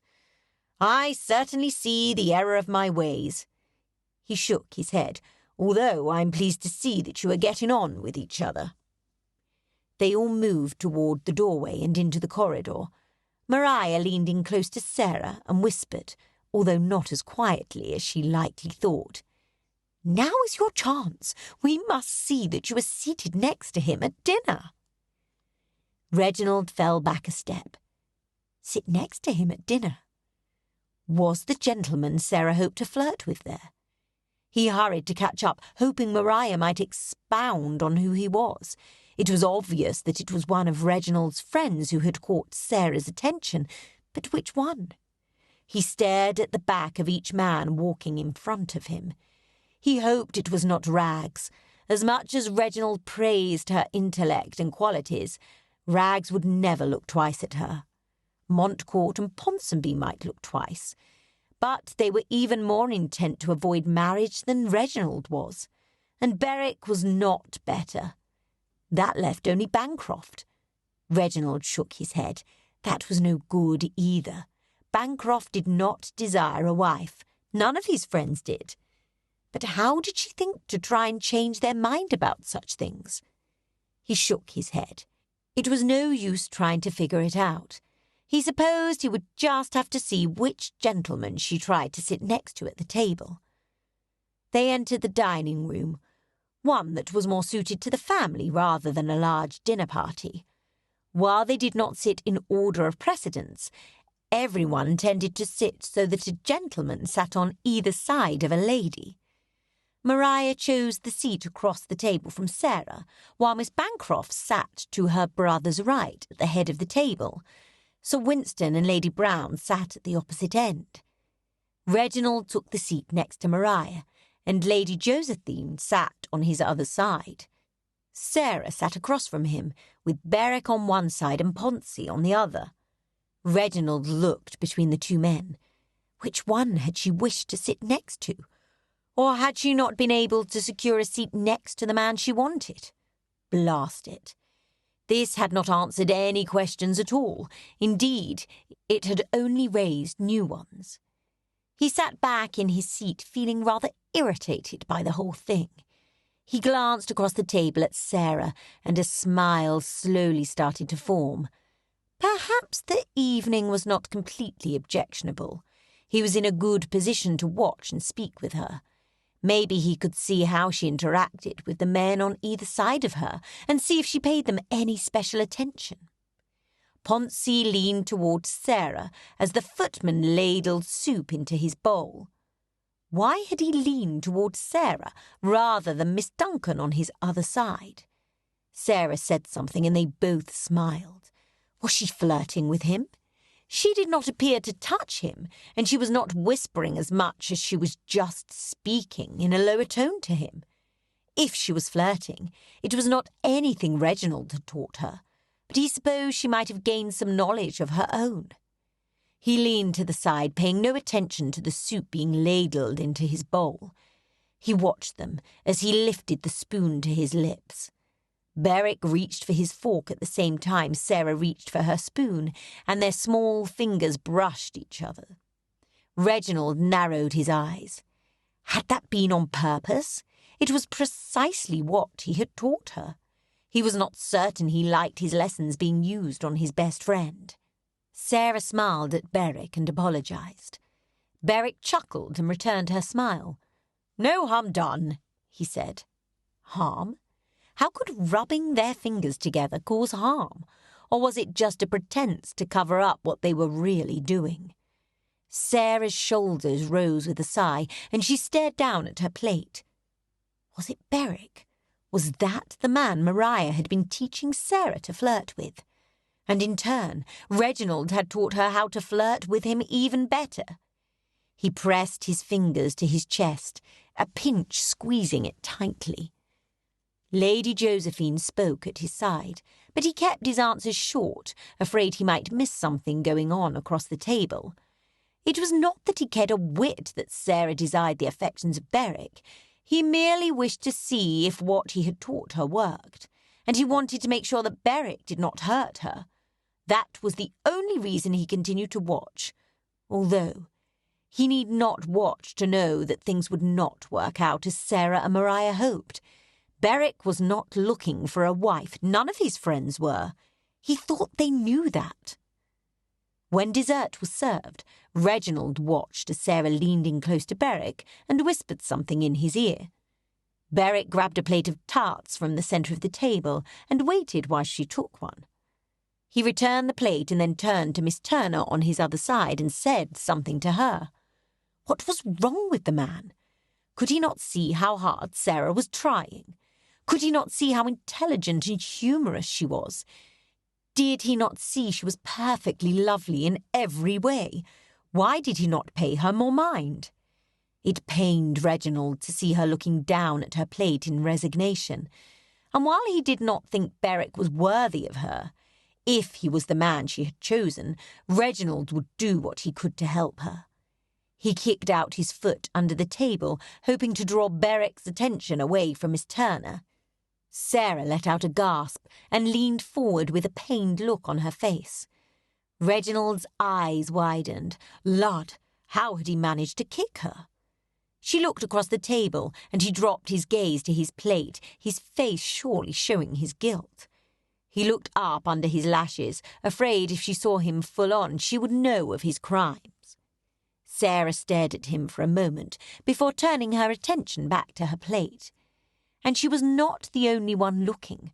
Pouncey had stopped his conversation with Lady Martha and stared at Reginald, as Berwick did. Even Maria, who was usually completely oblivious to anything that did not involve her, was watching him. Reginald grunted quietly. His plan had worked in a sense. He had distracted Berwick away from Miss Turner.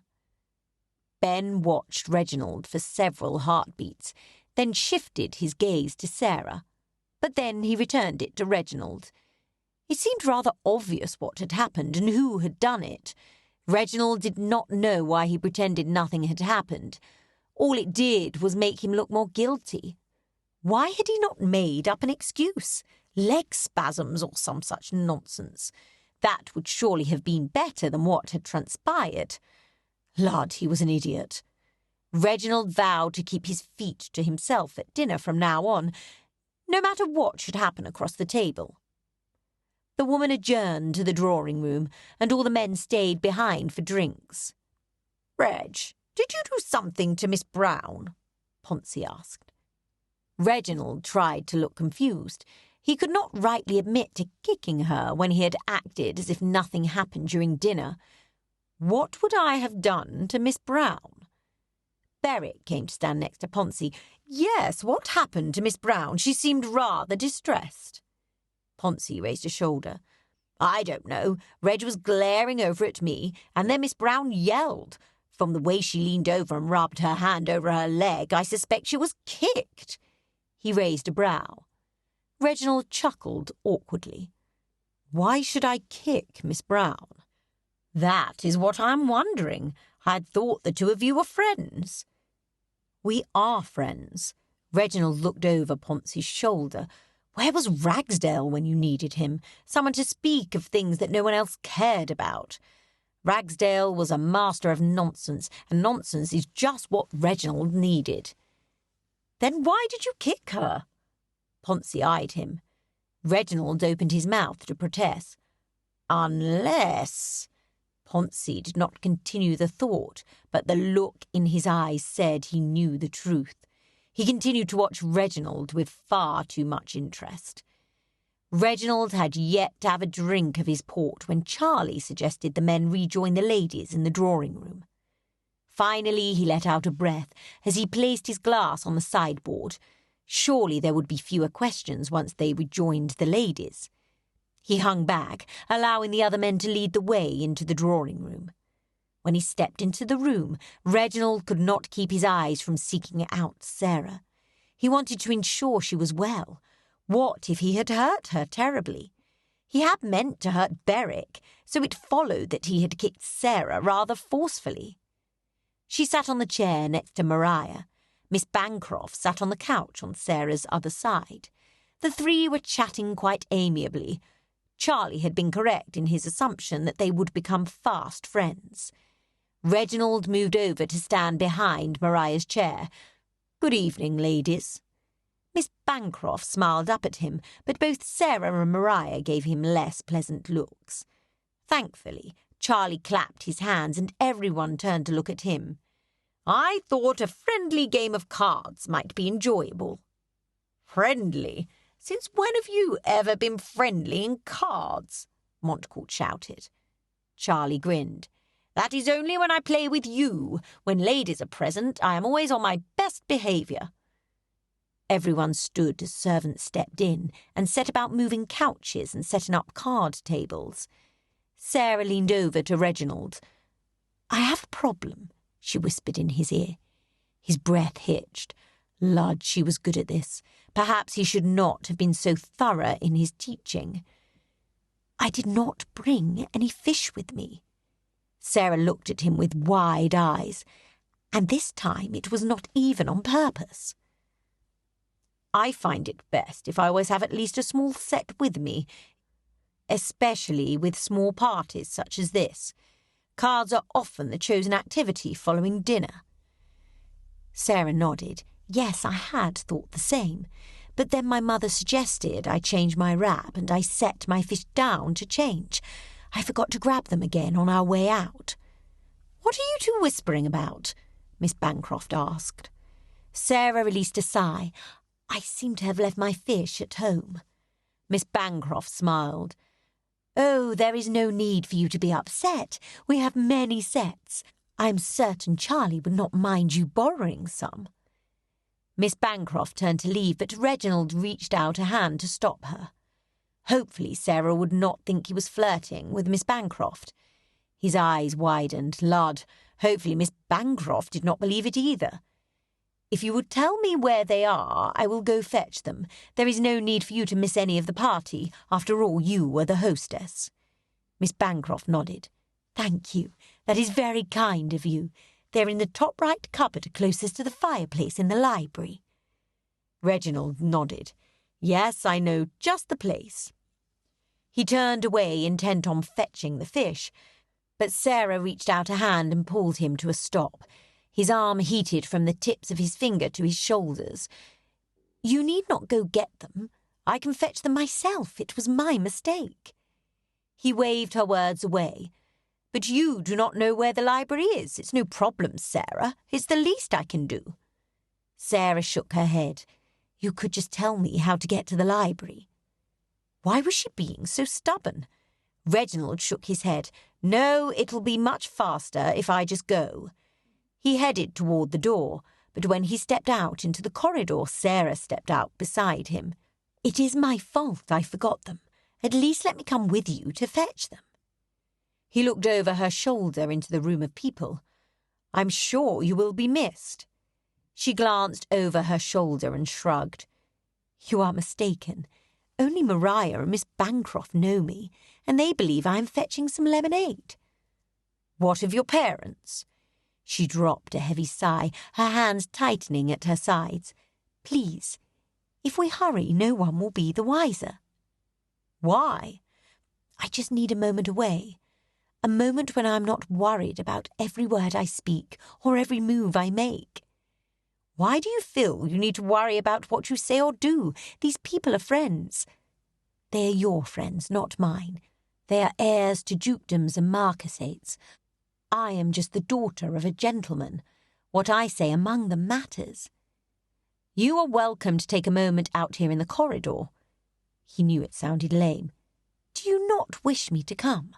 Are you unhappy with me?" Worry replaced the exhaustion he had seen there only moments ago. "Is that why you kicked me under the table?" Reginald's face burned. "That was an accident."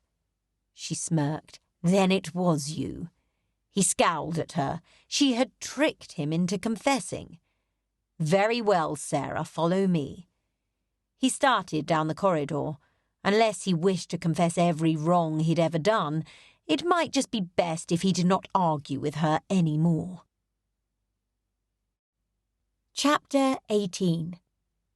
They walked quickly down a brightly lit corridor, turning from it into a much darker one. "Are you certain you know where you are going?" Sarah whispered. "Of course I know where I'm going," Reginald countered. "I've been coming to this house for nearly 7 years. I believe I know where the library is." "I did not mean anything by it. You simply seemed unsure." Reginald stopped in front of the door and smirked down at her. "This is the library. I will now accept your apology for your lack of faith in me." She sighed. "It was not that I lacked faith in you. Indeed, I have never had more faith in a gentleman other than my father." His hand paused on the door handle, and he stared down at her in the dim lighting. Was she in earnest? Why did that notion make him feel as though he could slay a dragon? "Is that the truth?" Sarah swallowed and looked at the floor. "Indeed, you have never done anything to make me doubt you." She gave him a smirk, very similar to the one he'd given her, except for that night at the theatre. He shook his head. "Are you never going to forgive me for that?" "Perhaps I would if you ever apologized, but as you have no regrets," she mimicked his words from their walk in the park, "I find that notion unlikely." He took a step toward her, eliminating most of the space between them. "Then let me apologize now. While I do not regret what I did, I do regret that I made you feel ill at ease. That was not my intent." That was not entirely true. He had rather enjoyed her unease, which, looking back on it now, had not been kind of him, although he did not believe she disliked all of it.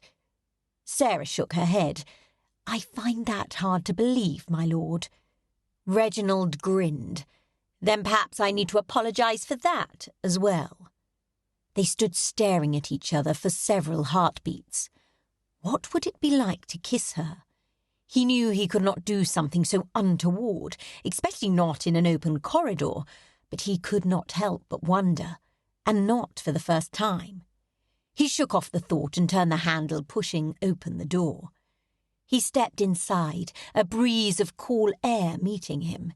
Reaching back, he grabbed Sarah's hand and pulled her in behind him.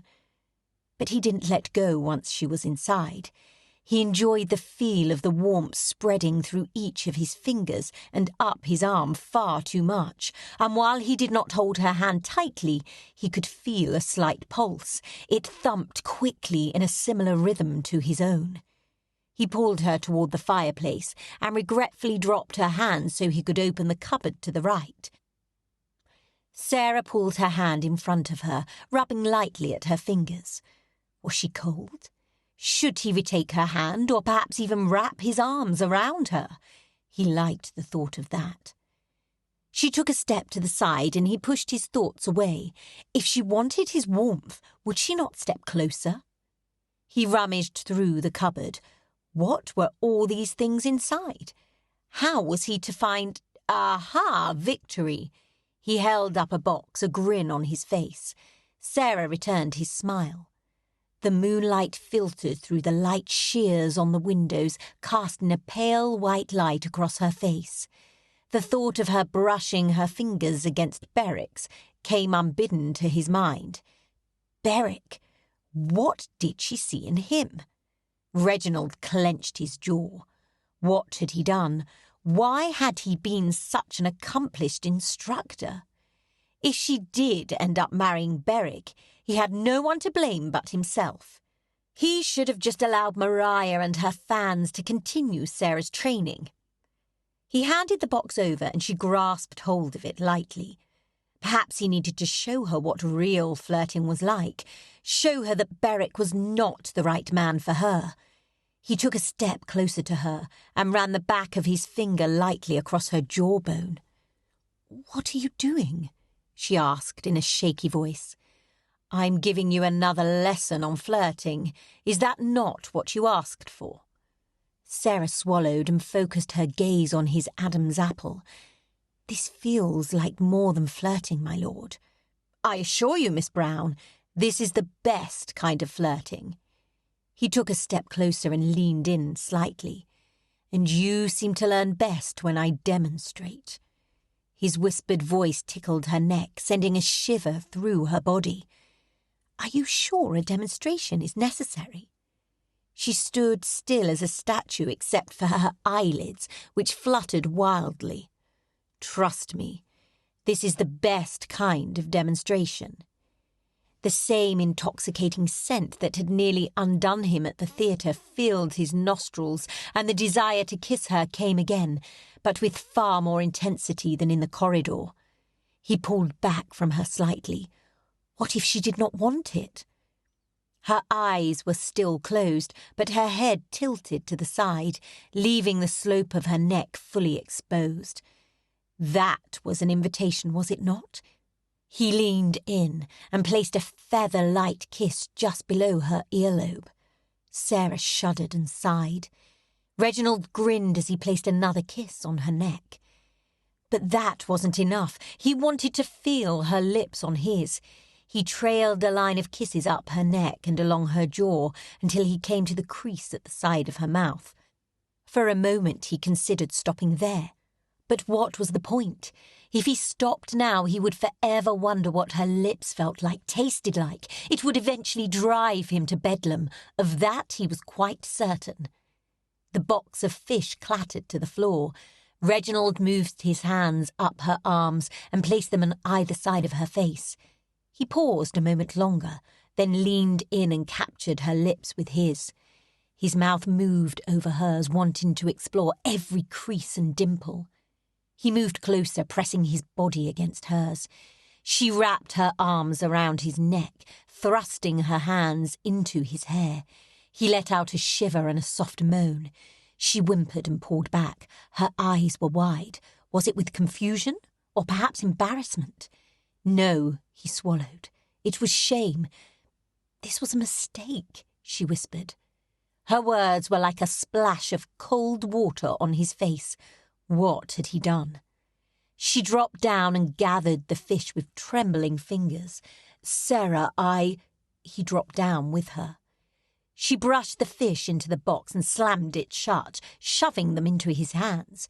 She stood, not giving him a second glance, and she fled from the room. Reginald swore.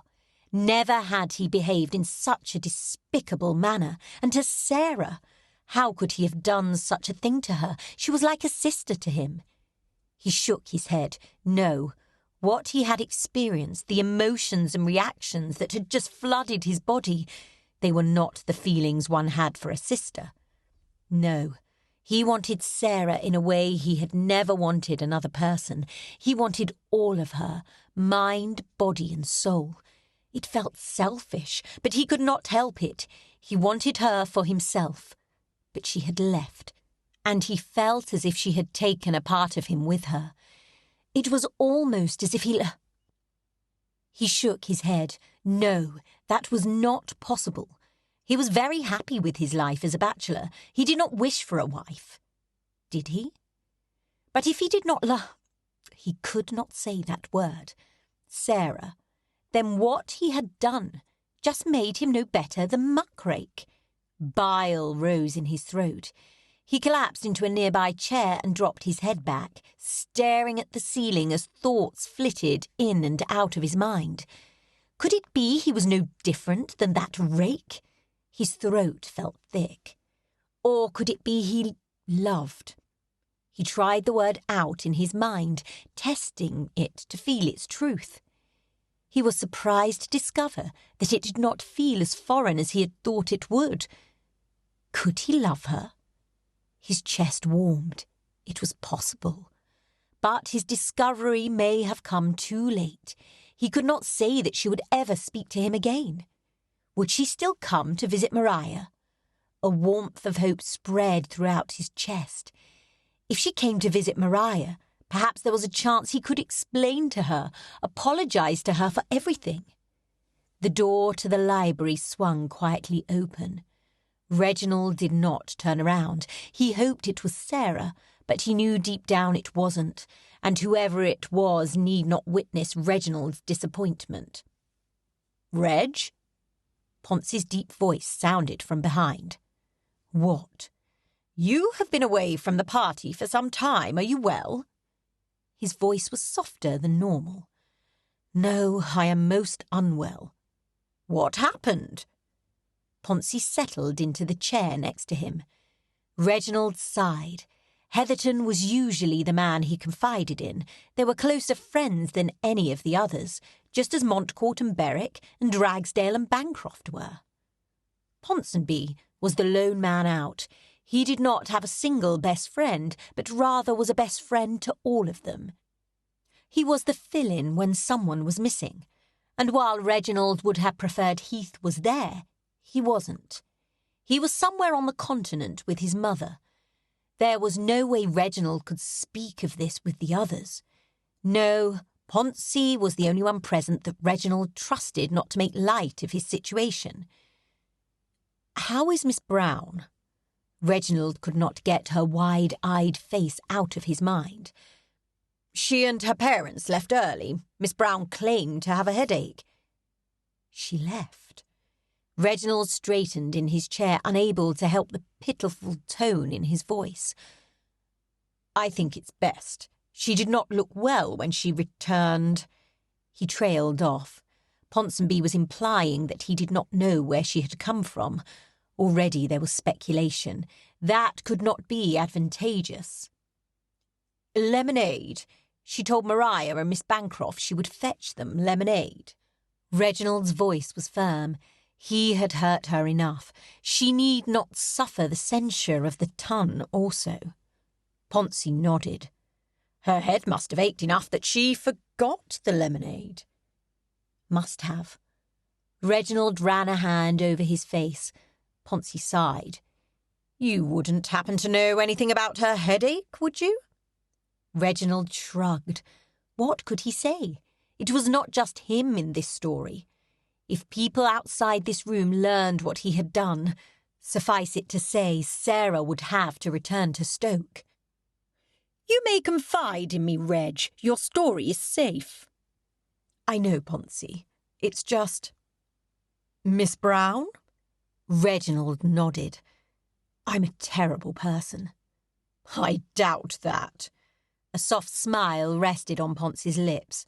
"You are one of the most honourable gentlemen I know, and I know a lot of gentlemen." Reginald's head shook back and forth. "No, I'm not. You don't know what I've done." "Why don't you tell me, and I'll be the judge?" Silence hung around them for several long moments. Finally, Reginald sighed. It all started when I inadvertently heard Maria telling Sarah... Sarah? Reginald ran a hand through his hair. Miss Brown. Poncy nodded and motioned for Reginald to continue. Maria was instructing Sarah. There was no use in calling her Miss Brown, as Poncy knew he was way beyond that kind of propriety. On the proper way to gain a gentleman's attention. The suggestions were ridiculous, Poncy. Some included fans.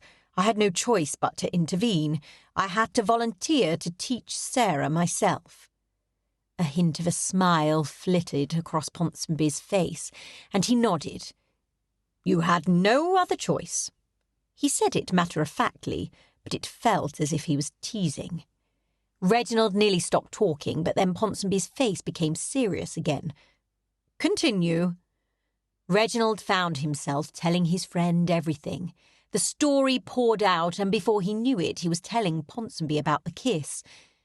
That is when she fled from the room, but her face...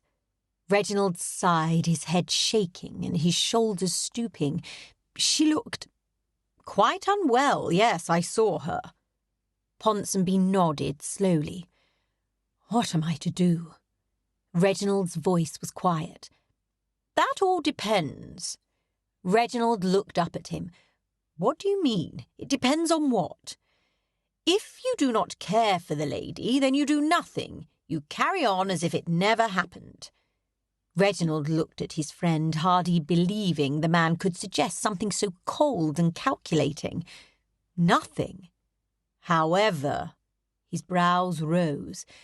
If it is as I suspect, and you do care for the lady, you must take a more careful approach. Reginald studied Ponsonby. What kind of careful approach? Then you do care for her. Ponsonby leaned forward, placing his elbows on his knees and his chin in his palms. Of course I care for her. I have known her since she was born. How could I not care for her? Ponsonby raised a brow and stared. His quiet observation left Reginald feeling fidgety. That is it. You care for her simply as a neighbour. Ponsonby pushed to his feet. I don't have time for this, Reg. I'm returning to the drawing-room. Wait. Reginald looked at his fingernails, picking at a piece of skin at the side. What was he to say? Ponsonby took a few steps and stopped. Let me ask you this, Reg. Do you kiss all your neighbours? Reginald smirked. Of course I do not kiss all my neighbours. What a ridiculous notion. Then why Miss Brown? What was it that made her special? Ponsonby's gaze held on Reginald. It was rather disconcerting how intense the man could stare. Indeed, Reginald's skin itched under the scrutiny. But perhaps Ponsonby's gaze had nothing to do with the state of Reginald's skin. Why had he kissed Sarah? He crossed his knee over his leg, trying for a more comfortable position. But it did not seem to help, nor did it answer the question. He felt things when she was near that he had never felt before. He woke up each morning anticipating her arrival, and he thought about her when he fell asleep. He had spent more time in the past month coming up with things to teach her than he had spent looking at his ledgers.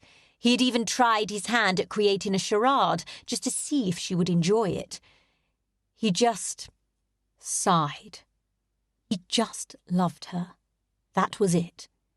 He pulled in a long, slow breath. He could admit it to himself, but could he admit it to Poncy? He didn't think he was ready for that yet. There is much to appreciate in Miss Brown, but she is not so very special. Hearing the words come out of his mouth pierced his soul. How could he say such a thing about her? How could he minimise her like that? At that very moment, he wondered how he was even breathing normally without her there. How could he say she was nothing special? If she is not special, why did you kiss her? You already said you are not in the habit of kissing your neighbours, and from what I've seen, you are not in the habit of kissing many ladies either. Kissing ladies brings complications. Reginald quoted the motto of his friends, of their little league of bachelors. He leaned back in his chair and allowed his head to drop to the seat back, his hands interlaced around his neck. Indeed it does. Which begs the question, why Miss Brown? Why did you kiss her even with the complications? Because I should think kissing her would bring even more complications than kissing any other lady of society. Ponsonby returned to his seat. Reginald let out a long moan. I know. It would have been much easier had I kissed the likes of Lady Clara. Ponsonby sighed heavily, obviously frustrated by the conversation. Then why did you do it? Why did you kiss her, Reg? He nearly shouted. Because I love her, Reginald snapped out. Because I cannot stop thinking about her. Because I never want her out of my sight. Because it made me insane thinking she might have set her sights on Ben. By Jove, it's about time you admitted it. Ponsonby reached over and patted Reginald on the shoulder. Now that wasn't so hard, was it? I've known it for quite some time. I'm surprised it took you so long. But then you were always a bit slower than the rest of us. Ponsonby threw his head back and laughed. Reginald straightened in his seat. That was one examination, and it was more than 7 years ago. I am not slow. Ponsonby twisted his head to the side and smirked. You are if you think she has set her sights on Ben. I believe she was intent on Charlie in the beginning. Charlie? Reginald stared at his friend with a critical gaze, but then thought about everything he had said. Wait. You knew how I felt about her, and what precisely led you to your conclusion? I have only tonight realised my feelings. How could you have known before I did? Ponsonby grinned widely. After watching the two of you at the theatre, it did not take much of an imagination to discover the truth. The heat drained from Reginald's face. You saw us at the theatre. He cleared his throat. To the average onlooker, it must have looked very intimate. Indeed, even with the ridiculousness of their whispered conversation, it had felt intimate. He swallowed hard. But then I was simply teaching her. Ponsonby laughed again. You and she may be the only ones who believed that. You were flirting every bit as much as you were teaching. Reginald allowed a smile to emerge. I really was a very good teacher. Perhaps it was more that you had a willing student. Reginald leaned forward, all humour gone from his face. Do you think so? Do you think she is amiable towards me? Towards the idea of us? Ponsonby put a finger to his lips as if in thought. I should say she was at the theatre. But after tonight... He shrugged. Reginald sagged back into the chair, running his hand through his hair. Gads, how could one man make such a mess of his life in such a short amount of time? Then I ask you again, Ponsonby, what am I to do? Ponsonby steepled his fingers. Perhaps you need to stop being her teacher and try to be her suitor. Show her you are what she needs, not Charlie or Ben. Stop being the teacher. The man had a point. The plan had all the perks of teaching with the added perk of winning the lady's hand. Perhaps Ponsonby was wiser than Reginald had given him credit. Chapter 19. Sarah stared out the window at the grey morning sky. She had yet to dress for the day or even to break her fast. Indeed, she should already be on her way to Maria's for morning calls, but she couldn't do it today.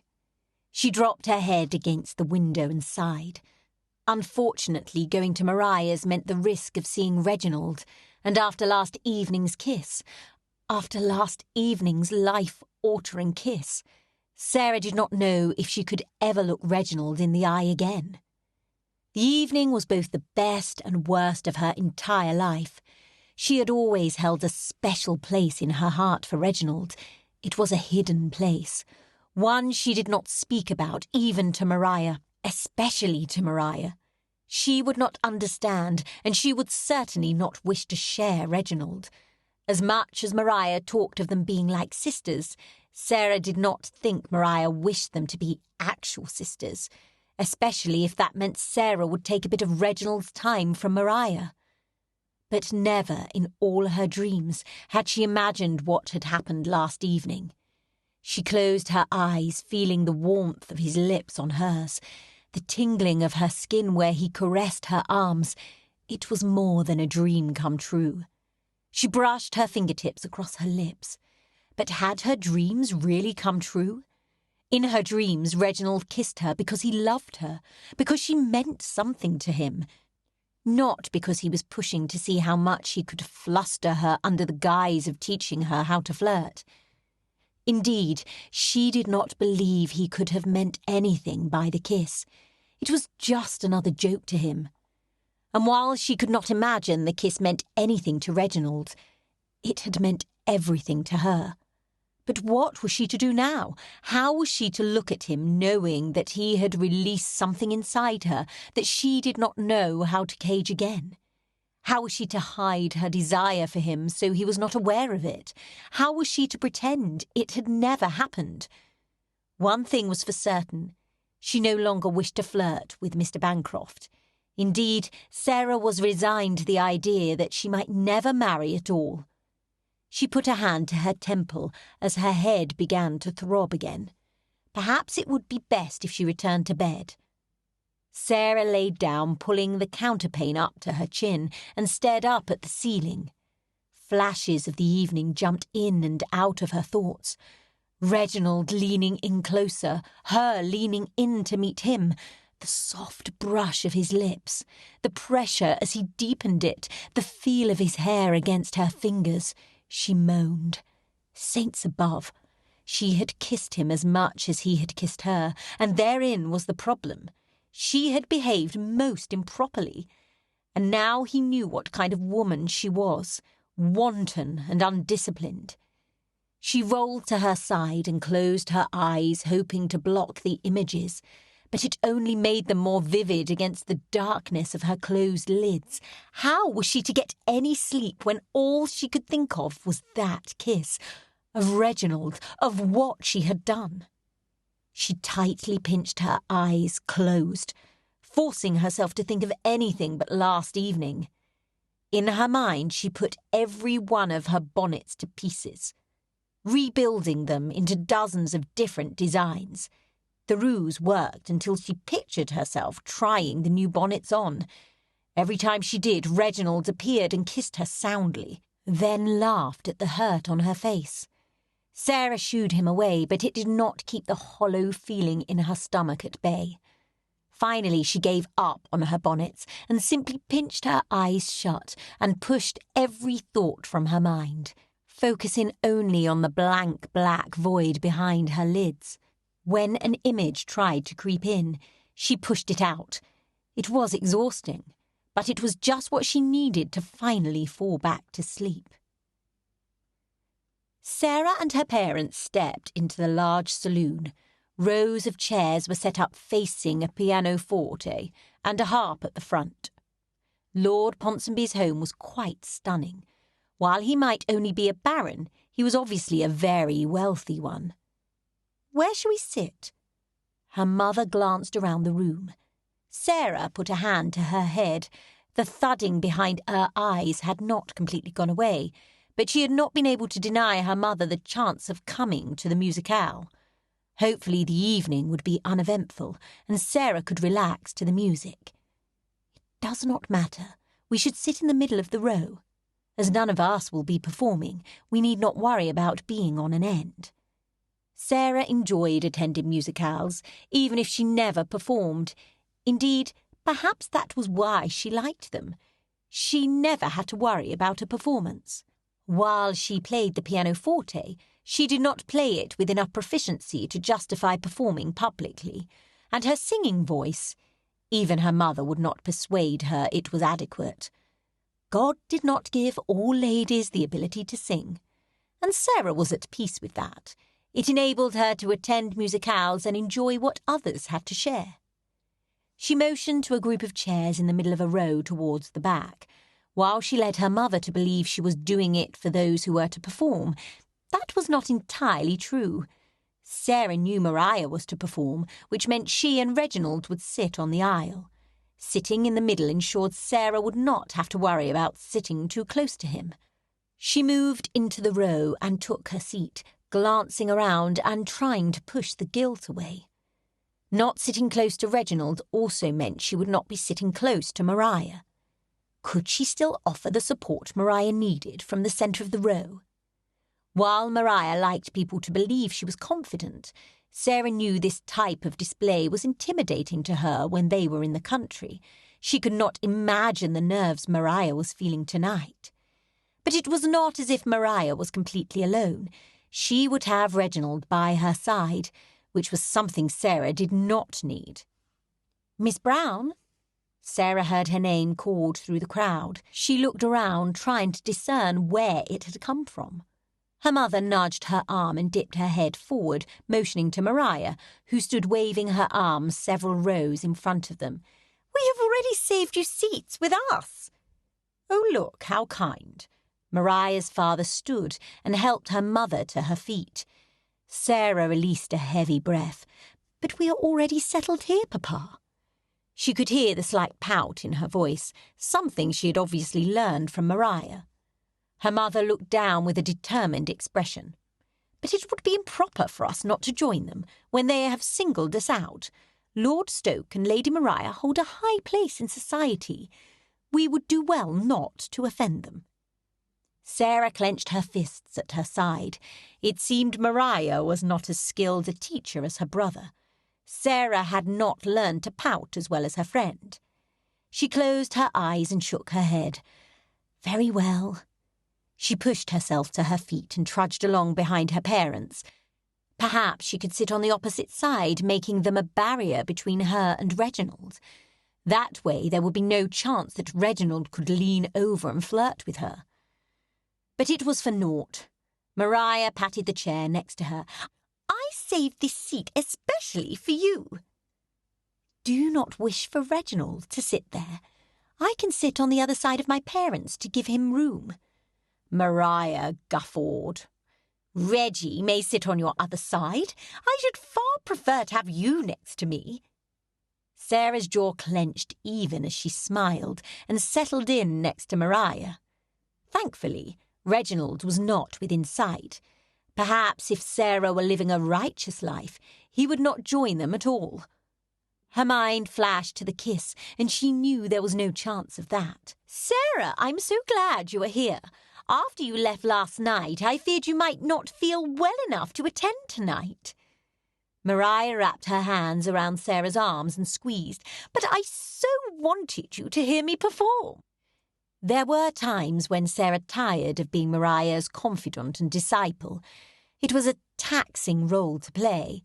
But then Sarah looked down the row at her mother and father, and her unkind feelings subsided. Who else did Maria have? While Reginald was a kind and attentive guardian, it was not the same as having a mother or a sister. Sarah smiled, partially turning so she could embrace Maria lightly. "I was determined I would not miss your performance. I do so enjoy listening to you play the harp." "As do I." Sarah's heart jumped into her throat, and she found it difficult to swallow. Reginald came to a stop just behind Maria. He looked at Sarah, a soft smile barely turning the corners of his lips. Could he sense her feelings? Was he mocking her? She looked in his eyes and relaxed, seeing nothing mean-spirited. Indeed, she thought she saw concern, but also perhaps joy. Was he happy to see her? "Miss Brown, I hope you are feeling better. I was disheartened to learn of your early departure last evening." Sarah smiled tentatively, watching him for any signs that he was toying with her. "I am feeling much better, thank you, my lord." Lady Ponsonby stood at the front of the room and clapped her hands. The room quietened and all eyes turned to her.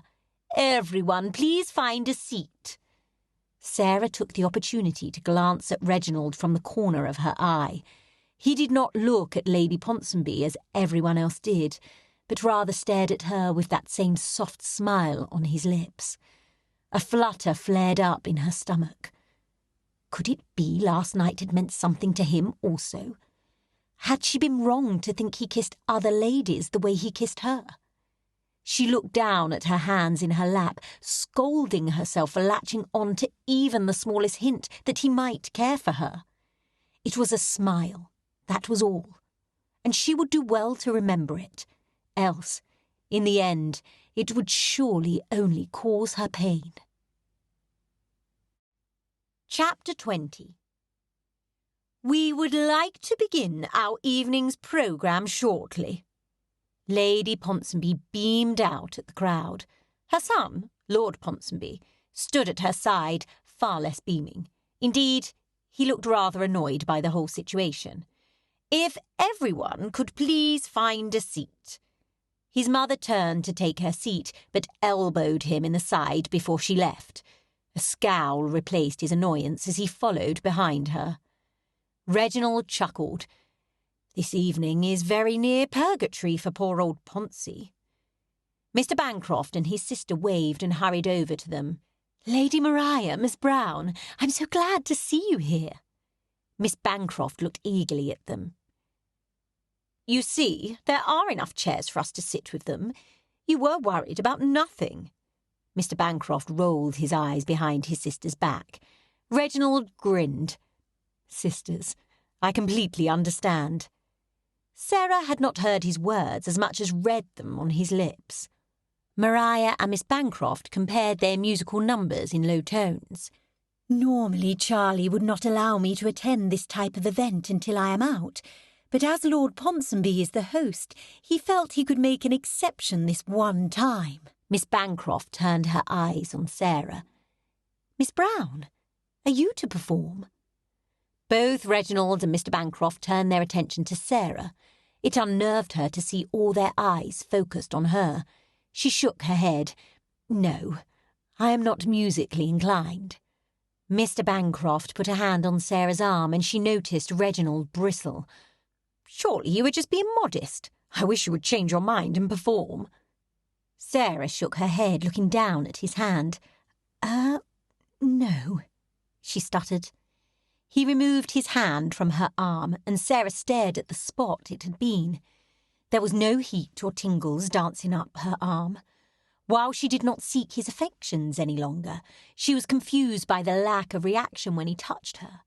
She had felt nothing when his hand had touched her arm, and yet when Reginald did it, she could not think straight nor keep herself upright. What was she doing wrong that Reginald was not affected by her touch? She would have asked him about it if she was not so worried he would give her another demonstration. She didn't know if her vulnerable heart could take another lesson. Sarah pulled her gaze away and looked at Reginald. Could it have anything to do with her feelings for him? That thought did nothing to lift her spirits. If she had to marry for convenience, was the Mr. Bancroft reaction what she had to look forward to? How would she stand it knowing what a man's touch could do to her, only to have it not? She is not being modest, I assure you. She really is rather dreadful. Maria tilted her head to the side with a slow nod and a slight pout on her lips. It would be embarrassing. Maria! Reginald looked angrily at his sister. How could you say such a thing about our friend? Maria looked affronted. She turned and looked at Sarah. I was not being unkind, was I, Sarah? Did you not say the same thing? Sarah smiled. Although what Maria said was true, hearing it spoken aloud in front of other people stung, but she was not about to admit as much to anyone standing there. Indeed, you are not mistaken. Reginald's head shook. Regardless, Ma, you should not have spoken it aloud. He looked up at Sarah. Please accept my apology on my sister's behalf. Maria let out a little laugh. You need not apologise for me, Reggie. I am perfectly capable of doing it on my own. And yet you have not. His face looked stern, not a look Sarah often saw on Reginald. He was one of the few people she knew whose face stayed in a perpetual grin. It was not of the large, toothy variety, but it was a smile nonetheless, and it was one of the things she loved about him. She clenched a fist. She really must stop thinking of him like that. "Sarah, I apologise if I was rude. That was not my intention. I simply knew you did not wish to perform and was trying to help them see why it was out of the question." She looked at Reginald and gave a quick smirk. "You see, I am perfectly capable." Without giving him or Sarah another look, Maria sat down in the chair on the aisle and looked toward the front.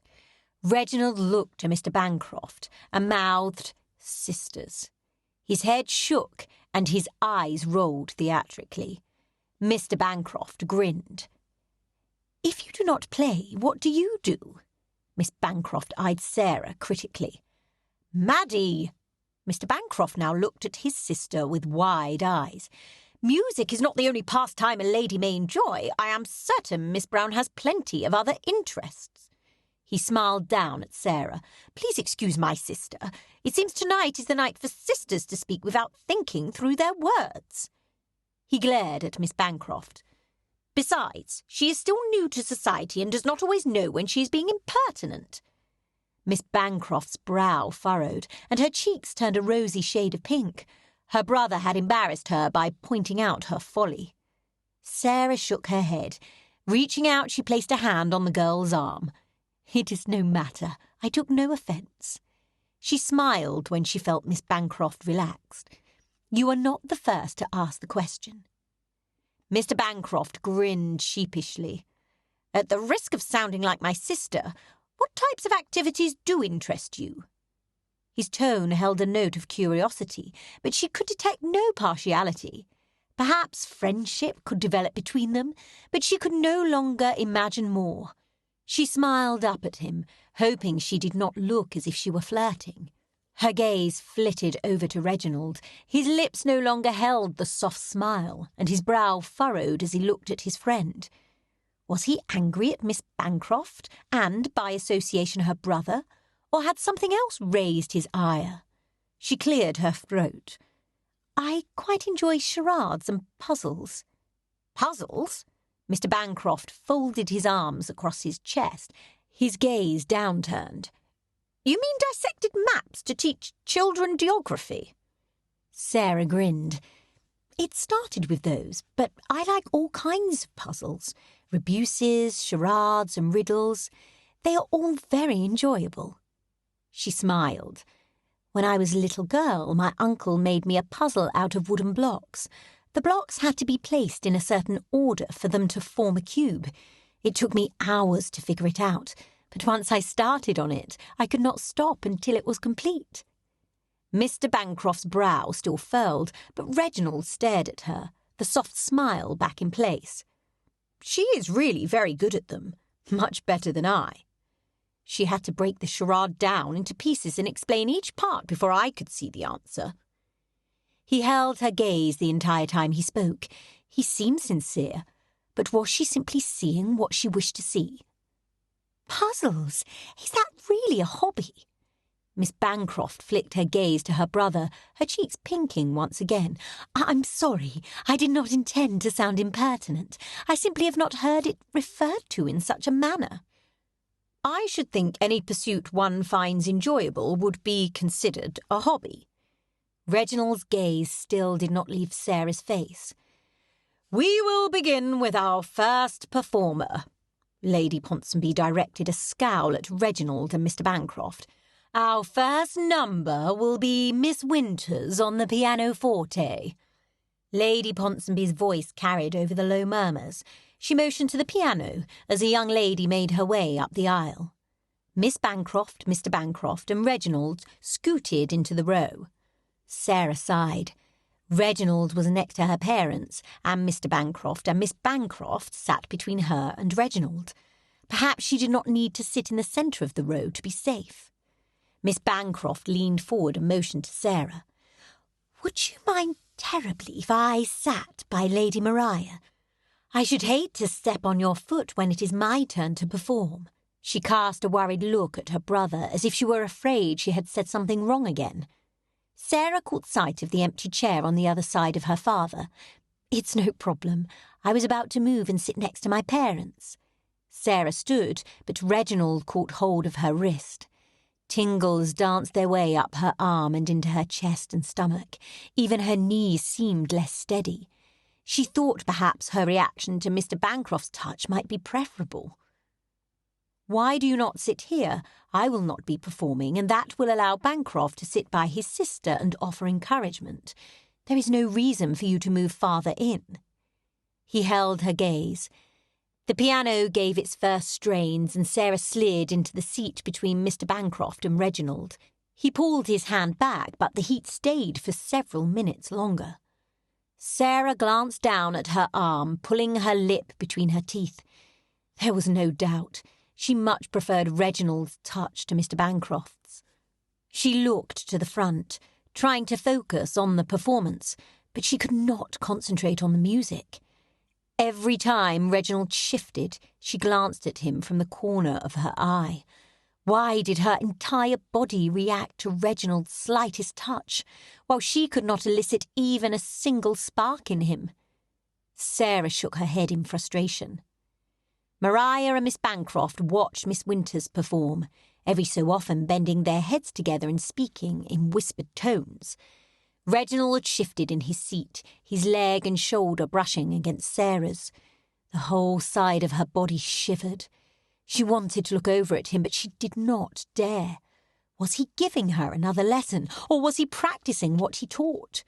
She closed her eyes, trying to focus her mind on the performance, but still her lids cracked open at his every move.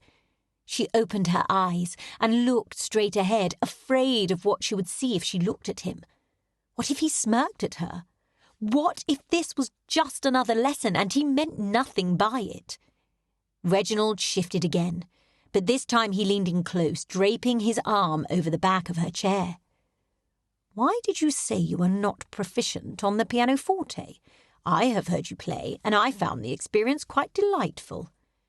His breath warmed her ears and tickled her neck. It was the theatre all over again, except this time was so much more excruciating, because she knew what those lips next to her ear were capable of doing to her. She closed her eyes again. Never had she felt more vexed and excited at the same time. You must be misremembering, my lord. I think you might be surprised just how much I remember about you, Sarah. He sat back in his chair, but he continued to look at her in a way that nearly undid her. What did that mean? He may have been sitting upright, but his arm was still draped over the back of her chair. While his thumb did not perform its magic on her arm, it did periodically brush against her, making her flinch erratically. Sarah released a stress-filled breath, and her leg brushed against Reginald. More tingles travelled the length of her body. Why had Lady Ponsonby placed the chairs so close together? Sarah felt as though she was nearly sitting on Reginald's lap. Her face heated as she thought on that for a moment.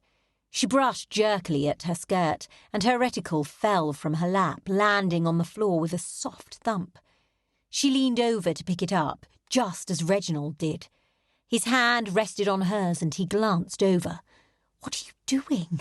Sarah whispered. He grinned. "Helping a lady in distress." "I am not in distress. I simply dropped my reticle." She scowled at him, hoping he would release her hand. "You look distressed." "You are what is distressing me. Please release my hand. You are causing a disturbance." She hissed at him. She did not need to know that most of their row was leaning forward to look at them. He grinned wider. "Very well."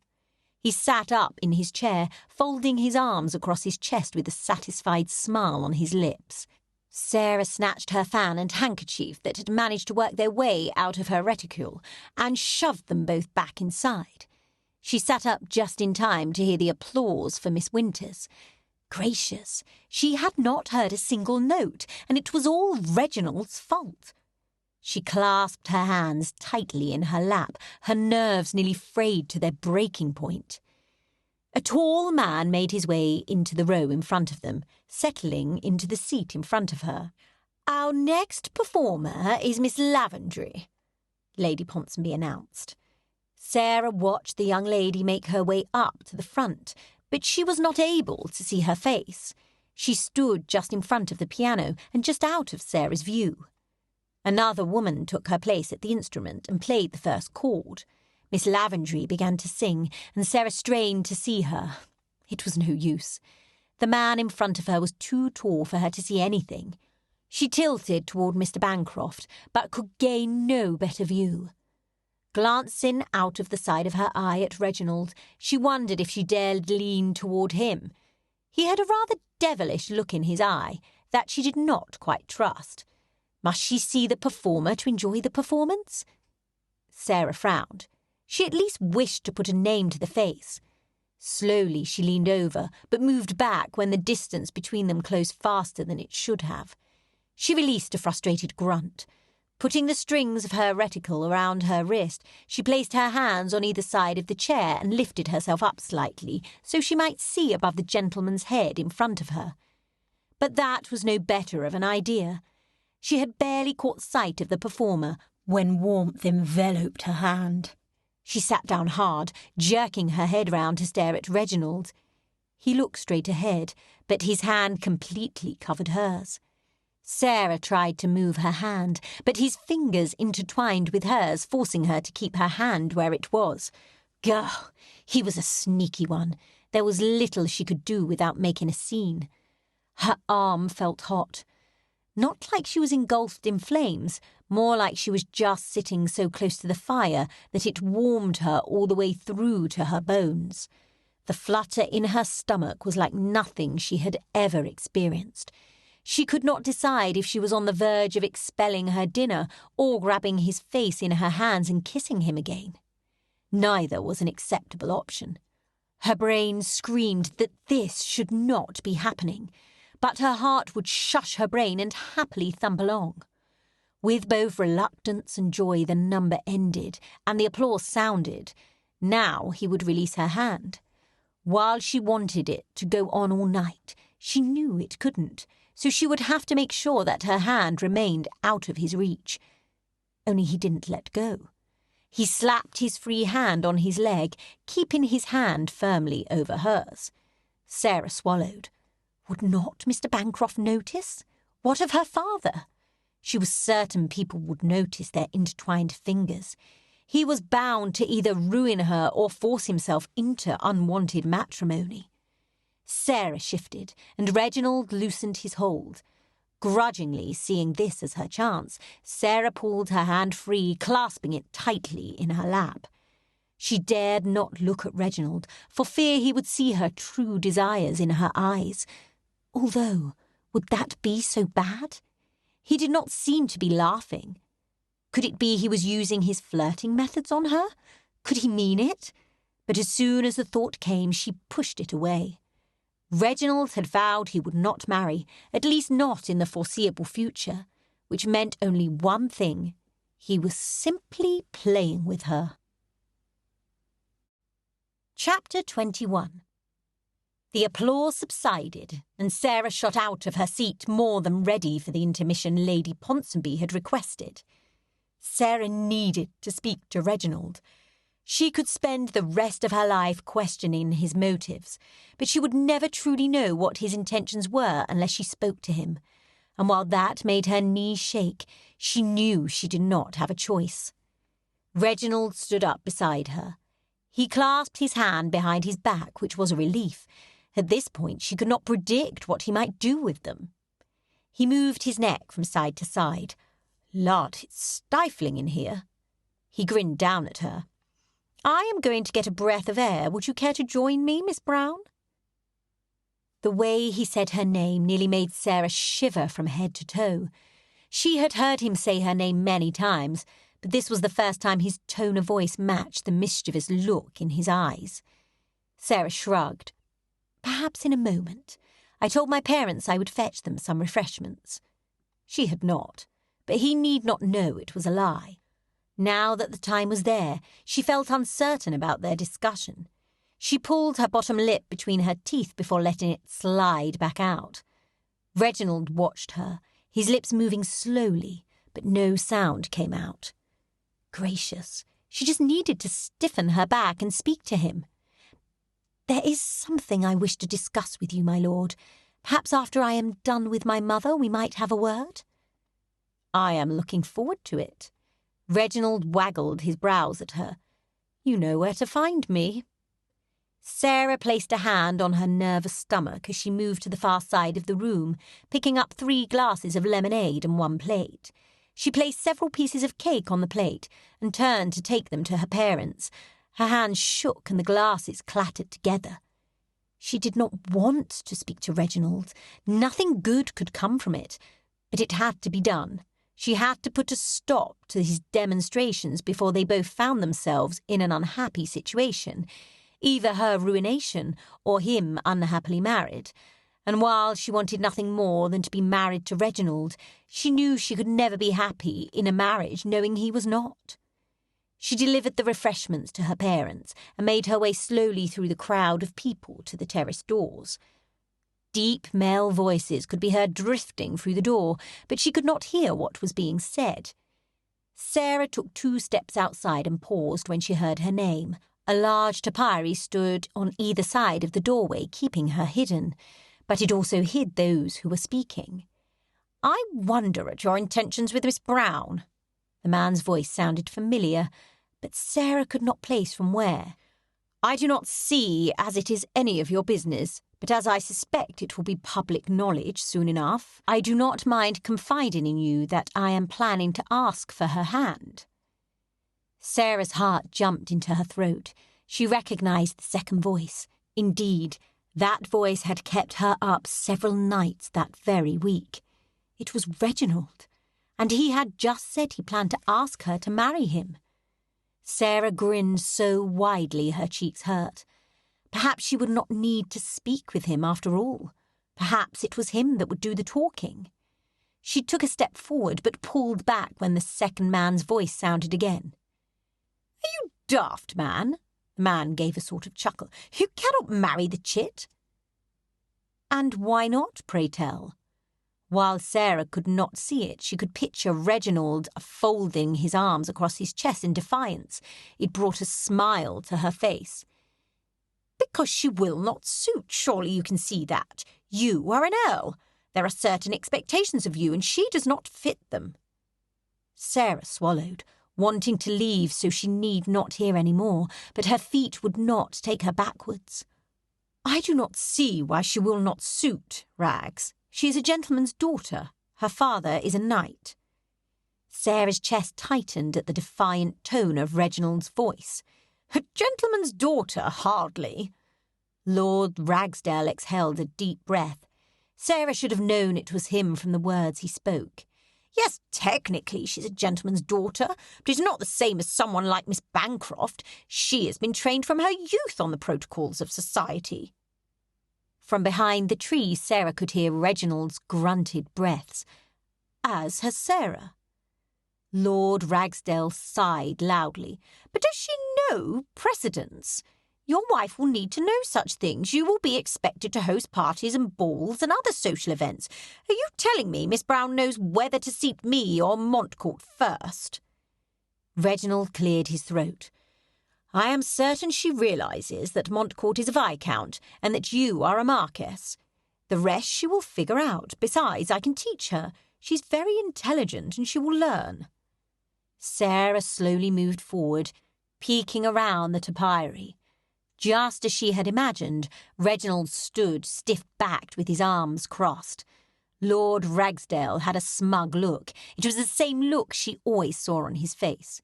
"It will be too much." Lord Ragsdale shook his head. "I know you think you love her, Reg, but you will grow to resent her if you marry her."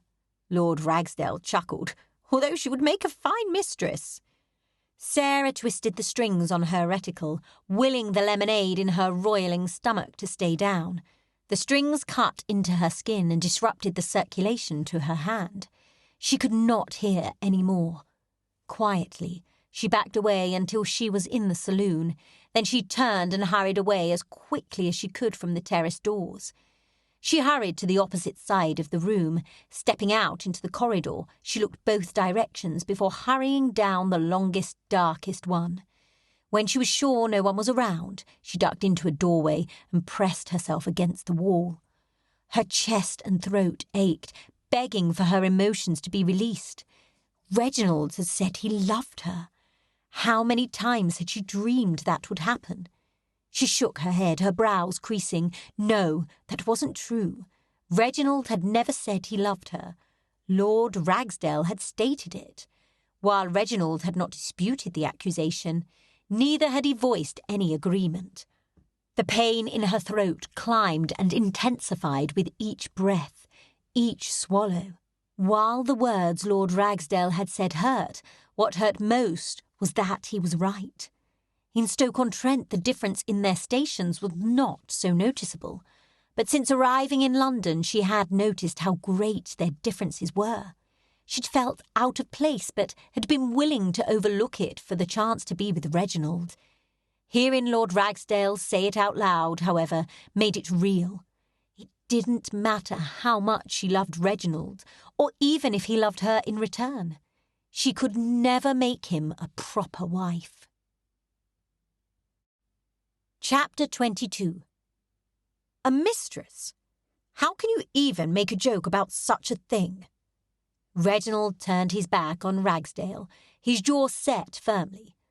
I don't care what you say. I will marry her if that is what I wish to do.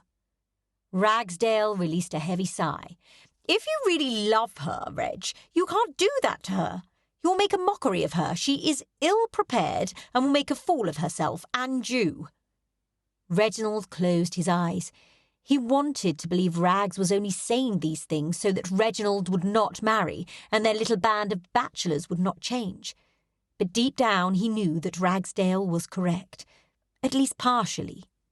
He waved a dismissive hand at his friend and stepped inside the saloon. Where was Sarah? Had she fetched her parents' refreshments yet? His mind churned. While Sarah was the daughter of a gentleman, she had not been trained to be the wife of an earl. Her upbringing had been sheltered. Her family did not associate with those of the nobility.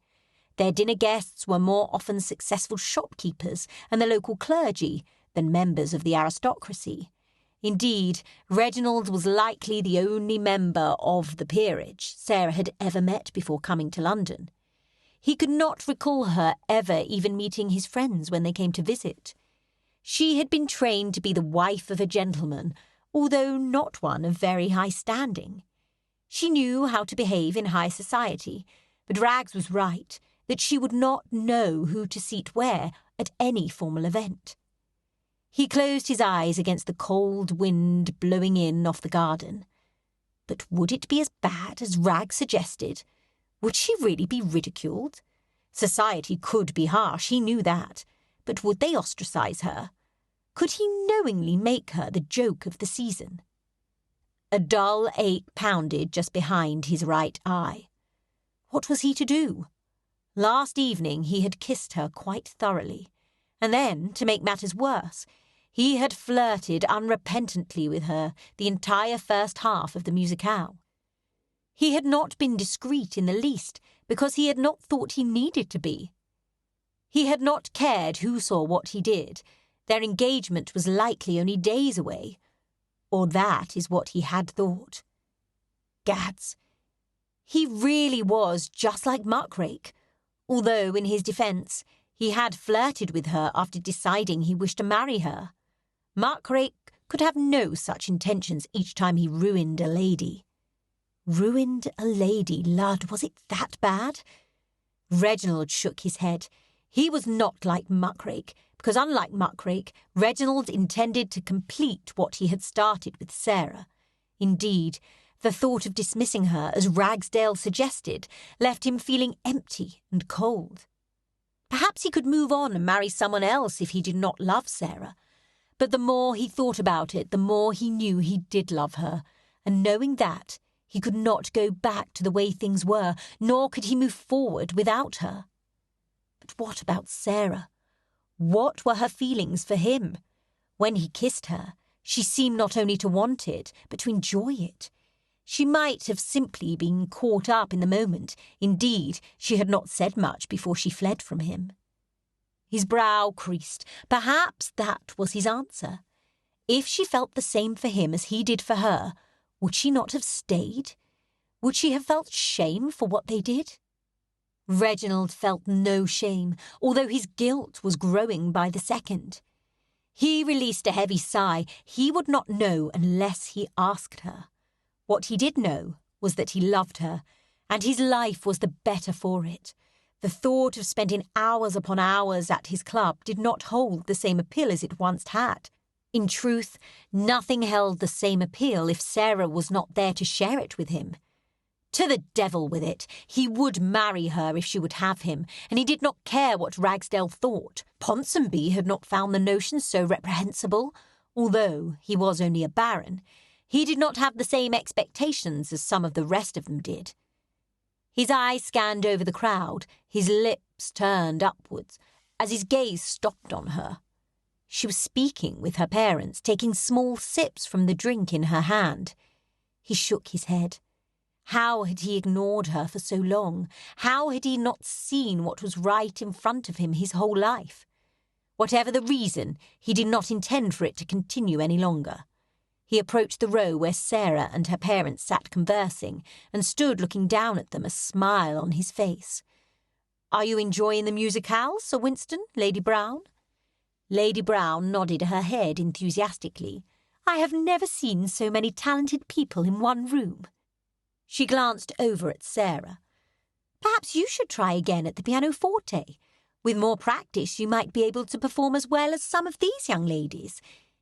Even Reginald could hear the doubt in Lady Brown's voice.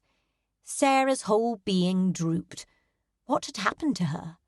While her mother's comment was not the most encouraging, she had not said anything so very lowering, nothing that should cause the downcast look on Sarah's face. But regardless of the reason, seeing Sarah's distress caused an ache in Reginald's chest that he could not rub away. "I see no need for it," Reginald defended. "Sarah need not try and be like the other ladies. She has her own strengths and talents that make her just as desirable." Lady Brown's brows rose slowly to her hairline. She looked from Reginald to Sarah. Sarah's brow creased as she looked up at Reginald, her expression not one of appreciation. Indeed, if anything, she looked even more disheartened than before. She stood up abruptly, her head shaking. "My lord, might I have a word with you in private?" Reginald grinned at the slight fire he saw in her eyes. She was not altogether happy with what he had said. Perhaps he had been impertinent and stated his opinion too openly, but he could not regret it. Although her knit brows may have more to do with who was listening than what he had said. After all, who could be angry at him for saying such kind things, especially if he meant them? He dipped his head and motioned toward the aisle. "Of course, Miss Brown." They stepped into the corridor. "Perhaps we could find a quiet room where we may speak in private." She glanced over at him, her eyes narrowed. "I have seen what happens with you in quiet rooms," she hissed. Reginald grinned, happy that the memory was still as fresh for her as it was for him, but it fell away when he noticed her trembling fingers. "What if I were to promise not to kiss you until we have both had our say?" Her eyes widened and her cheeks turned a shade of puce. She turned and walked down another corridor. "Where are we going?" He pulled her to a stop. Sarah shook her head. "I have no idea. I just wish to put some distance between us and the saloon. It would not do to have someone come out and see us alone." Reginald grinned. "No, you are right. It is far better if someone catches us in a darkened corridor." He winked at her. She stopped walking and hit him on the arm with her fan. "What is that all about? I need no more of your lessons on flirting. You have done a very thorough job." "What if I am no longer instructing you?" He took a few steps closer to her. She took the same steps back, pasting herself against the wall. "No, please don't say it." Reginald shrugged. "Do not say that I am flirting with you. Could you not see that for yourself?" He tilted his head, giving her a side look. "You just told me you needed no more lessons." Sarah closed her eyes. "I know you have been flirting with me, but you need to stop." "No, I need you." Reginald ran both his hands lightly down her arms. Her whole body shivered under his touch. "No, you don't." Her voice came out as a whisper. Reginald put his finger on her lips to stop her from interrupting him until he had said what he needed to say. His stomach gave an excited flip. It felt as if his whole life was teetering on this one conversation. "I know you wish to speak to me, but there is something I wish to tell you also, and I think it best if I go first." She looked down at the floor. "For years you have been our neighbour. I thought I knew you, or at least what I needed to know about you. But since coming to London, I have realised I didn't know you at all." Her brow creased. She opened her mouth but then closed it when he raised a finger. Instead, she bit her bottom lip. Lud, if she kept doing that, he would not be responsible for what happened next. His pulse hammered rapidly in his neck, filling his ears with the muffled sound of waves. When he did not speak, she took the opportunity. "There is little to know." Her gaze dropped to his neck. She seemed rather fascinated with the knot on his cravat. "I am the daughter of an insignificant knight. There is nothing exceptional about me." "You and I seem to have very differing opinions on that matter." He took one of her hands in his, intertwining their fingers. "I think you are exceptional, and I wish to show you just how exceptional you truly are." She shook her head. "You are imagining too much. No one of your acquaintance will see what you think you see." Reginald opened his mouth, but... She placed her finger over his lips. "Please do not say any more, my lord. It will be best for both of us if you do not continue." It felt as though she had plunged a dagger into his heart when she called him my lord. She used his title as a defence, telling him she did not wish for the intimacies he desired. He squeezed her hand. "Answer me one question, and I will do what you wish, whatever that is." She leaned back, standing flush against the wall, as if trying to put more distance between them. But he held fast to her hand. "Very well. What is your question?" "Do you love me?" He stared intently at her, hoping he would know the truth even if her words said the opposite of what he wanted. Her brow knitted, and her bottom lip pulled between her teeth. She stared at him for a long while, and he could see the indecision in her gaze. Why would she not tell him? Perhaps he had misjudged and she felt nothing for him. Was she worried she would hurt him? Or was she worried he would damage her reputation when she spoke the truth? He released her hand and leaned back on his heels, waiting for her answer, but bracing himself also. She closed her eyes and nodded. "Yes, I do. Even though I know it was silly and dim of me to have allowed it." Reginald's breath pushed from his lungs and he grinned wider than he believed possible. She loved him. This was the best news he'd ever heard. He leaned forward, placing his hands on both sides of her face and lowering his lips to hers. She put her hands on his chest and he paused as the warmth radiated through his body. He brushed his lips against hers. But it was a very short-lived kiss. She pushed him away from her shaking head. "No, you can't do this. You said if I answered your question, you would do as I wished." He leaned forward and dropped his head, resting his forehead against hers. "I thought I was doing what you wished." He brushed his thumb against her jawline. She pushed him away again. "No, I answered your question. Now you must leave me alone. I stand by what I said before. Nothing good can come of this." Reginald stepped back, crossing his arms over his chest. "What do you mean? You said you loved me. How can you turn me away when you know I feel the same? Don't you see? It will never work. We will never work. I was never trained to be the wife of an earl. I do not even know what I do not know. How could I be mistress of Oakdale when I do not even know how to host a dinner party? Reginald guffawed. Your mother taught you how to properly host a dinner party. Perhaps for the curate and the constable, I might even be able to manage to seat the squire correctly. But I have no notion how to seat all of your friends, and I would imagine while in London even more aristocracy would be invited than just your friends. She closed her eyes and dropped her head back against the wall. I would appear the fool for my attempt, and you would look the fool for choosing me. Reginald frowned. That was almost exactly what Ragsdale had said. Recognition dawned. Sarah had heard his conversation on the terrace. He stared at her, ready to refute her. But when she met his gaze, he saw the look of determination and resolution in her eyes. She would not be moved, at least not yet. Reginald sighed. I cannot convince you otherwise?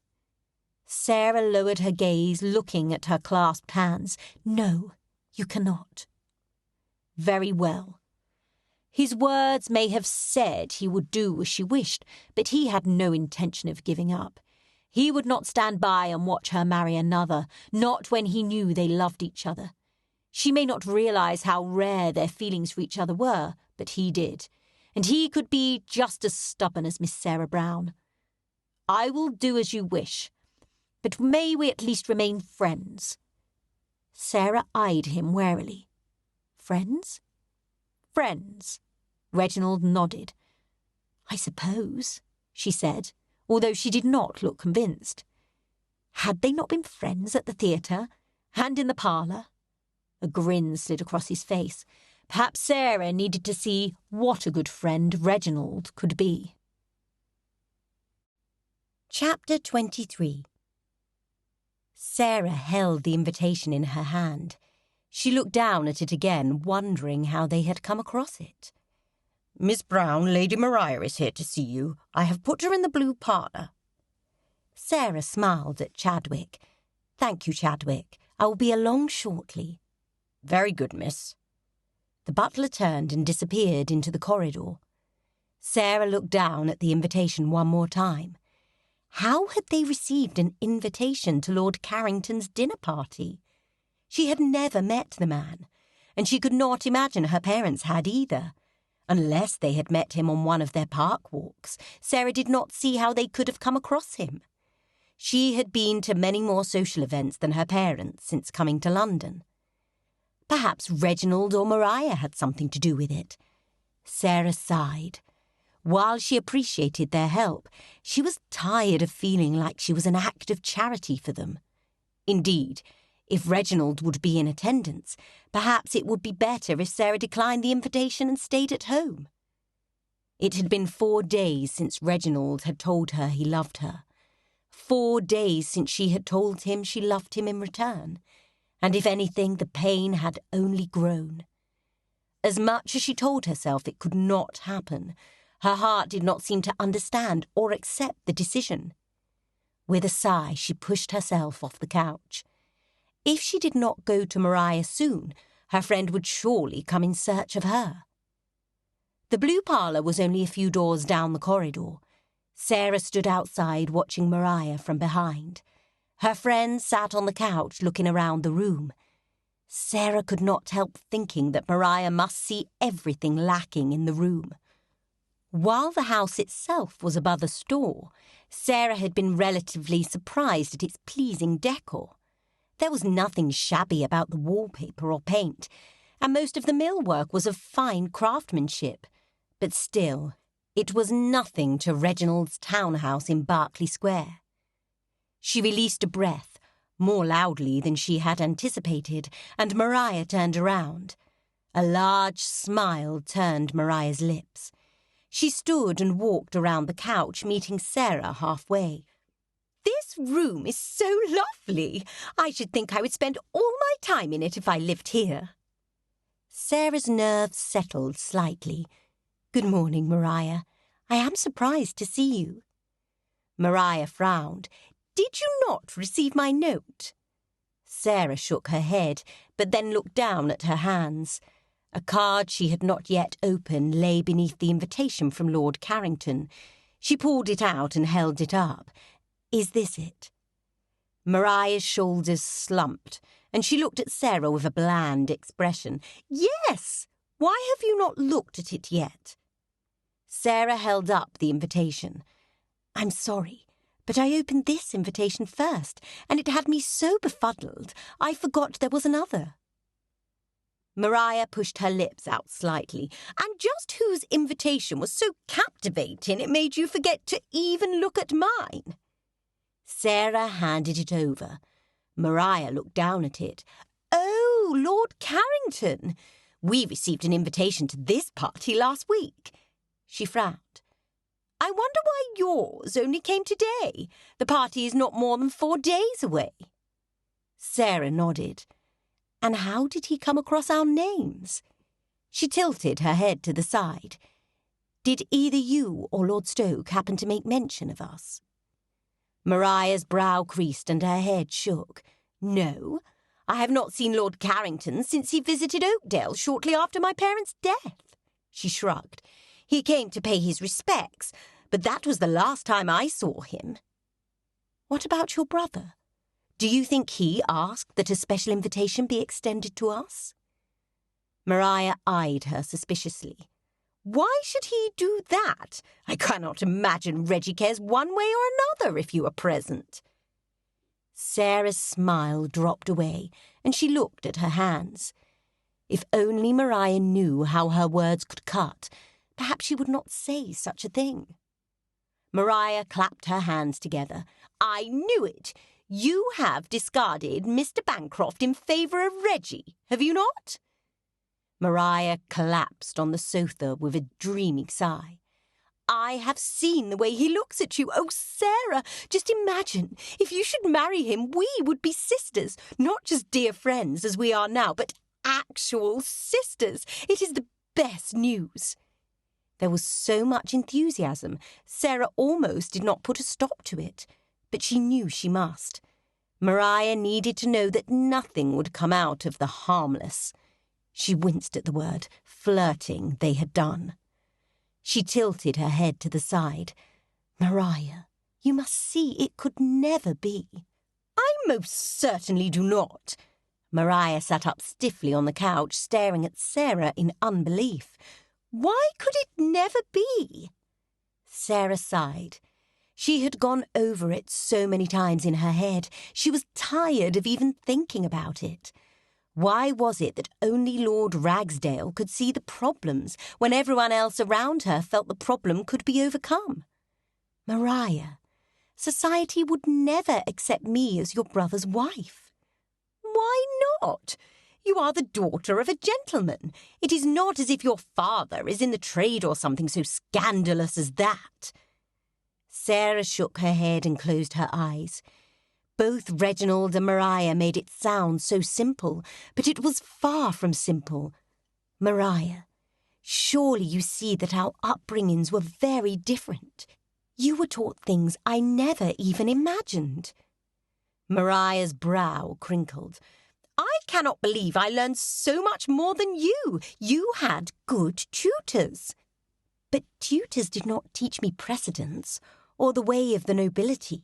I would be a mockery among the ton, and in turn make a mockery out of Reginald. It would only take a single dinner party for them to realise just how much I was lacking. Maria batted Sarah's words away. All you need to do is learn a few names and dates. You have always been very good with numbers. I do not see it should be any trouble at all for you to learn such things. That will not matter, Maria. I was born into a different social sphere than you. It is not proper for me to believe I can change that simply because I have fallen in love with a peer. Society will not understand or accept that. But you are in love. Maria lifted her chin. You care too much about propriety and society. And you often care too little. It is easy for you to say it is not important. You are the daughter of an earl. You are already a part of that society. Besides, I hardly think you are the one to give me advice when you rarely behave properly." As soon as the words escaped her lips, Sarah wished them back, and when she saw Mariah's eyes widen and her mouth open slightly, Sarah knew she had spoken out of turn. "What do you mean, I rarely behave properly?" There was an irritation mixed with hurt in Mariah's voice. Sarah clasped her hands tightly in her lap. What was she to say? It was true. Mariah oft-times showed little care for propriety. But was it really Sarah's place to correct her? "I meant nothing by it. I misspoke." Mariah's head shook slowly. Gracious! Were those tears in her eyes? Sarah dipped her head, scrubbing her fingers over her brow. Why had she not thought before she spoke? The outburst was simply another example of how unfit she was to marry someone of Reginald's status. "You did not misspeak, and you did mean something by it, else you would not have said it." Mariah chewed at the side of her cheek. "And just what did I do that you found so improper?" Sarah sucked in a slow, deep breath.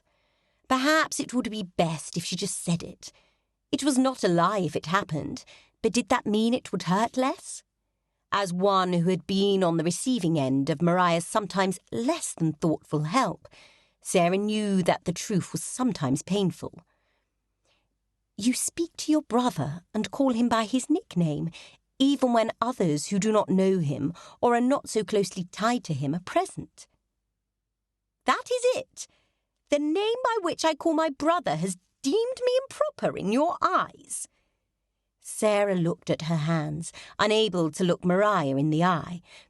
"It is not only that. You completely disregard proper introductions. I am certain your mother taught you how it was to be done, but you do not abide by it. You speak of things publicly that should be spoken only in private, and you often neglect to send your regrets to invitations you receive." Sarah bit her lip. She need not mention any of the other examples. Mariah wiped a quick hand across her eyes and lifted her chin. "This has been quite an enlightening discussion. I had no idea you found me so lacking." She pushed herself to her feet, clutching at her reticle, so tightly she left wrinkles in the fabric. "I shall be on my way. I apparently have many things I need to study up on if I'm to attend Lord Carrington's dinner party on Friday." Sarah stood and reached out a hand, but pulled it back when Mariah shrugged away. "Mariah, please. I did not mean to hurt you." Mariah gave her a mocking smile. "Did you not? For some reason, I feel as though your set-down has been coming for quite some time." She turned on her heel and headed for the door, stopping just before the corridor. She turned back and stared at Sarah. "In light of my new desire to behave properly, I should prefer it if you called me Lady Mariah from now on." Sarah's mouth dropped open. Never in all her life had she referred to her friend in such proper terms in private, although, from the look on Mariah's face, Sarah was not certain she could use the term friend any more. "Please don't go, Lady Mariah." Sarah knew she was begging, but she did not care. If it took begging to get Mariah to accept her apology, she would do it. Mariah was her best friend, her only friend in London. And while there were times when Mariah was not as kind as perhaps she should be, she never meant it to be hurtful. Mariah either did not hear or more likely ignored Sarah's plea. She rounded the door frame into the corridor without so much as a look back. Sarah sunk onto the couch and dropped her head into her hands. What had she done? And how did she move forward? It seemed in the course of a few short days she had succeeded in losing her best friend and the man she loved. Why, in the name of all that was holy, did anyone wish to come to London? Chapter 24. Reginald set his pen to the side and sat back in his chair, rubbing at his eyes. The ledgers were balanced for the month, and all the expenses had been paid. Perhaps he would go to the club and see who was about. He grunted and sat back in his seat. The thought held little appeal. A knock sounded at his door, but before he could answer it, it swung open and Maria stormed in. The look on her face made his stomach sink. This was not to be a friendly sort of conversation if her scowl was any indication. She put her hands on her hips and stared at him. "Did you make Miss Brown an offer of marriage?" Miss Brown? Since when did Maria refer to Sarah as Miss Brown? Maria and Sarah had used Christian names for as long as they could speak. His stomach sank a little more. What had happened? "A good afternoon to you as well, Maria." Perhaps avoiding the question for a moment would help her to calm down before she received the answer that she likely did not want. "You did not answer my question, Reggie. Did you make an offer of marriage to Miss Brown?" Her shoulders rose and fell with deep, angry huffs. Reginald shook his head, feeling as though he had entered a story at the midpoint rather than from the beginning. He had no context or point of reference in which to know how to answer the question. "And why do you wish to know?" "I am your sister. I believe I am entitled to know if you have asked Miss Brown to marry you. If you have, it will affect me as much as it does you." Reginald shook his head. "I quite doubt that." He squinted, trying to discern where this conversation would end. "No, I did not ask her to marry me." Her shoulders relaxed, and she released a deep breath. "I am glad to hear it. If you had not made it official, then you need not proceed with it." She turned on her heel as if the conversation was over. Reginald shot out of his seat and leaned over his desk. "Wait a moment, Maria, we are not done here." "But we are." She tossed over her shoulder. "Maria Eloise Margaret Thornbeck, turn around and come back in this room immediately." Reginald did not often pull out his father voice, but Maria left him little choice. Did she think she could march into his study, demand answers of him, and then leave without so much as an explanation? She was much mistaken if that was her belief. Maria stopped at the doorway and her shoulders slouched. She turned slowly and made her way back to him. "Mamma and Papa were the only ones to ever use my full name." She scowled up at him. "And you are neither Mamma nor Papa." "And I have never pretended to be. If you had responded when I first asked you to stay, I should not have had to use that tone." Maria slid into the chair in front of his desk, putting her elbow on the arm and dropping her chin into her hand. "What else did you wish to discuss, Reggie?" Reginald sat back in his seat, but leaned forward on his desk, his fingers intertwined. "I wish to know what is going on. You march into my study and ask if I have asked Sarah to marry me." He held up a finger. "Excuse me. You asked me if I had asked Miss Brown to marry me. When did you start referring to Sarah as Miss Brown?" "When Miss Brown decided to give me a lecture on all my improprieties. If she sees me so improper, I do not intend to continue to be so improper as to use our Christian names." Reginald shook his head, her explanation not making complete sense. "When did Sarah give you a lecture on propriety?" Maria bit down on the side of her cheek. "I just came from her house in Cheapside. While I was there, she informed me of the many times she has witnessed me behaving improperly." Reginald frowned. "You were simply visiting, and she began to criticize you for your past improprieties." That did not sound like something Sarah would do. Indeed, she held her tongue with Maria far more often than he did. Maria looked down at her hands.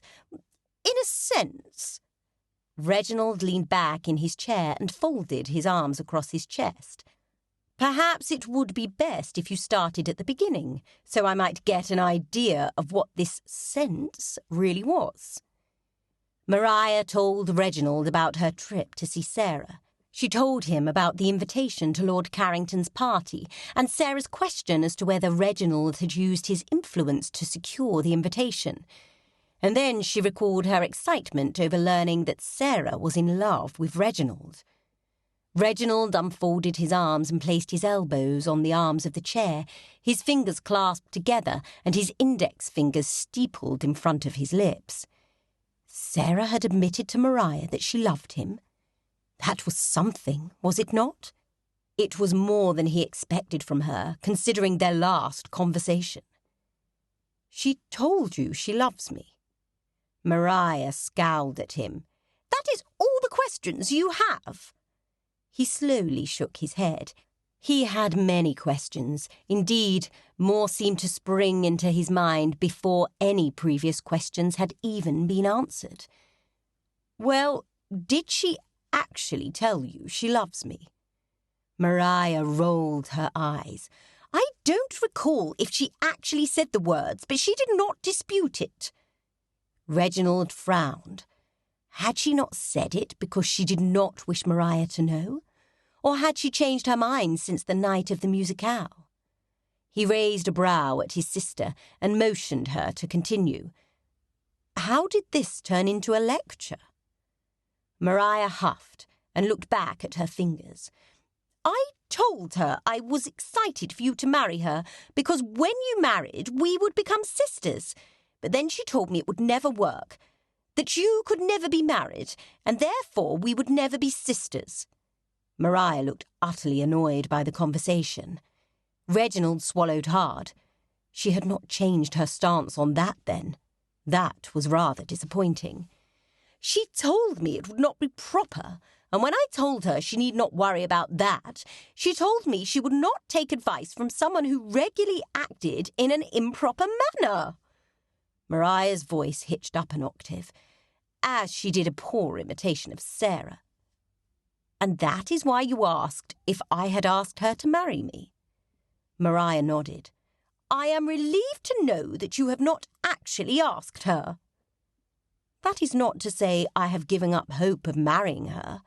Indeed, I can think of myself married to none other. Maria's eyes widened, and her lips flattened into a thin white line. I will not give you my blessing. I do not care if you love her or if she loves you. I do not wish her to be my sister. Reginald closed his eyes, rubbing his fingers at the wrinkle between them. Why could all the ladies in his life never be of one accord? Although it seemed right now none of the ladies were even in negotiations with him. While that is regretful, Maria, it will not change my mind. I do love her, and I believe once you choose to overlook her words, you will see it is good for all of us. And why should I overlook her unkind words? Because she overlooks all of yours. You have spoken far more unkind words to her than she has ever spoken to you. He ran a hand through his hair. Indeed, Maria, if Sarah stopped speaking to you after every unkind thing you said to her, I dare say you wouldn't have made it past a week of friendship. Maria's mouth dropped open, and tears pooled in the bottom of her eyes. Lud, he had not meant to make her cry. But regardless, she needed to hear the truth, especially if he hoped to ever marry Sarah. It would not do for his wife and his sister to be at odds. Reginald checked himself in the mirror one last time, pulling down on his pale green waistcoat. Thanks to Maria and her explanation the other day, Reginald knew almost for certain that Sarah would attend Lord Carrington's dinner party. While he had not asked for Sarah to be invited, he was certainly glad the invitation had been extended. It had been days since he had seen her, as she and Maria had not yet made amends. Her absence had been felt keenly, both by Reginald and by Maria, although Maria was not likely to admit it. Reginald ran a hand through his hair, just as Joan stepped out of the dressing room. He let out a sigh. "My lord, I just finished with your hair. If you do not stop running your fingers through it, it shall never lay flat." Reginald scrunched up his nose. "My apologies, Jones. I did not mean it. I'm simply distracted." His valet raised an eyebrow, but then quickly schooled his features. "You were distracted? I have never seen you fidget so." "I have never been so uncertain about meeting a lady at a ball."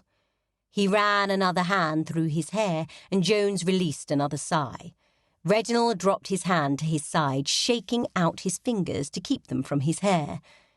"I'm concerned she will not be as eager to see me as I am to see her." Jones shook his head. "I cannot imagine any woman would not be eager to be with you, my lord." Reginald raised an eyebrow at his reflection in the mirror. He knew it was what Jones must say to him, but still, the words were surprisingly calming. "Do you wish for me to attempt your hair again, my lord?" Reginald shook his head. "Perhaps if I did not run my hand through my hair again, it would be advisable. But as I cannot imagine I will not, I do not see the point." Jones's lip quivered slightly. "Very good, sir. Have a pleasant evening." He gathered the last few things off the bed and moved into the dressing-room, closing the door behind him. Reginald sucked in a deep breath. He felt as though this was either the beginning or the end of the rest of his life. If things did not change with Sarah tonight, it certainly did not mean the end, did it? He gave his hands one last shake, then turned and headed toward the door. Maria was already standing in the entryway, her wrap draped over her shoulders and her arms. She had a lovely string of pearls braided into her hair. "You look very handsome tonight, Maria." She dipped into a curtsy. "Thank you, my lord." Reginald raised a brow. "My lord, is that not going a bit far, Maria?" She smirked. "I am simply practicing proper behaviour." Reginald simply nodded.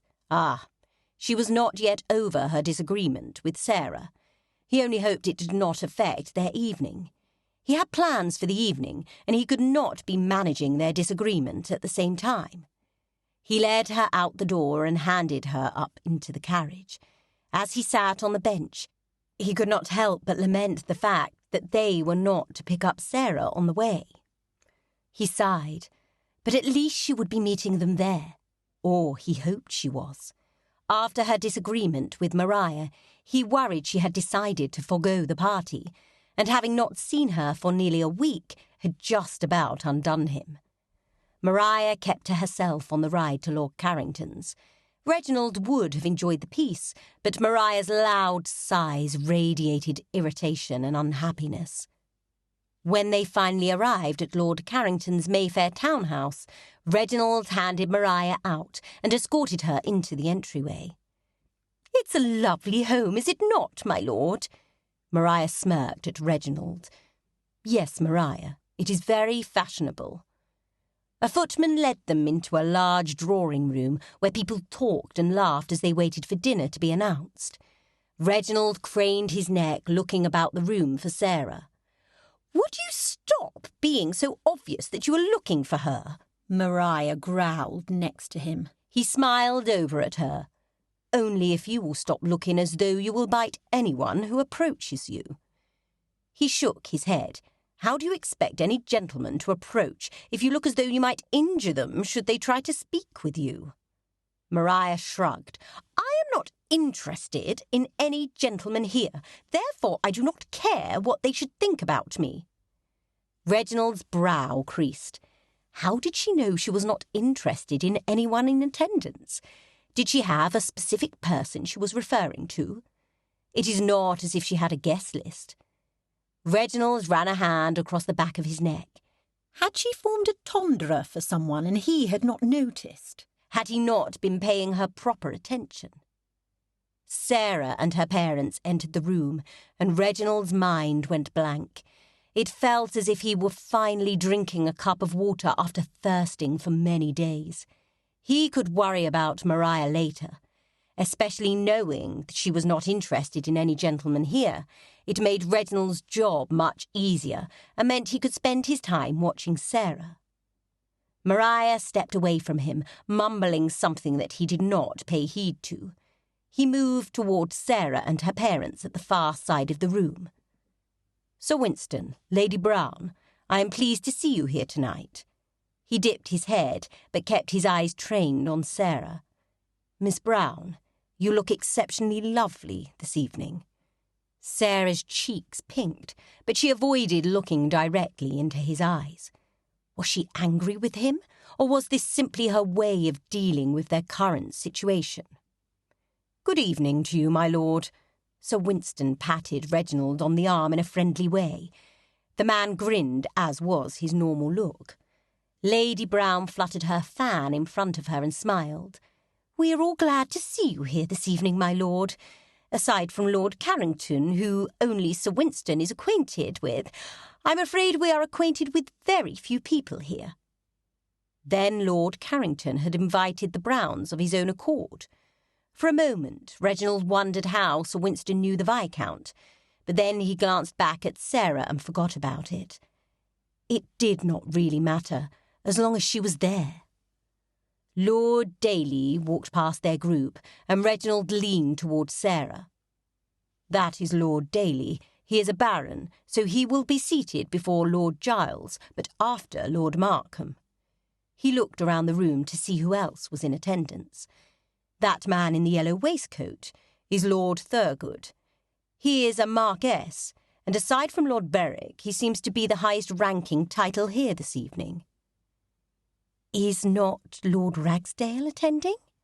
Sarah pulled her bottom lip between her teeth, and her brow creased. "No.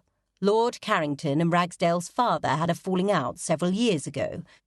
The Duke has forbidden Ragsdale from even speaking to Lord Carrington or anyone in his family." Sarah nodded, as if that makes sense, which it didn't. The whole feud was rather silly, and had gone on for far too long.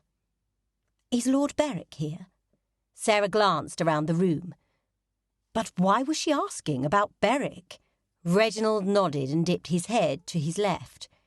"He is there, speaking with Lord Montcourt." "If Berwick and Thurgood are both Marquesses, which one will go first?" "Berwick. His title is at least 100 years older than Thurgood's." Sarah dropped her head, shaking it back and forth and rubbing her fingers between her brows. "It is no use. I shall never understand or remember any of this." Reginald put his hand on the small of her back, biting back a sigh as heat raged up his arm. "You will. It will simply take some time." "Time is what I will not have. Once our engagement was made public, everyone would expect it immediately." She shook her head. Reginald tapped down any hope bubbling inside at her mention of an engagement. They were not engaged, and her comments made him believe it was not likely to happen, at least not any time soon. Any time soon. He rubbed his thumb back and forth along the small of her back. She gave a barely perceptible shiver, and he grinned. "Then I shall simply wait." She looked up at him. "I beg your pardon." "You said it would take some time. That is something I have plenty of, as I did not intend to marry for quite some time anyway. I am in no hurry to do it now. If you need time, I shall give it to you." He met her gaze. "You are worth the wait, Sarah." Her mouth opened, as if she meant to reply, but no words came out. The butler stepped into the room and announced dinner. Reginald removed his hand but winked as he took a step away to collect Maria before they moved into the dining room. Chapter 25. Sarah lay in her bed staring at the ceiling. She had been staring for what seemed like an hour, yet nothing had changed. The plaster design had not changed. Her feelings had not changed. Her situation had not changed. And from what Reginald had said last evening, his feelings had not changed either. which left her in the same situation as yesterday morning, and the morning before that. Indeed, nothing had changed since the day Reginald had told her he loved her. She dropped her hands heavily onto the bed and heaved out a groan, her brow furrowed. Perhaps something had changed. Reginald had said he would wait for her. He had said she was worth the wait. Her chest tightened. That was new. He seemed to think it was only a matter of her training that prohibited her from accepting his offer that he had not, in actuality, made. But there was more to it than that, was there not? It was not simply a matter of knowing some names and the dates they were created. She was not of the same social standing as Reginald, and nothing would change that. Yet she could not seem to stop herself from holding on tightly to the idea of time. They simply needed more of it. Perhaps, given enough time, something would happen to make the match acceptable. A soft knock sounded on her door, and her mother poked her head in. "Dearest, are you well?" Her mother opened the door wider and stepped inside, coming to the bed and putting a hand to Sarah's face. "You do not feel feverish. Is something else the matter? It is not like you to stay in bed this late." Sarah shook her head. "No, Mamma, I am well." Her mother narrowed her eyes at her. "Then why are you still in bed, and why do you sound as though you have lost a cherished toy?" Sarah looked back up at the ceiling, slightly annoyed that it looked the same as it always did. "I was simply thinking." Her mother looked up and frowned. "What are you looking at? I do not see anything interesting enough to hold one's attention." "I am not looking at anything in particular, just the ceiling." Her mother rounded the bed and carefully positioned herself on the mattress next to Sarah. She folded her arms, crossed her middle, and stared up at the ceiling. "What is it you are thinking about? It must be something very heavy indeed." Sarah closed her eyes, taking in a long, deep breath. "I was simply thinking about my education." Her mother glanced over at her. "What about your education? Do you not feel we provided you with the best we could?" Sarah offered her mother a small smile and squeezed her hand. "I know you did, Mamma. It is just that I am not certain I learned what I need to know to fulfill the dreams I have." "What dreams? What are you lacking?" Sarah sighed. What was she thinking? Now she was only making her mother feel as though she had not provided her with an adequate education, which was not true. It would have been very out of place for a tutor to teach Sarah something that was deemed out of her reach. "Nothing, Mamma. I received a very good education, and I am happy for it." Her mother turned to the side, studying Sarah.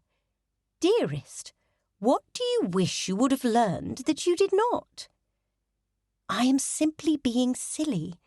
You need not worry about it a moment longer." She closed her eyes. Why had she even mentioned it?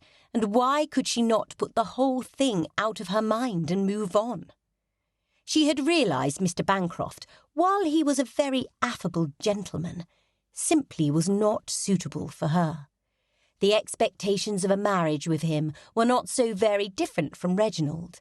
The only real difference between the two, besides Reginald's title, was that Sarah did not love Mr. Bancroft and he did not love her.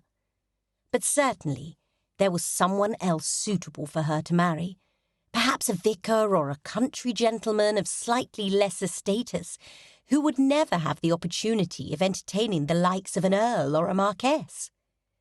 Her mother stayed where she was. "You used to tell me what was on your mind, dearest. When did that change?" Sarah sighed. There had been a time when she told her mother everything, but this felt like something her mother would never understand. She would only see Reginald as an eligible bachelor in want of a wife. But with Maria angry with her, who else did Sarah have to talk to? Except for perhaps Mills, but Sarah could not see herself confiding in the woman. She pulled her lip between her teeth. I believe Lord Stoke loves me and wishes to marry me. She hurried through the words, hoping they would not sound as ridiculous as they felt when she said them. Her mother let out the tiniest squeals of delight. I had my suspicions. She took Sarah's hand in hers, squeezing it lightly. Why do you seem so disheartened by it? I should think you would be overjoyed. Sarah continued to stare at the ceiling, her head moving side to side. Why does no one but Lord Ragsdale and me see the problems with it? Lord Ragsdale? What has he to do with this?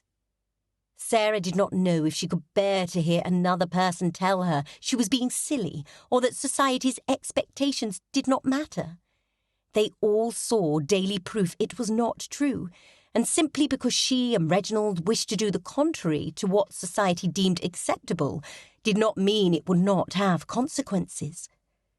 Lord Ragsdale told Lord Stoke that if he went ahead and married me, society would make a mockery of me and Lord Stoke would grow to resent me because I could do nothing but bring him down in society.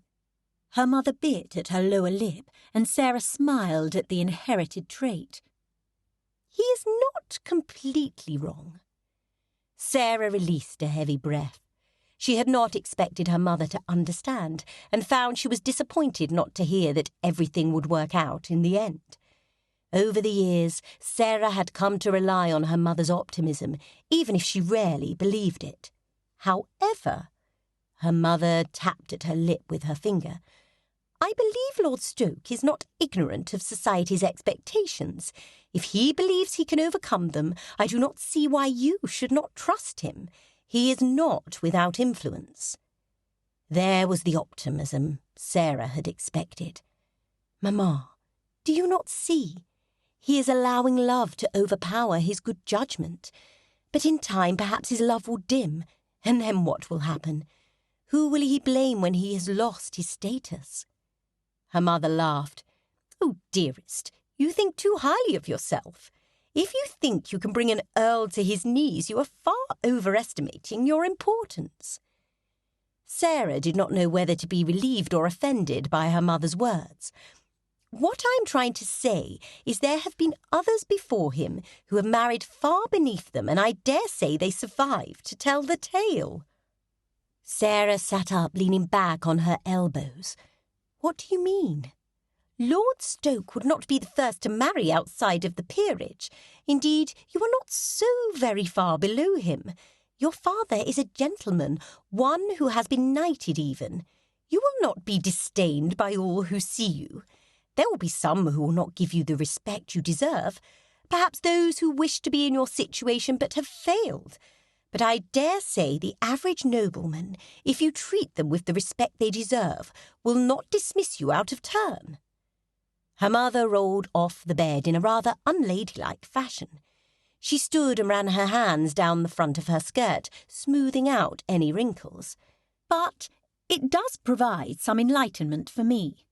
I assume you wish you had learned more about precedents and other information you might need when interacting with nobility. Sarah nodded. Her mother shrugged. I should think you would be able to learn that information easily enough, but it may take some time. I suppose the question is whether Lord Stoke has the patience to wait for you. Her mother leaned over the bed and placed a kiss on Sarah's brow. I'll leave you alone now, dearest. You have much to think about. Her mother was correct. She did have much to think about. She threw back the covers, suddenly needing to do something, anything. Lying around in bed all day was doing nothing to help her situation. Indeed, it only seemed to make her feel worse. Meals came from the dressing room almost as if she had been listening at the door and waiting to hear the rustle of sheets. Are you ready to dress for the day, miss? Sarah nodded. She was not certain exactly what she was going to do, but she needed to find a teacher who was not Reginald. Her heart could not take that kind of teaching, to teach her what she was lacking. Perhaps if she had knowledge of precedents to her credit, her other deficiencies would not be as noticeable. But who could she ask? Maria seemed the obvious choice, but she also was the last person Sarah believed would help her. While she did not believe their rift would last forever, she knew Maria was not yet ready to forgive her. Sarah sat at her dressing table as her maid unbraided her hair. She drummed her fingers on the tabletop, trying to think of someone who might help her. In truth, the only people with the kind of knowledge she needed were Maria and Reginald's friends. But she had already overheard Lord Ragsdale's opinion. He seemed unlikely to help her. Surely the others felt the same. She shook her head. Besides, it would not be proper for her to seek them out and ask them for such a personal favour. But if not them, who? A slow smile slid across her face. Of course. Why had she not thought of her before? Sarah stepped out of the carriage, running a hand down the front of her skirt and pelisse. She looked up at the front of the Berkeley Square townhouse, noting it looked much brighter in the daylight. She ran a tongue across her lips, clutching her reticle tighter in her fist. She had sent a card to Miss Bancroft asking if she might visit this afternoon, but she had not stated the reason. Miss Bancroft had replied promptly that she would adore seeing Sarah again. But now the time had come, and Sarah hesitated, uncertain if she could ask Miss Bancroft for the favour. She looked up at the facade and sighed. Reginald was willing to wait for her. Could she not at least muster the courage to seek Miss Bancroft's assistance for Reginald? Did she not love him enough to do that much? She gave a sharp nod and moved to the door. Lifting the knocker, she dropped it several times. She took a step back and looked up and down the street, hoping she did not appear overly eager. The street was not as busy as she had assumed it would be. Was it always this quiet, or was everyone out visiting Hyde Park or one of the other attractions? Perhaps it was simply Cheapside that was constantly filled with carriages. The door swung open, and a footman looked at her expectantly. Sarah pulled a card from her reticle and handed it over. The footman opened the door wider and motioned her inside. "Miss Brown, Miss Bancroft is expecting you, if you will follow me." He moved to a corridor off to the left side of the entryway. They passed several doors before he stopped, motioning Sarah into one on the right. They stepped just inside the door and the footman bowed. "Miss Bancroft, Miss Brown is here to see you." Miss Bancroft sat on a couch near the window, a book held up in front of her face. At the sound of the footman's voice, she lowered the book and turned, looking over her shoulder. Any misgivings Sarah had felt about interrupting the girl fled when she saw the smile covering the young lady's face. She jumped to her feet and met Sarah halfway, giving her a small embrace. "Oh, Miss Brown, you do not know how excited I was to receive your note. I have been wishing to see you again." If she wished to see Sarah so badly, why had she not sent a card herself? Sarah pushed the question away, knowing it did not really matter. She was not here on a social call per se. While it may seem like one to Miss Bancroft, Sarah looked at it as more of a business dealing. Miss Bancroft motioned to the couch. "Please do sit down." She looked back over her shoulder at the footman. "Robert, we will have tea now." The footman dipped his head. "Right away, miss." Once they were both seated, Miss Bancroft leaned forward, putting her hands on Sarah's. "Your note did not indicate a reason for your visit." Her nose scrunched up. "And while I wanted to believe you simply wished to see me, I have a feeling there is more to it than that." Sarah's brow creased, and guilt burrowed a hole in her stomach. Had she been so obvious? Perhaps she should not ask for the favour right at the beginning. Perhaps it would be best if she chatted with Miss Bancroft for a few moments. Surely there would be something said that would lead her to the true reason for her visit. She smiled. "I had hoped I would hear from you sooner, but when I did not, I decided I must make the effort myself to come and see you." Miss Bancroft's shoulders relaxed. "Oh, I am so pleased to hear it. I was certain I had offended you. Every time we see each other, I seem to say the exact wrong thing." Sarah's heart melted a bit. She knew exactly how Miss Bancroft felt. especially when she was in the company of those she felt were above her. She pulled one hand out from under Miss Bancroft's and placed it on top, offering the girl's hand a little squeeze. "I can assure you, Miss Bancroft, nothing you've said has offended me, especially not enough to keep me from forming a friendship with you." Sarah pulled her lip between her teeth, feeling rather disingenuous. She had not come to foster a new friendship. She had come for a specific purpose, a specific favour. Perhaps it would be best if she just asked for it, and then they could relax and enjoy a pleasant visit afterward. Sarah took in a deep breath and plunged ahead. "However, you were right. There was a reason for my note to you." Miss Bancroft's smile faltered. "Not that I did not wish to visit with you, but I had also hoped you might be able to help me with something. You are one of the few people I know who might be in a position to do so." As she had hoped, the smile returned to Miss Bancroft's face. "I do not believe I have ever been singled out to do a favour for someone, or at least I have never been only one of a few who might accomplish it. Before you become too overcome, I must warn you it is not anything that is immensely exciting. I worry I have now set your expectations too high." She should just ask what she had come to ask, but for some reason she could not seem to blurt out the question. Miss Bancroft stared, smiling, her head nodding slightly as she seemed to anticipate Sarah's words. Sarah looked at the ceiling for a moment, gathering her courage. "I wish to learn the rules of precedence. It is not something I was taught in my education, but it is something I feel I should know." Miss Bancroft smiled, even larger, almost bouncing on the couch. She leaned forward, offering a knowing look. "It is because of Lord Stoke, is it not?" Sarah's smile dropped, as did her confidence, and heat filled her cheeks. What did Miss Bancroft know of Reginald? Whatever could you mean? Miss Bancroft patted her hand. "Come now, Miss Brown. One must only see the two of you together to know of your partiality for one another. You are a bit more guarded, but I suspect the affection is not only on Lord Stoke's part." Sarah, while she did not wish for Mr. Bancroft to hear this conversation, did miss his stern reprimands at his sister's often inappropriate words.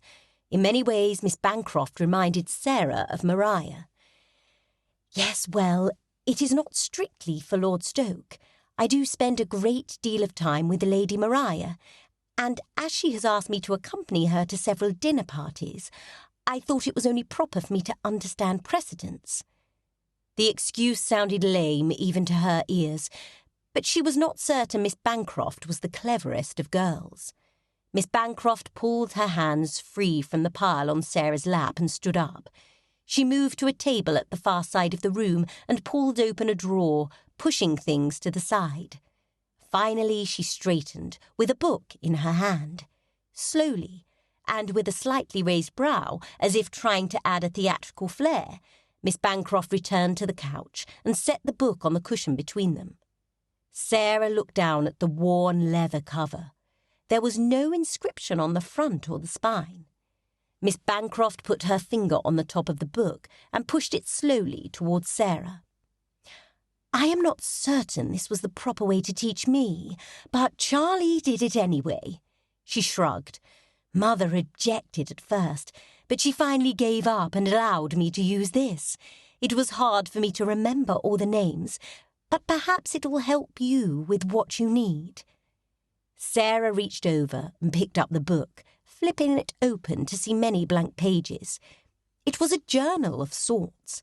She opened the book to the front cover, carefully turning the first few pages. Long rows of names and titles with dates beside them covered page after page. She looked up at Miss Bancroft. "Is this everyone in the peerage?" Miss Bancroft scooted closer to her, pointing at a set of names. "This is the name of the title holder." Her finger moved to the other side of the page. "And this is the date of creation. They are all listed in order. You need only memorise this, and you should have no problem knowing who belongs where at a dinner table. In time, you will put faces with the names, and that is all you need to know." Miss Bancroft made it sound far easier than it likely was, but for the first time in more than a week, Sarah had hope. She held the book to her chest, hardly believing she had it in her hands. Could this be the answer to her troubles? Could this really be all she needed for her dreams to become reality? She leaned over and pulled Miss Bancroft into a hug. Sarah owed this young lady much for her help. She grinned, and there had been absolutely no demonstrations involved, although, if she was being honest, she had missed Reginald's demonstrations a great deal. She sucked in a breath. While she did not have an easy time memorising information, it also was not impossible for her.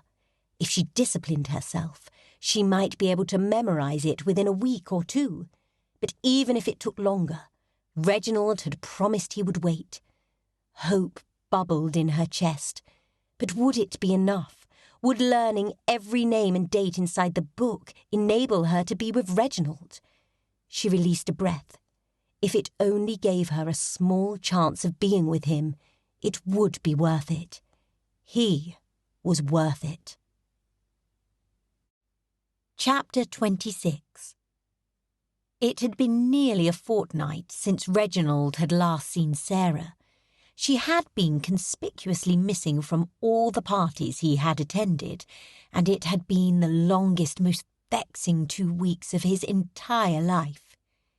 He shoved his hand through his hair, questioning for the 100th time why he had not realised he loved Sarah until she was in an argument with Maria. While knowing she was set against them being together would have been hard to think about every time he saw her at his home, it could not have been worse than simply not seeing her at all. Why had he not taken advantage of her presence for all those weeks when he had the chance? He entered Lord Derby's house and searched the faces of people milling about the entryway. But it was all for naught, as he did not see her about. Maria let out a huff next to him. It was rather a common noise from her of late. "Why must you be so obvious?" Reginald ignored her. It was the same question she asked as they arrived at every party. "I should not have to be obvious if you would simply apologise and allow her to come with us," he said absently. A dinner party hosted by Lord Derby was not a place he would normally expect to see Sarah. And as Maria still refused to speak to her, Reginald had gone to great pains to ensure Sarah and her parents received an invitation. It had not been an easy task. Lord Derby had not been inclined to extend an invitation to a little-known gentleman from Stoke, even if he had been recently knighted. But Reginald had not hesitated to use his father's name and the friendship the two men had shared in order to secure the invitation for the Browns. He knew it was rather beneath him to resort to such means, but if it meant Sarah was in attendance, he could have no regrets. But where were they? Reginald only knew that the invitation had been extended. He had told Lord Derby to send the invitation to him so as not to disclose her Cheapside address, but he had no notion if it had been accepted. Were they not coming, or were they simply already in the drawing-room? Reginald had been grateful Derby was hosting a dinner party, because it seemed unlikely the Earl would have agreed to invite the Browns to a ball. He frowned. Such thoughts led him to wonder if Sarah and Ragsdale might have the right of it. But dwelling on that made him far too depressed, so he did not allow himself to think about it for long. A footman led the group down a corridor, and Reginald followed behind until they stepped into the long drawing-room. Couches and chairs sat in clusters throughout, most of them already occupied by people. More people stood in groups along the perimeter. "Reginald, do you mind if I go speak with Miss Waters? She will be seated rather far away from me at dinner, so I will not be able to speak with her then." Maria touched his arm, drawing his attention to her for a moment. He waved her away. Yes, yes, go ahead. I will see you when dinner is called. Another huff sounded before Maria moved off toward a cluster of ladies. Reginald looked at everyone, trying to find Sarah in the sea of people. He growled low in his throat when he did not see her. What if she did not come? Montcourt lifted a hand and waved Reginald over to their group standing at the far end of the room. Grudgingly, Reginald moved over toward his friends. If he could not be with Sarah, they would be a desirable second option. He reached the others and smiled half-heartedly. "Good evening, gents. How are you all?" "Better than you, from the look on your face." Berwick raised a brow. "What has you in such a state?" "I am not in a state," Reginald grumbled. "I would beg to differ. And where have you been? You have been rather scarce these last few weeks," Bancroft asked, before finishing the rest of his drink. "I am guessing it has to do with a certain lady." Berwick waggled his brows. "This is neither the time nor the place to discuss such things, Ben." Reginald growled and looked over his shoulder. Berwick nodded toward the terrace doors. "Then why do we not excuse ourselves? We should have some privacy outside.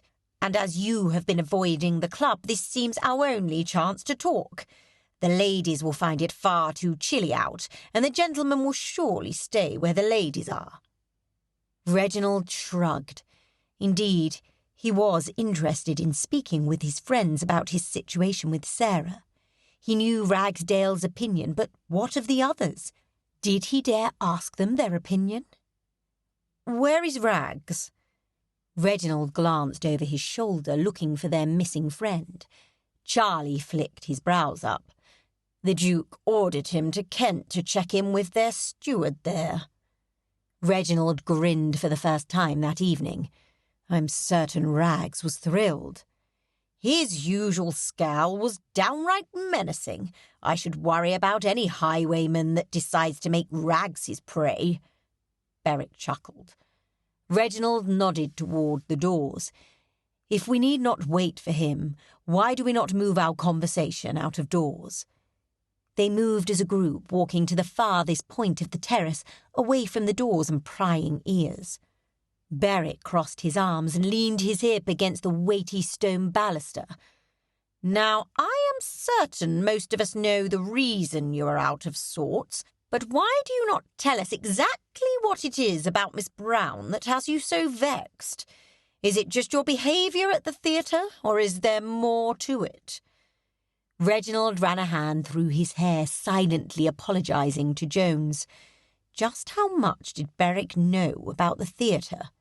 He glanced at Ponsonby, who raised a shoulder and shook his head, indicating he had not mentioned anything to the others.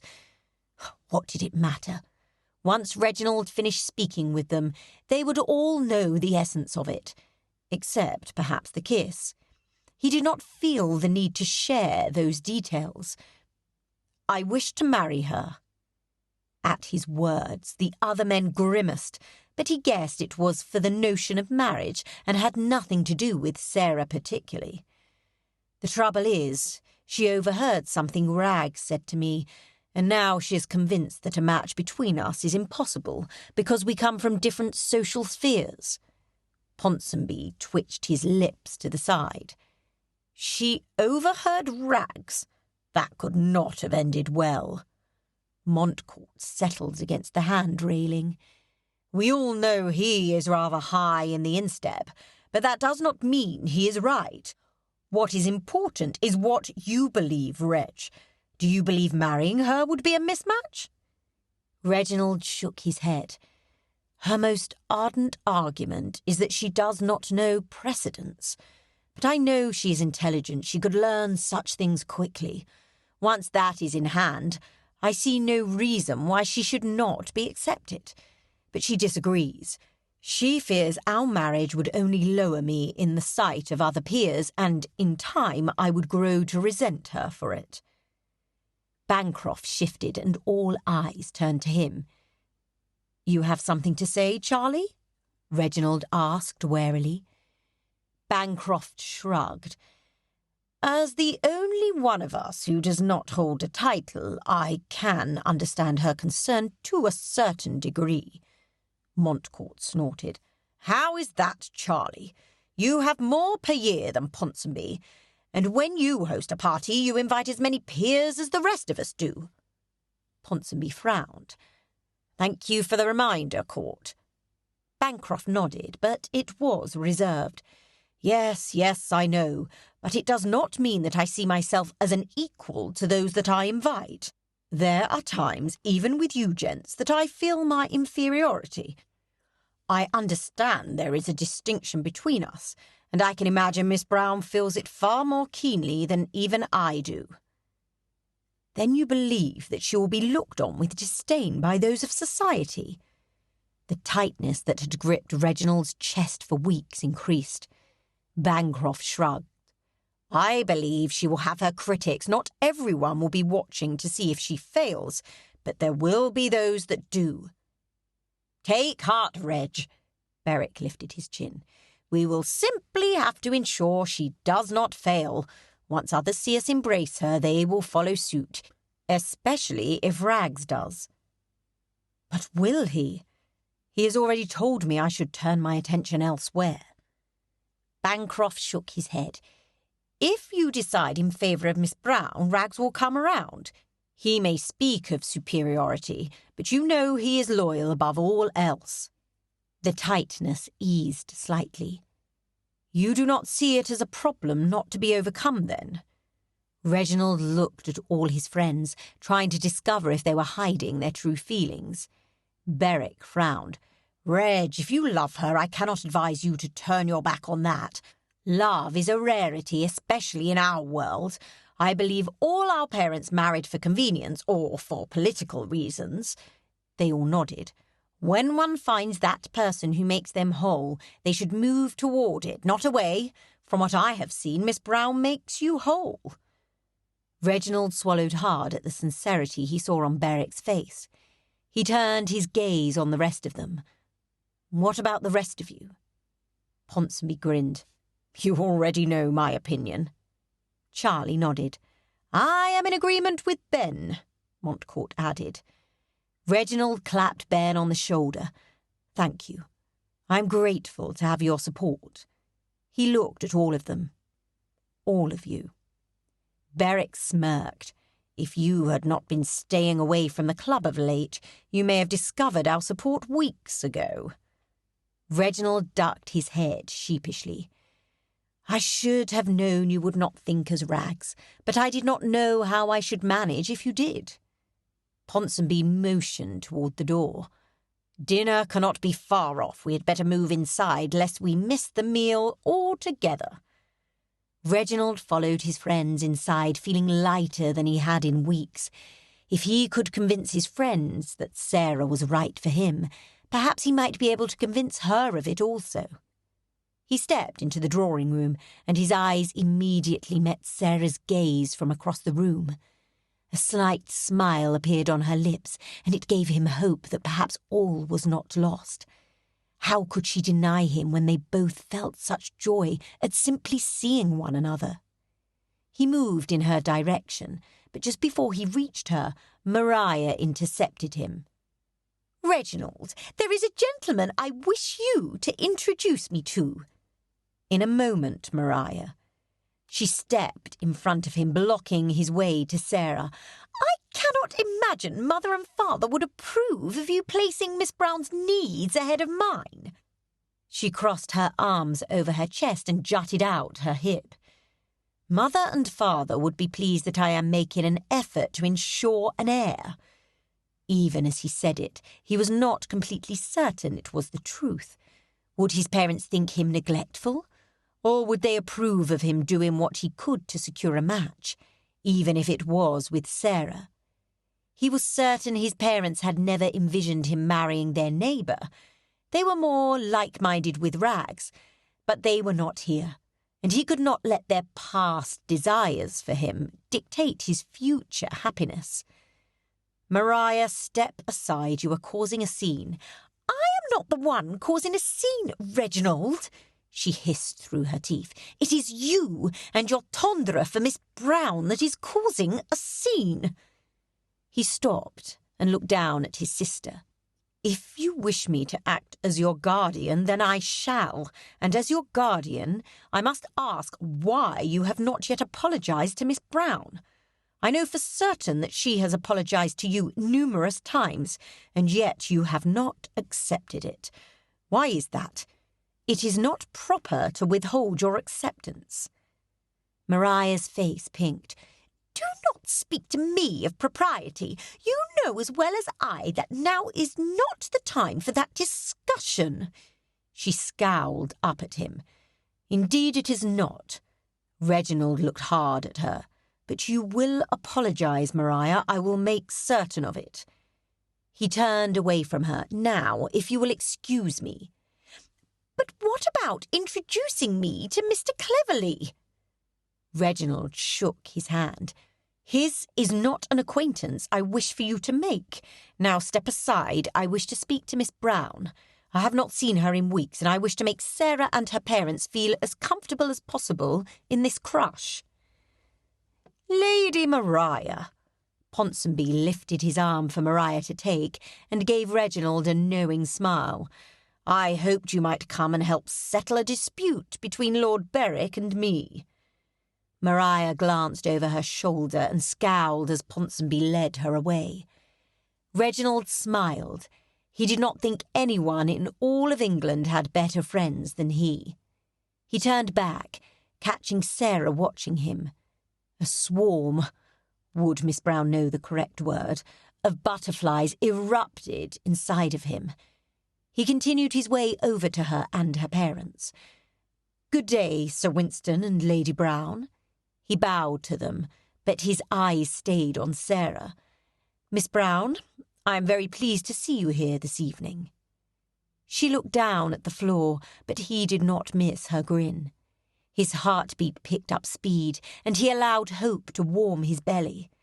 He straightened and looked down at her, hoping she could see how happy he was to see her.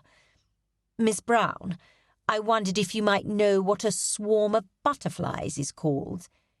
She grinned up at him. Indeed, my lord, they are called a swarm.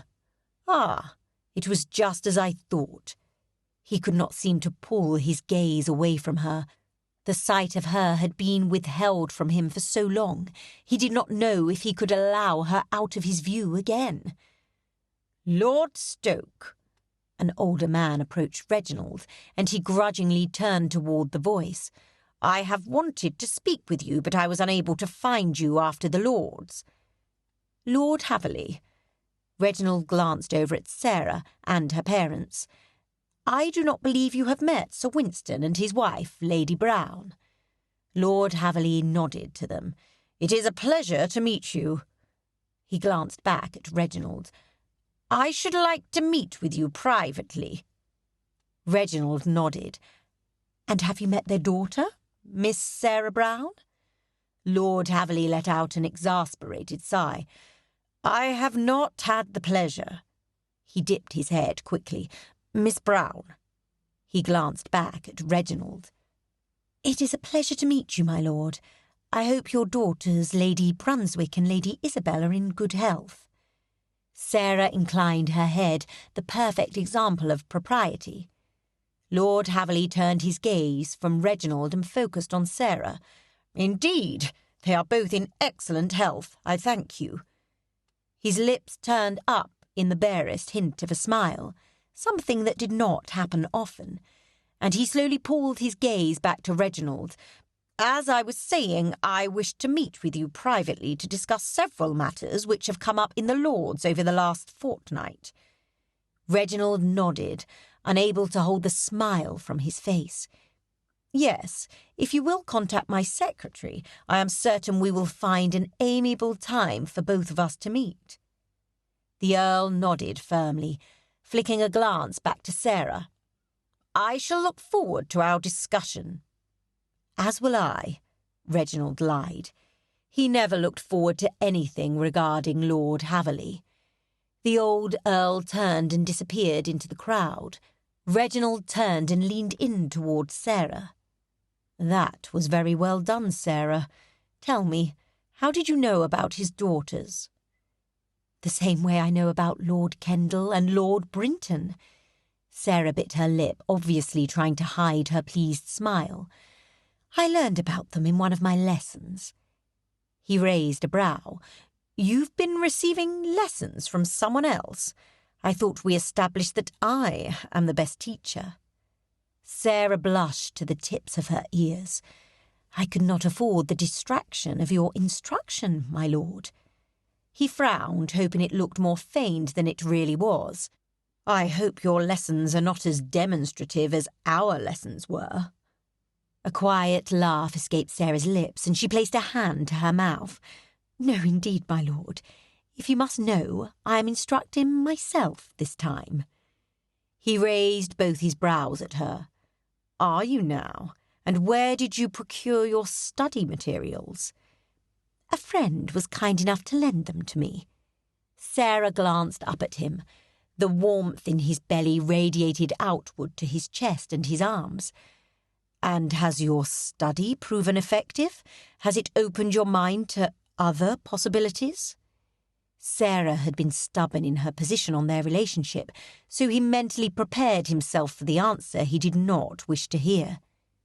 She nodded slowly. "I must admit, it has allowed me to hope for things I previously believed impossible." Reginald released a stuttering breath. Could it be she had changed her mind?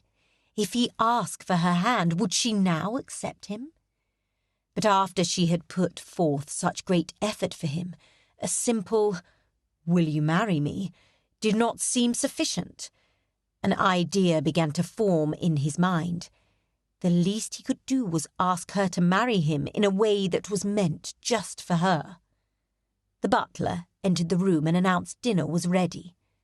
Sarah looked around the room. "Is Lord Keating's in attendance?" Reginald shrugged. "I have not seen him, but I do not know for certain why." She raised her chin and stared him in the eye.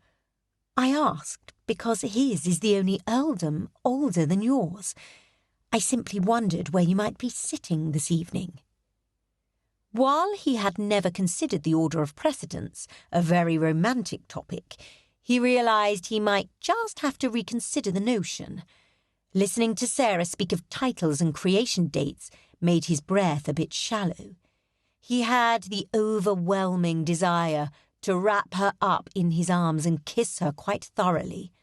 Lud! Was it possible to love her even more now than he had 10 minutes ago? Chapter 27. Sarah looked in the mirror as Mills pinned up her hair. After last night's dinner at Lord Derby's, Sarah had awakened with a new-found confidence, and she liked the way it looked on her. She also liked the way Reginald had looked at her. He was proud of her, she knew that without a doubt. And while he had not asked for her hand last evening, she did think it might be coming soon. And after last evening's success, she had almost convinced herself to accept. While her new knowledge did not change the station to which she was born, it did disguise it slightly. Lord Haverley had not seemed to care that she was only the daughter of a knight. He had looked at her respectfully once he learned she knew about his importance and that of his daughters. And while their engagement would be announced in the papers and the banns would be read in Stoke, Sarah thought it possible she could quietly become accustomed to being Reginald's wife and a countess before the most critical of society could expose her. Hopefully, by then, she would have established herself enough that both she and Reginald could weather whatever storm might come their way. Truthfully, she knew she could weather any storm if Reginald was at her side. She just hoped he felt the same. She stood up and ran her hands down her gown. "Thank you, Mills." "You're welcome, miss." The maid gathered the night clothes from the end of the bed and moved toward the dressing room. Sarah set out in search of her mother. She descended the staircase and happened upon a footman on the first-floor landing. "James, have you seen my mother?" He nodded. "She went out, miss." "Did she say when she would return?" "She said not to expect her back before tea-time, miss." Sarah released a sigh. "Thank you, James. There is a missive for you on the tray in the parlour. It arrived a few moments ago." Was it a letter from Reginald? Did he want to see her today? Perhaps he would call on her for tea, or they would go for a drive in Hyde Park. By the time she reached the parlour, her hands were shaking and her heart was racing. She gathered up the folded note off the tray and read the front. Her name was written in a wide, flowing hand, but the handwriting was not Reginald's as she had expected. Instead, it was Mariah's handwriting that looked up at Sarah. She cracked open the seal and unfolded the paper, reading the words before she had completely unfolded it. She looked down at the paper and read it for a third time. Mariah had finally accepted her apology, although the writing felt stilted and rather cold. Had Mariah truly forgiven her, or had Reginald forced her to apologise? Sarah shrugged. Perhaps it did not matter. If her apology had been accepted, then perhaps even if it was not completely sincere, they could at least start to mend their friendship. Sarah took out a paper from the writing desk and sharpened her quill. She would see how forgiven she was by inviting Mariah over for tea. If the invitation was accepted, Sarah would know there was room to mend the friendship. If it was declined, then the answer would be clear. And while Sarah was not ready to forsake the friendship for good, she would not force herself or her friendship on Mariah. She scrawled out an invitation for Mariah to join her for tea the following day before folding it up and sealing it with wax. Now she would just need to wait for Mariah's response. Was it too much to hope that Mariah not only accepted the invitation, but that she also brought Reginald? Sarah nodded. Indeed, that seemed like far too much to hope for. She needed to be patient. Once she and Mariah were back on friendly terms, it seemed likely Sarah would again spend most of her days at Mariah's townhouse, and that meant she would see Reginald far more often. She gave a little shiver at the thought. When she had told Reginald that they could never be together, she had not anticipated how difficult it would be not to see him. Her fight with Mariah could not have come at a worse time. The weeks without seeing him had been far more difficult than her memorization of the peerage. The door opened behind her, and Sarah looked over her shoulder.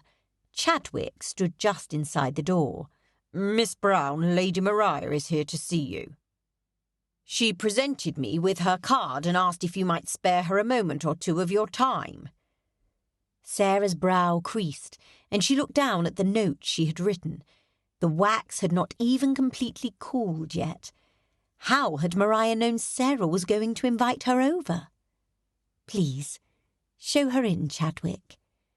Perhaps their relationship would not take weeks or months to heal. A few moments later, Mariah breezed into the room behind Chadwick. "Thank you, Chadwick," Mariah called over her shoulder. She grinned at Sarah. "Good morning, Sarah. I hope you slept well." Sarah nodded, uncertain what to make of it all. Mariah acted as if nothing had happened between them, as if she had not ignored Sarah's letters of apology and had not scowled at her at every meeting as sparse as they had been for the last fortnight. "I did sleep well, Lady Mariah. I hope you did as well." Mariah waved Sarah's words away. "Oh, Sarah, you are a goose. You know I did not really mean for you to call me Lady Mariah." She giggled behind her gloved hand. "Especially not when we are at home." She floated over and sat on the settee. Looking down at her hand for a moment, she sucked in a deep breath. Reggie says that I need to accept your apology and that I must offer one in return. She paused, but her gaze remained down. While I disagreed with him initially, I have thought about it these past few days, and I realised he was correct. Maria looked up as Sarah slipped down onto the settee next to her. Sarah shook her head. No, Maria, you need not apologise. Maria's brow creased. I do. Reginald pointed out to me that I do not always speak kindly to you, and while I have never intended to hurt you, he feels, as do I, that you deserve an apology.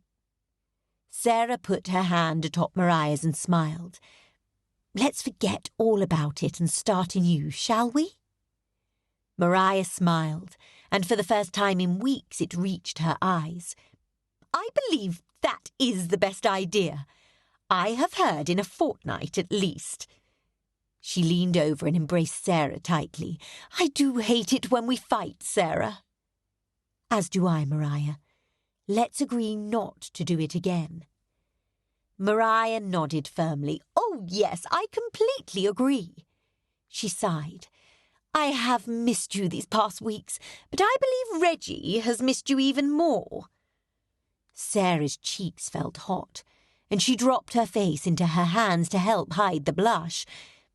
I'm certain he has been able to entertain himself. Maria shook her head. No, indeed, he has hardly even been to his club. That hardly seemed truthful. The club was where Reginald and his friends met to talk. Why would he have stayed away from them? Unless he knew they would not approve of his feelings for her either. That thought brought a sinking feeling to her stomach. Maria smiled at her. But I think that is all about to end. Have you read the Post this morning? Maria pulled out the poorly folded newspaper and handed it over to her. There is a paid advertisement on the front page that I believe will interest you. Sarah looked at her friend with a creased brow.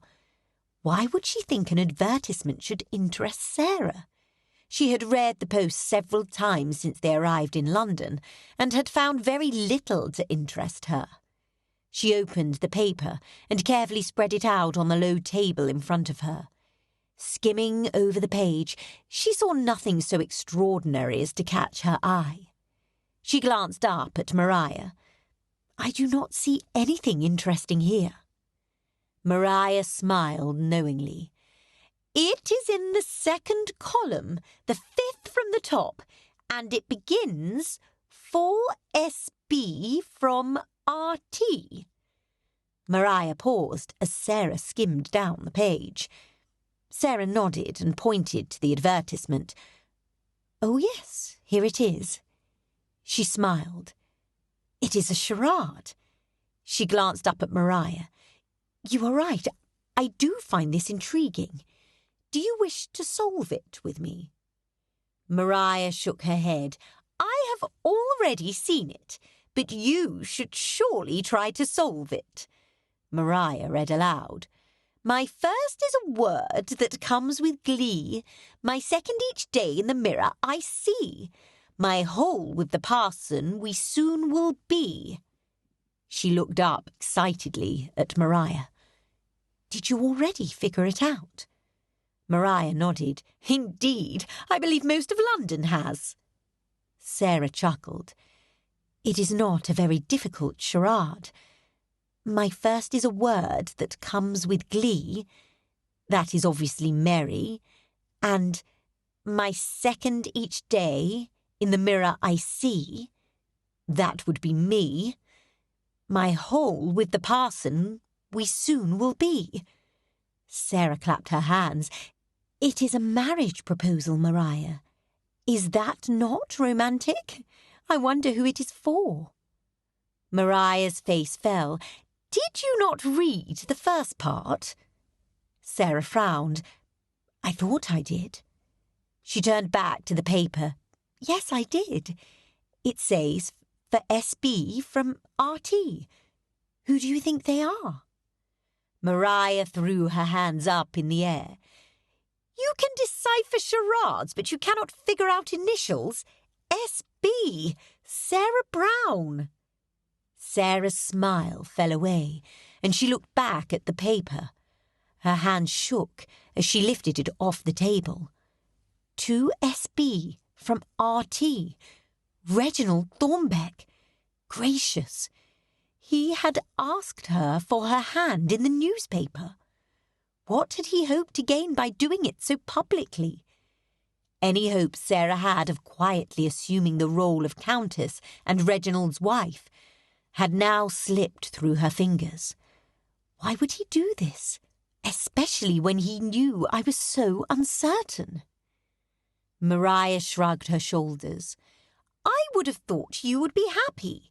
You will be married before the season is done." Maria frowned.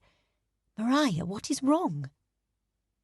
"Have you changed your mind about wishing for us to be sisters?"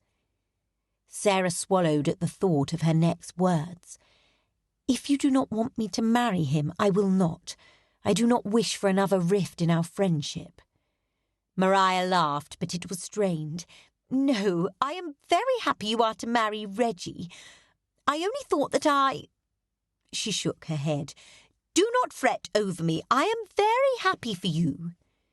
Sarah looked at her for a moment, and then nodded slowly. Maria had thought she would marry before Sarah. It seemed a logical assumption.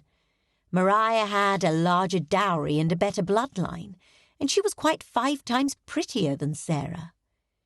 While the thought did not bolster Sarah's confidence, she was pleased to know that Maria had shown some restraint and thought about her words before she uttered them. Perhaps Maria was learning and growing, just as Sarah had this season. She placed a hand on Maria's arm. "I am certain if Lord Heatherton had been here this season that you would also be married before the season was over. I hope you do not see it as a competition, for there is no one else in London I think worthy of you." Maria swiped a hand across her face. "Thank you, Sarah. I truly have missed you these last few weeks." Sarah wiped quickly at her eyes too. "And I, you." Maria patted her hand. "Do you not think you should go in search of my brother? I should think he is rather anxious to receive your answer." Sarah nodded. "We should go to him immediately." She moved toward the door, but Maria sat still on the settee. "Maria, are you not to come with me?" Maria shook her head. "I believe you need to do this on your own. I will be here when you return, and you may tell me all of the particulars." Sarah put a hand to her heart. Was she really going to accept him? Just learning some names and dates did not really change that much, did it? She closed her eyes and took in a calming breath. "I know you are questioning this, Sarah, but you must stop. Reggie loves you and you love him. Nothing, not even propriety, should keep you apart.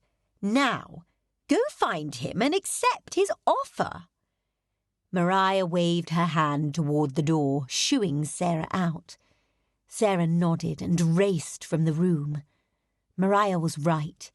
She had successfully mounted the biggest hurdle. The rest she could handle. They could handle. Together. Chapter 28. Sarah stood at the door of Reginald's townhouse, her hand raised and ready to lift the knocker. But she paused. What was she to say? What if Maria had it wrong and those were not either hers or Reginald's initials? What if Roger Thompson had bought the ad for Susan Buckley? How was Maria so certain the proposal was for Sarah?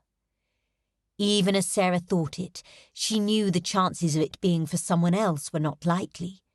Reginald had created that charade just for her because he knew how much she enjoyed them. Her chest swelled at the thought that he knew her so well. No, the notion that it was not meant for her was not what was troubling her.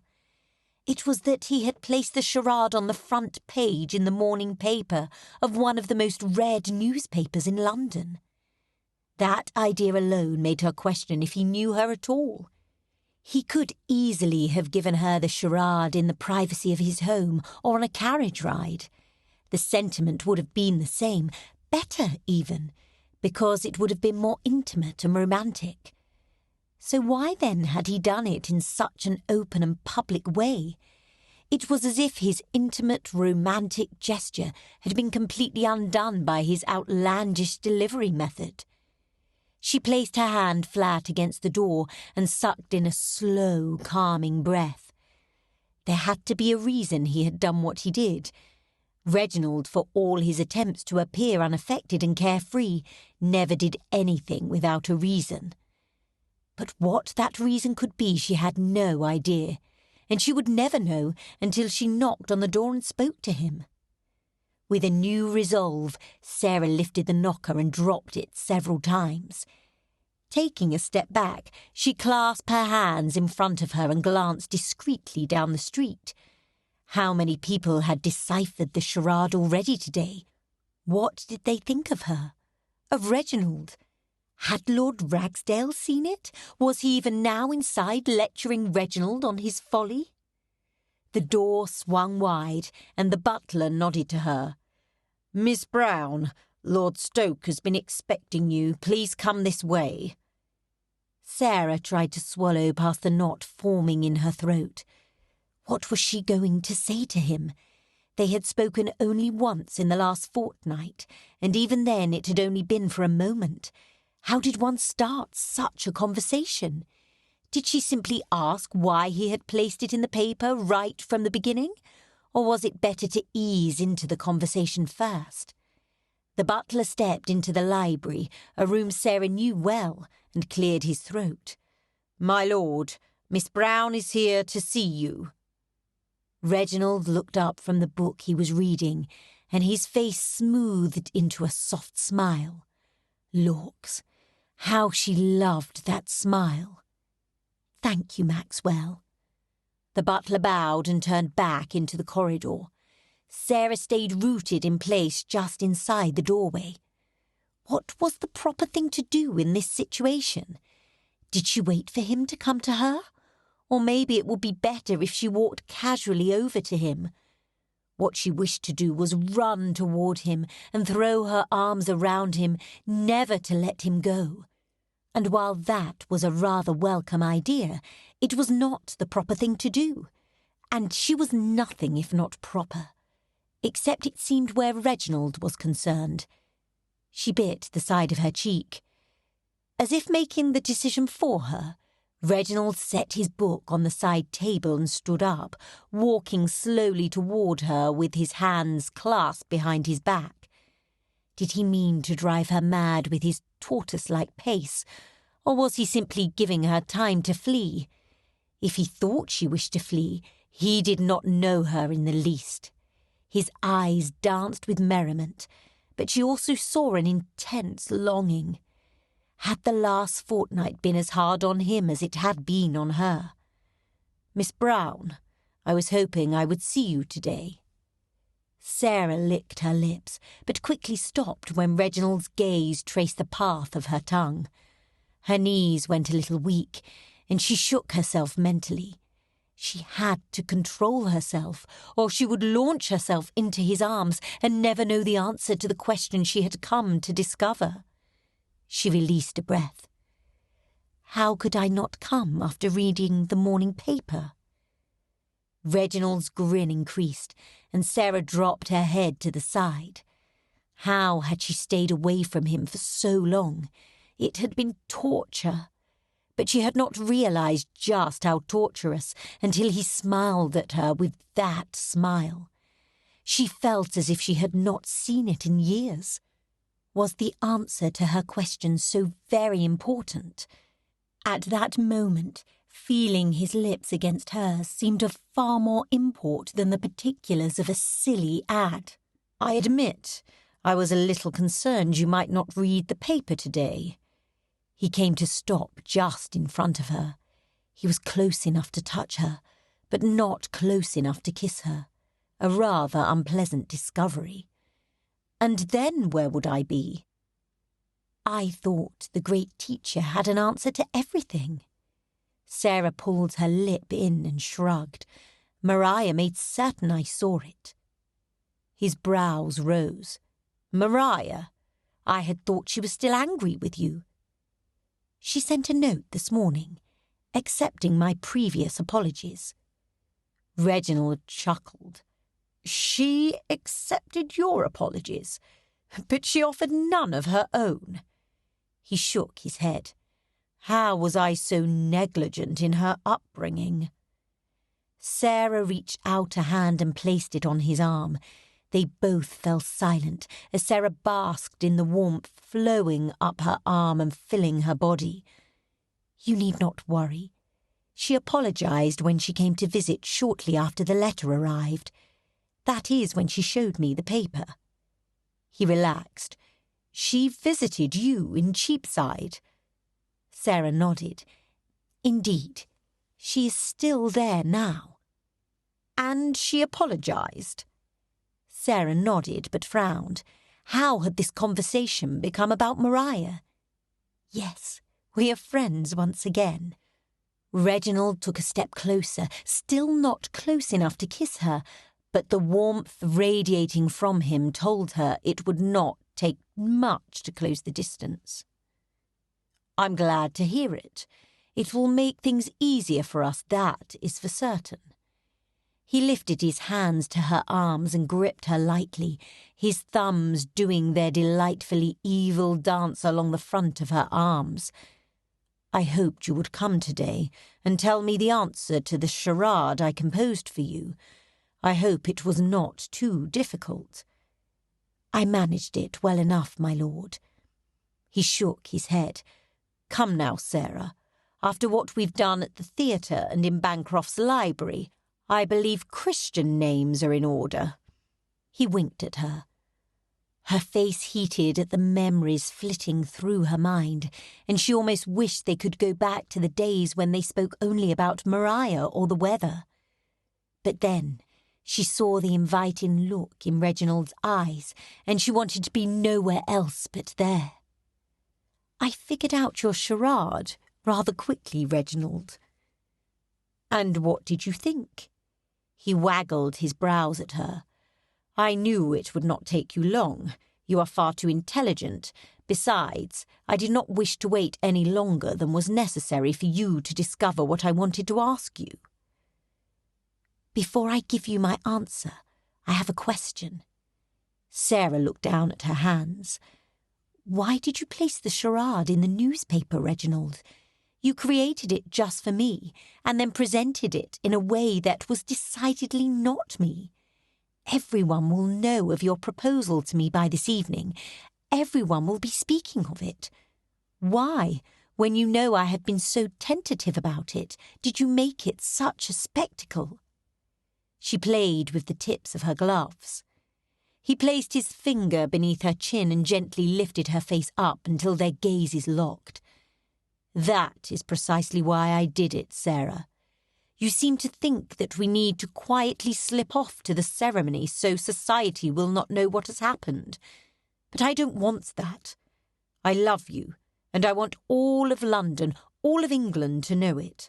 Lud, Sarah, I would stand on the roof and shout it for all to hear if I could. Sarah blushed, but she was nearly undone by the grandness of it. But it is all rather embarrassing. Reginald shook his head, not from where I'm standing. I will never be embarrassed to have you on my arm or to introduce you as my wife. And I could see no better way of convincing you of that than by proposing to you in the morning paper. But what if it only causes... Reginald placed his hands on each side of her face and lowered his lips down to hers. He kissed her slowly and tenderly, pulling back only for a moment. I don't care what Rags or anyone else thinks of us, Sarah.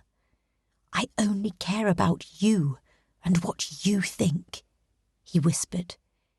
He dropped his forehead to hers, running his thumb gently across her lower lip. "Do you think you can marry me and be my wife?" Sarah kissed his thumb as it brushed against her lip. She looked up into his eyes and nodded. "It's all I've ever wanted. I accept your offer if you will have me." Reginald dropped a firm kiss on her lips, and she wrapped her arms around his neck, tangling her fingers into his hair and leaning into him.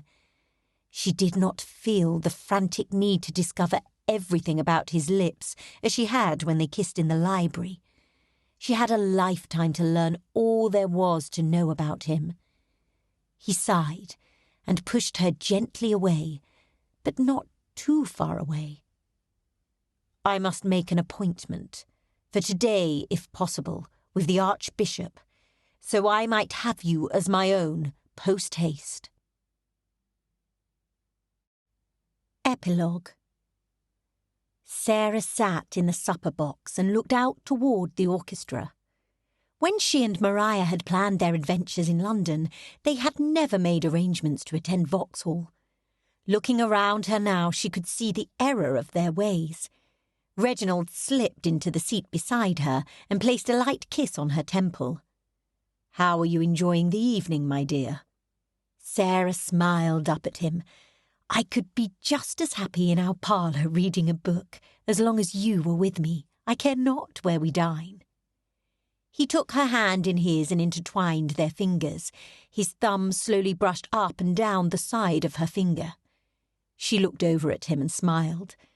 "My lord, are you flirting with me?" she whispered. "The two of you are rather nauseating." Lord Ragsdale plucked a roll off the platter and stuffed a piece into his mouth. "Indeed," Montcliff nodded. "It is bad enough that you have abandoned us in favour of matrimony, but must you display it so brazenly?" Sarah's face warmed and she knew she was blushing. "There will come a day, gents, you mark my words, when you will find a lady that you will not find so nauseating, and then I shall have the last laugh. What are you laughing about now?" Everyone turned toward the new voice. Reginald leapt from his chair and clapped the man on the back. "Colin, when did you return from the continent?" Sarah stood as the other men called out greetings and made their way around the table toward the newcomer. The man, whom Sarah could only assume was Lord Heatherton, grinned broadly at Reginald. "I arrived in London only this morning. It has taken me some time to track you gents down." He cast a glance at all of them, but then turned his gaze on Reginald. "What is this I hear about you marrying?" Sarah took a step back. Reginald had never seemed embarrassed by her around his other friends. He had said he never would be embarrassed by her. That was, after all, the reason he had put her charade in the paper. But she knew that he was closer friends with Lord Heatherton than any of the other men.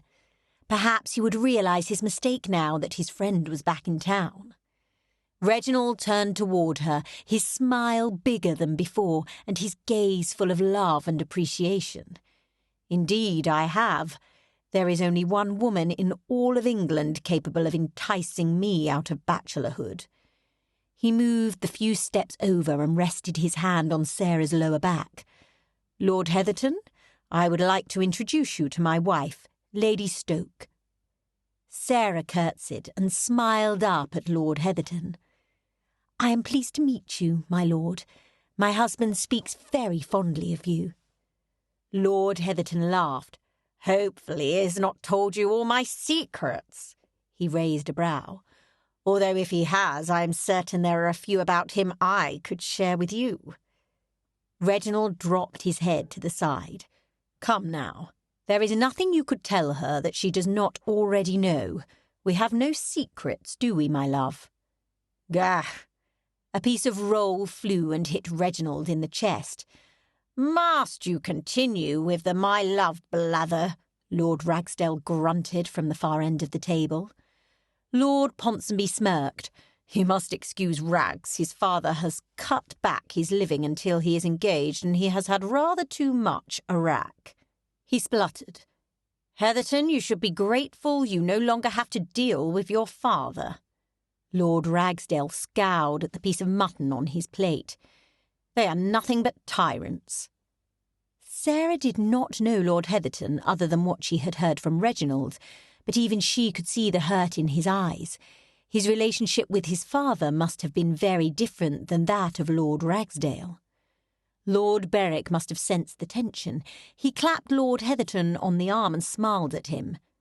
"We are glad you are returned, Colin. Sit and have something to eat. There is plenty to be had."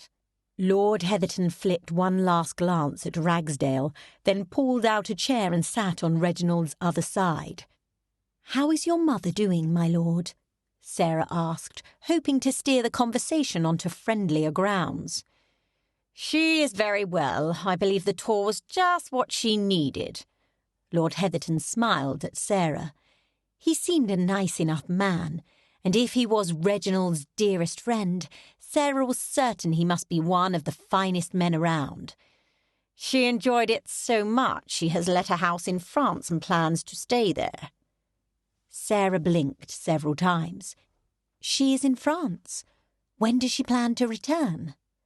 Lord Heatherton shrugged. "I have no idea. I do not believe she does either. But there are no memories of my father in France, so perhaps she will stay for several years, or perhaps forever." Sarah frowned. She had not meant for the conversation to come back around to his father. Lord Heatherton looked around the table. "Reg, where is Lady Maria? I thought for certain she would be here with you this evening." Sarah grinned. Maria would be delighted to hear that Lord Heatherton had asked after her. Reginald nodded. She is listening to the orchestra with Miss Bancroft." He looked in that direction and frowned. Scooting back his chair, he stood as if to find a better view. He placed his hand on Sarah's shoulder. "Charlie, do you see your sister?" Mr. Bancroft turned and looked. "Yes, Maddie is just over there," he squinted, "but I do not see Lady Maria with her. Perhaps someone is just blocking her from view." Reginald released a breath. "Yes, that is probably why I can't see her." His grip tightened. Sarah scooted out of her seat. "I am certain she simply moved to the other side of the orchestra. Why do I not go fetch her? Stay here and talk with your friends. I will find her and bring her back to the box." "Will you bring my sister along also?" Mr. Bancroft asked. Sarah smiled and nodded. "Of course. I will be back shortly." Sarah dipped a curtsy to all the men and walked as quickly as was proper from the box. She moved toward the orchestra, her gaze scanning the area for Maria. She was wearing a deep blue gown, which should make her easier to see should it not, but she could not see her anywhere. Sarah moved up beside Miss Bancroft. "Are you enjoying the music, Miss Bancroft?" She turned and looked over at Sarah in surprise. "Ah, Lady Stoke, you startled me." She grinned. "Indeed I am. I should love to come here every night if I could." Sarah looked toward the musicians. "It is good that your brother holds a season ticket then, is it not?" Miss Bancroft nodded. "Still, I do not believe he will indulge me as often as I wish." "He seems intent on making you happy. I am certain it would not take much for you to convince him." She looked around her, still trying to find Maria. "Miss Bancroft, I have come to fetch you and—" She leaned forward to peer around a large man. "Lady Maria. Do you know where she is?" Miss Bancroft bit down on her lip. "She was supposed to be back by now." Sarah's brows rose. "Be back? Where has she gone?" "She went for a turn on the Grand Walk." Miss Bancroft looked at the ground. "But she was only to be gone a moment." "Alone? Did she go alone?" Sarah did not know if she hoped she was alone or not. Neither situation was desirable or proper in the least. Miss Bancroft tipped her head to the side, but her gaze remained on the ground. "No, She did not go alone. Sarah was about at her end. What is the gentleman's name? How long have they been gone? Sarah's heart raced as she thought about all that could be happening. Even now, Sarah could be too late. She took in a deep breath as she waited for Miss Bancroft to answer the questions. Perhaps it was not as bad as Sarah thought. Perhaps they were simply watching the orchestra from the other side and had lost track of the time. I have never met the gentleman before, but Lady Maria had. Miss Bancroft bit her lip again. I believe she called him Lord Muckrake. The air whooshed from Sarah's lungs. No, not Lord Muckrake. How could Maria do something so bacon-brained? Which direction did they go? Miss Bancroft pointed toward the Grand Walk. They went in that direction. Sarah put a hand to her head. She did not know Vauxhall well, but she was certain if Maria and Lord Muckrake walked far enough on the Grand Walk, they would end up at the Dark Walk, and that was the last place Maria should be, especially with the likes of Lord Muckrake. Thank you, Miss Bancroft. I will go in search of her. If you wait here, I will fetch you once I have found Maria. Miss Bancroft took several steps towards Sarah. May I come with you? Sarah paused. The situation could be very bad, or it could be completely innocent, although with Lord Muckrake innocence seemed hard to believe. If Sarah found Maria in a compromising situation, it would be better that no one else was present. But then again, perhaps this would teach Miss Bancroft something that could prove very useful to her when she came out next season. Besides, she should not leave the girl alone either. Sarah grabbed her by the hand and pulled her toward the Grand Walk. Come, we must hurry. They walked quickly, dipping their heads and smiling at those they passed. The Grand Walk was full of people. Not so crowded that they could not move freely, but crowded enough that Sarah had to focus on watching for the dark blue gown. They passed the Centre Cross Walk, and still there was no glimpse of Maria. Sarah balled her hands at her side. What could Maria have been thinking? She knew Reginald's opinion of Lord Muckrake. She had heard the accusations of the man. How could she go on a walk with him without the protection of a chaperone, knowing what she did? As they neared the Dark Walk, Sarah's eyes widened.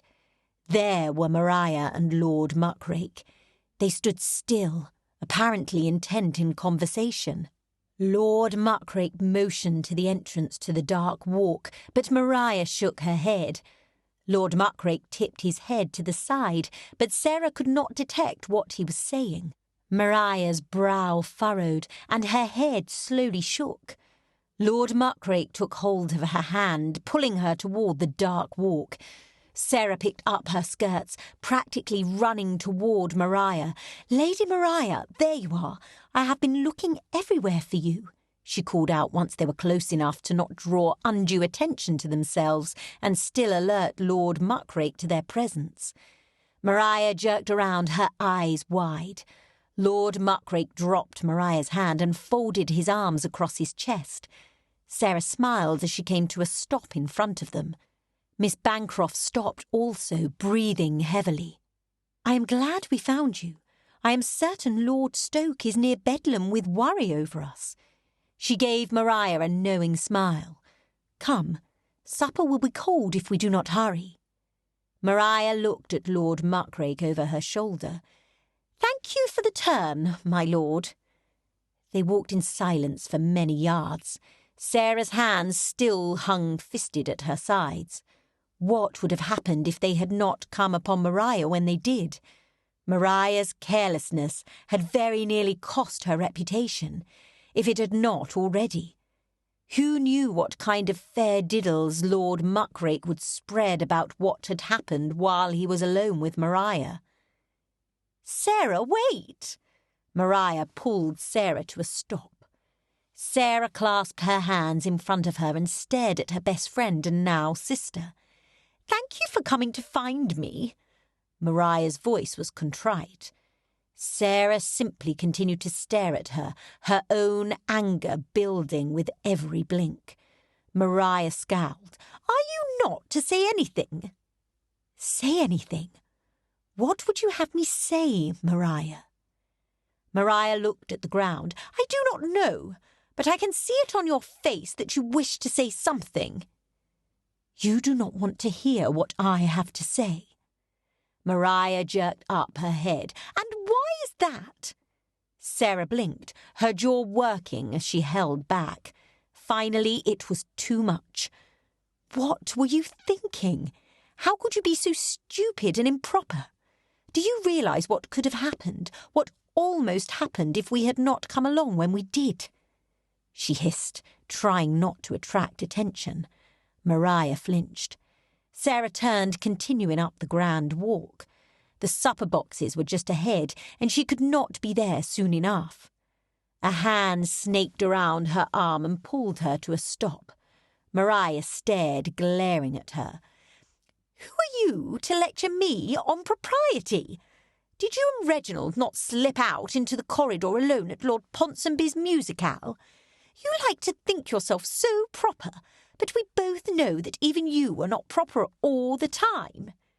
Sarah lifted her chin. Maria had a point. Sarah looked back on her behaviour, first in the library at Mr. Bancroft's card party, which Maria did not seem to know about, and then at Lord Ponsonby's, and knew she and Reginald had acted very improperly. But it was done, and there was nothing Sarah could do about it. "Yes, I did, and I regret that decision, but it is not the same. Reginald was planning to propose to me in that corridor. Besides, Reginald did not have the same reputation as Lord Markrake." She sighed. "Come now, Maria. You know what he is, and still you willingly went unchaperoned for a walk with him." Maria folded her arms across her chest. "It was a walk, that was all. Nothing untoward happened. My reputation is still intact." "Is it? You do not believe Lord Markrake will not make up lies just to see you ruined? He despises Reginald. What better way to destroy him than by destroying your reputation after Reginald went to great pains to protect you?" Worry flashed through Maria's eyes. "Even if he does, no one will believe it." Sarah's shoulders drooped, and all the anger washed away. "I hope, for your sake, that you are correct. But I have a hard time believing nothing will come of this." She turned, leaving Maria standing with Miss Bancroft near the octagon rooms. They could find their way back to the supper box. Sarah was done for the evening. As she neared the box, Reginald separated himself from the other men and came out to meet her on the grass. He slipped his arm around her and pressed a kiss into her hair. "Where have you been? I expected you back some time ago." "It took me longer than I anticipated to find Maria." "To find Maria?" Reginald sighed and looked back over his shoulder. "Where was she?" Sarah shook her head. "Perhaps that is a discussion you should have with Maria. She does not wish to listen to anything I have to say." Reginald cursed under his breath. "Shall I take a turn with her, then?" Sarah shrugged. "If you wish, but I believe I will return home. I feel a rather dreadful headache coming on." Reginald looked over his shoulder one last time. "Perhaps my talk with Maria can wait. Why do I not see you home? Perhaps I can read you some charades before we retire to bed." Sarah grinned. "You know I adore it when you read me charades." "Just when I read you charades?" Sarah lifted a hand to his cheek. "I adore you always, as you know." He dropped his head to hers, running his hands down her arms. "And I adore you. I do not think I can ever thank Maria enough." "Thank Maria?" Sarah leaned back to look at him. "For what, pray tell?" She was not in the mood to give Maria much praise. If she had never tried to teach you to flirt, I might never have realised how deeply in love I am with you. Sarah relaxed into his arms. Yes, I suppose we shall always be in her debt. But we may thank her later. He dropped another kiss on her temple. For now, let's get you home, my love. This has been Engaging the Earl, the League of Eligible Bachelors, Book 1. Written by Mindy Burbage-Strunk, narrated by Lucy Morgans. Copyright 2023 by Mindy Burbage-Strunk. Production copyright by Mindy Burbage-Strunk. Author's note. Thank you for listening to Engaging the Earl. I hope it was an enjoyable experience. In most of my books, I tried to keep very much to the customs and expectations of the time. However, in this book, there are several instances when the rules may have been stretched slightly for the sake of the story. There are times when the characters may not have acted in line with the time. In most cases, I tried to make my characters aware of their improprieties, but there are a few times when I know they stepped over the Regency line. I did that purposefully. I wanted this story to be fun and a bit more carefree, and not adhering to the proprieties of society helped me to achieve that. I hope you were able to overlook these instances and enjoy the story for what it was trying to convey. Fun. Special thanks to Sharon Lathan for the Regency charades and their answers. Much like Reginald, most of them are far too advanced for my way of thinking. Please subscribe so you can receive alerts to new audiobooks, and make sure to follow along with the rest of the League of Eligible Bachelors. Thanks.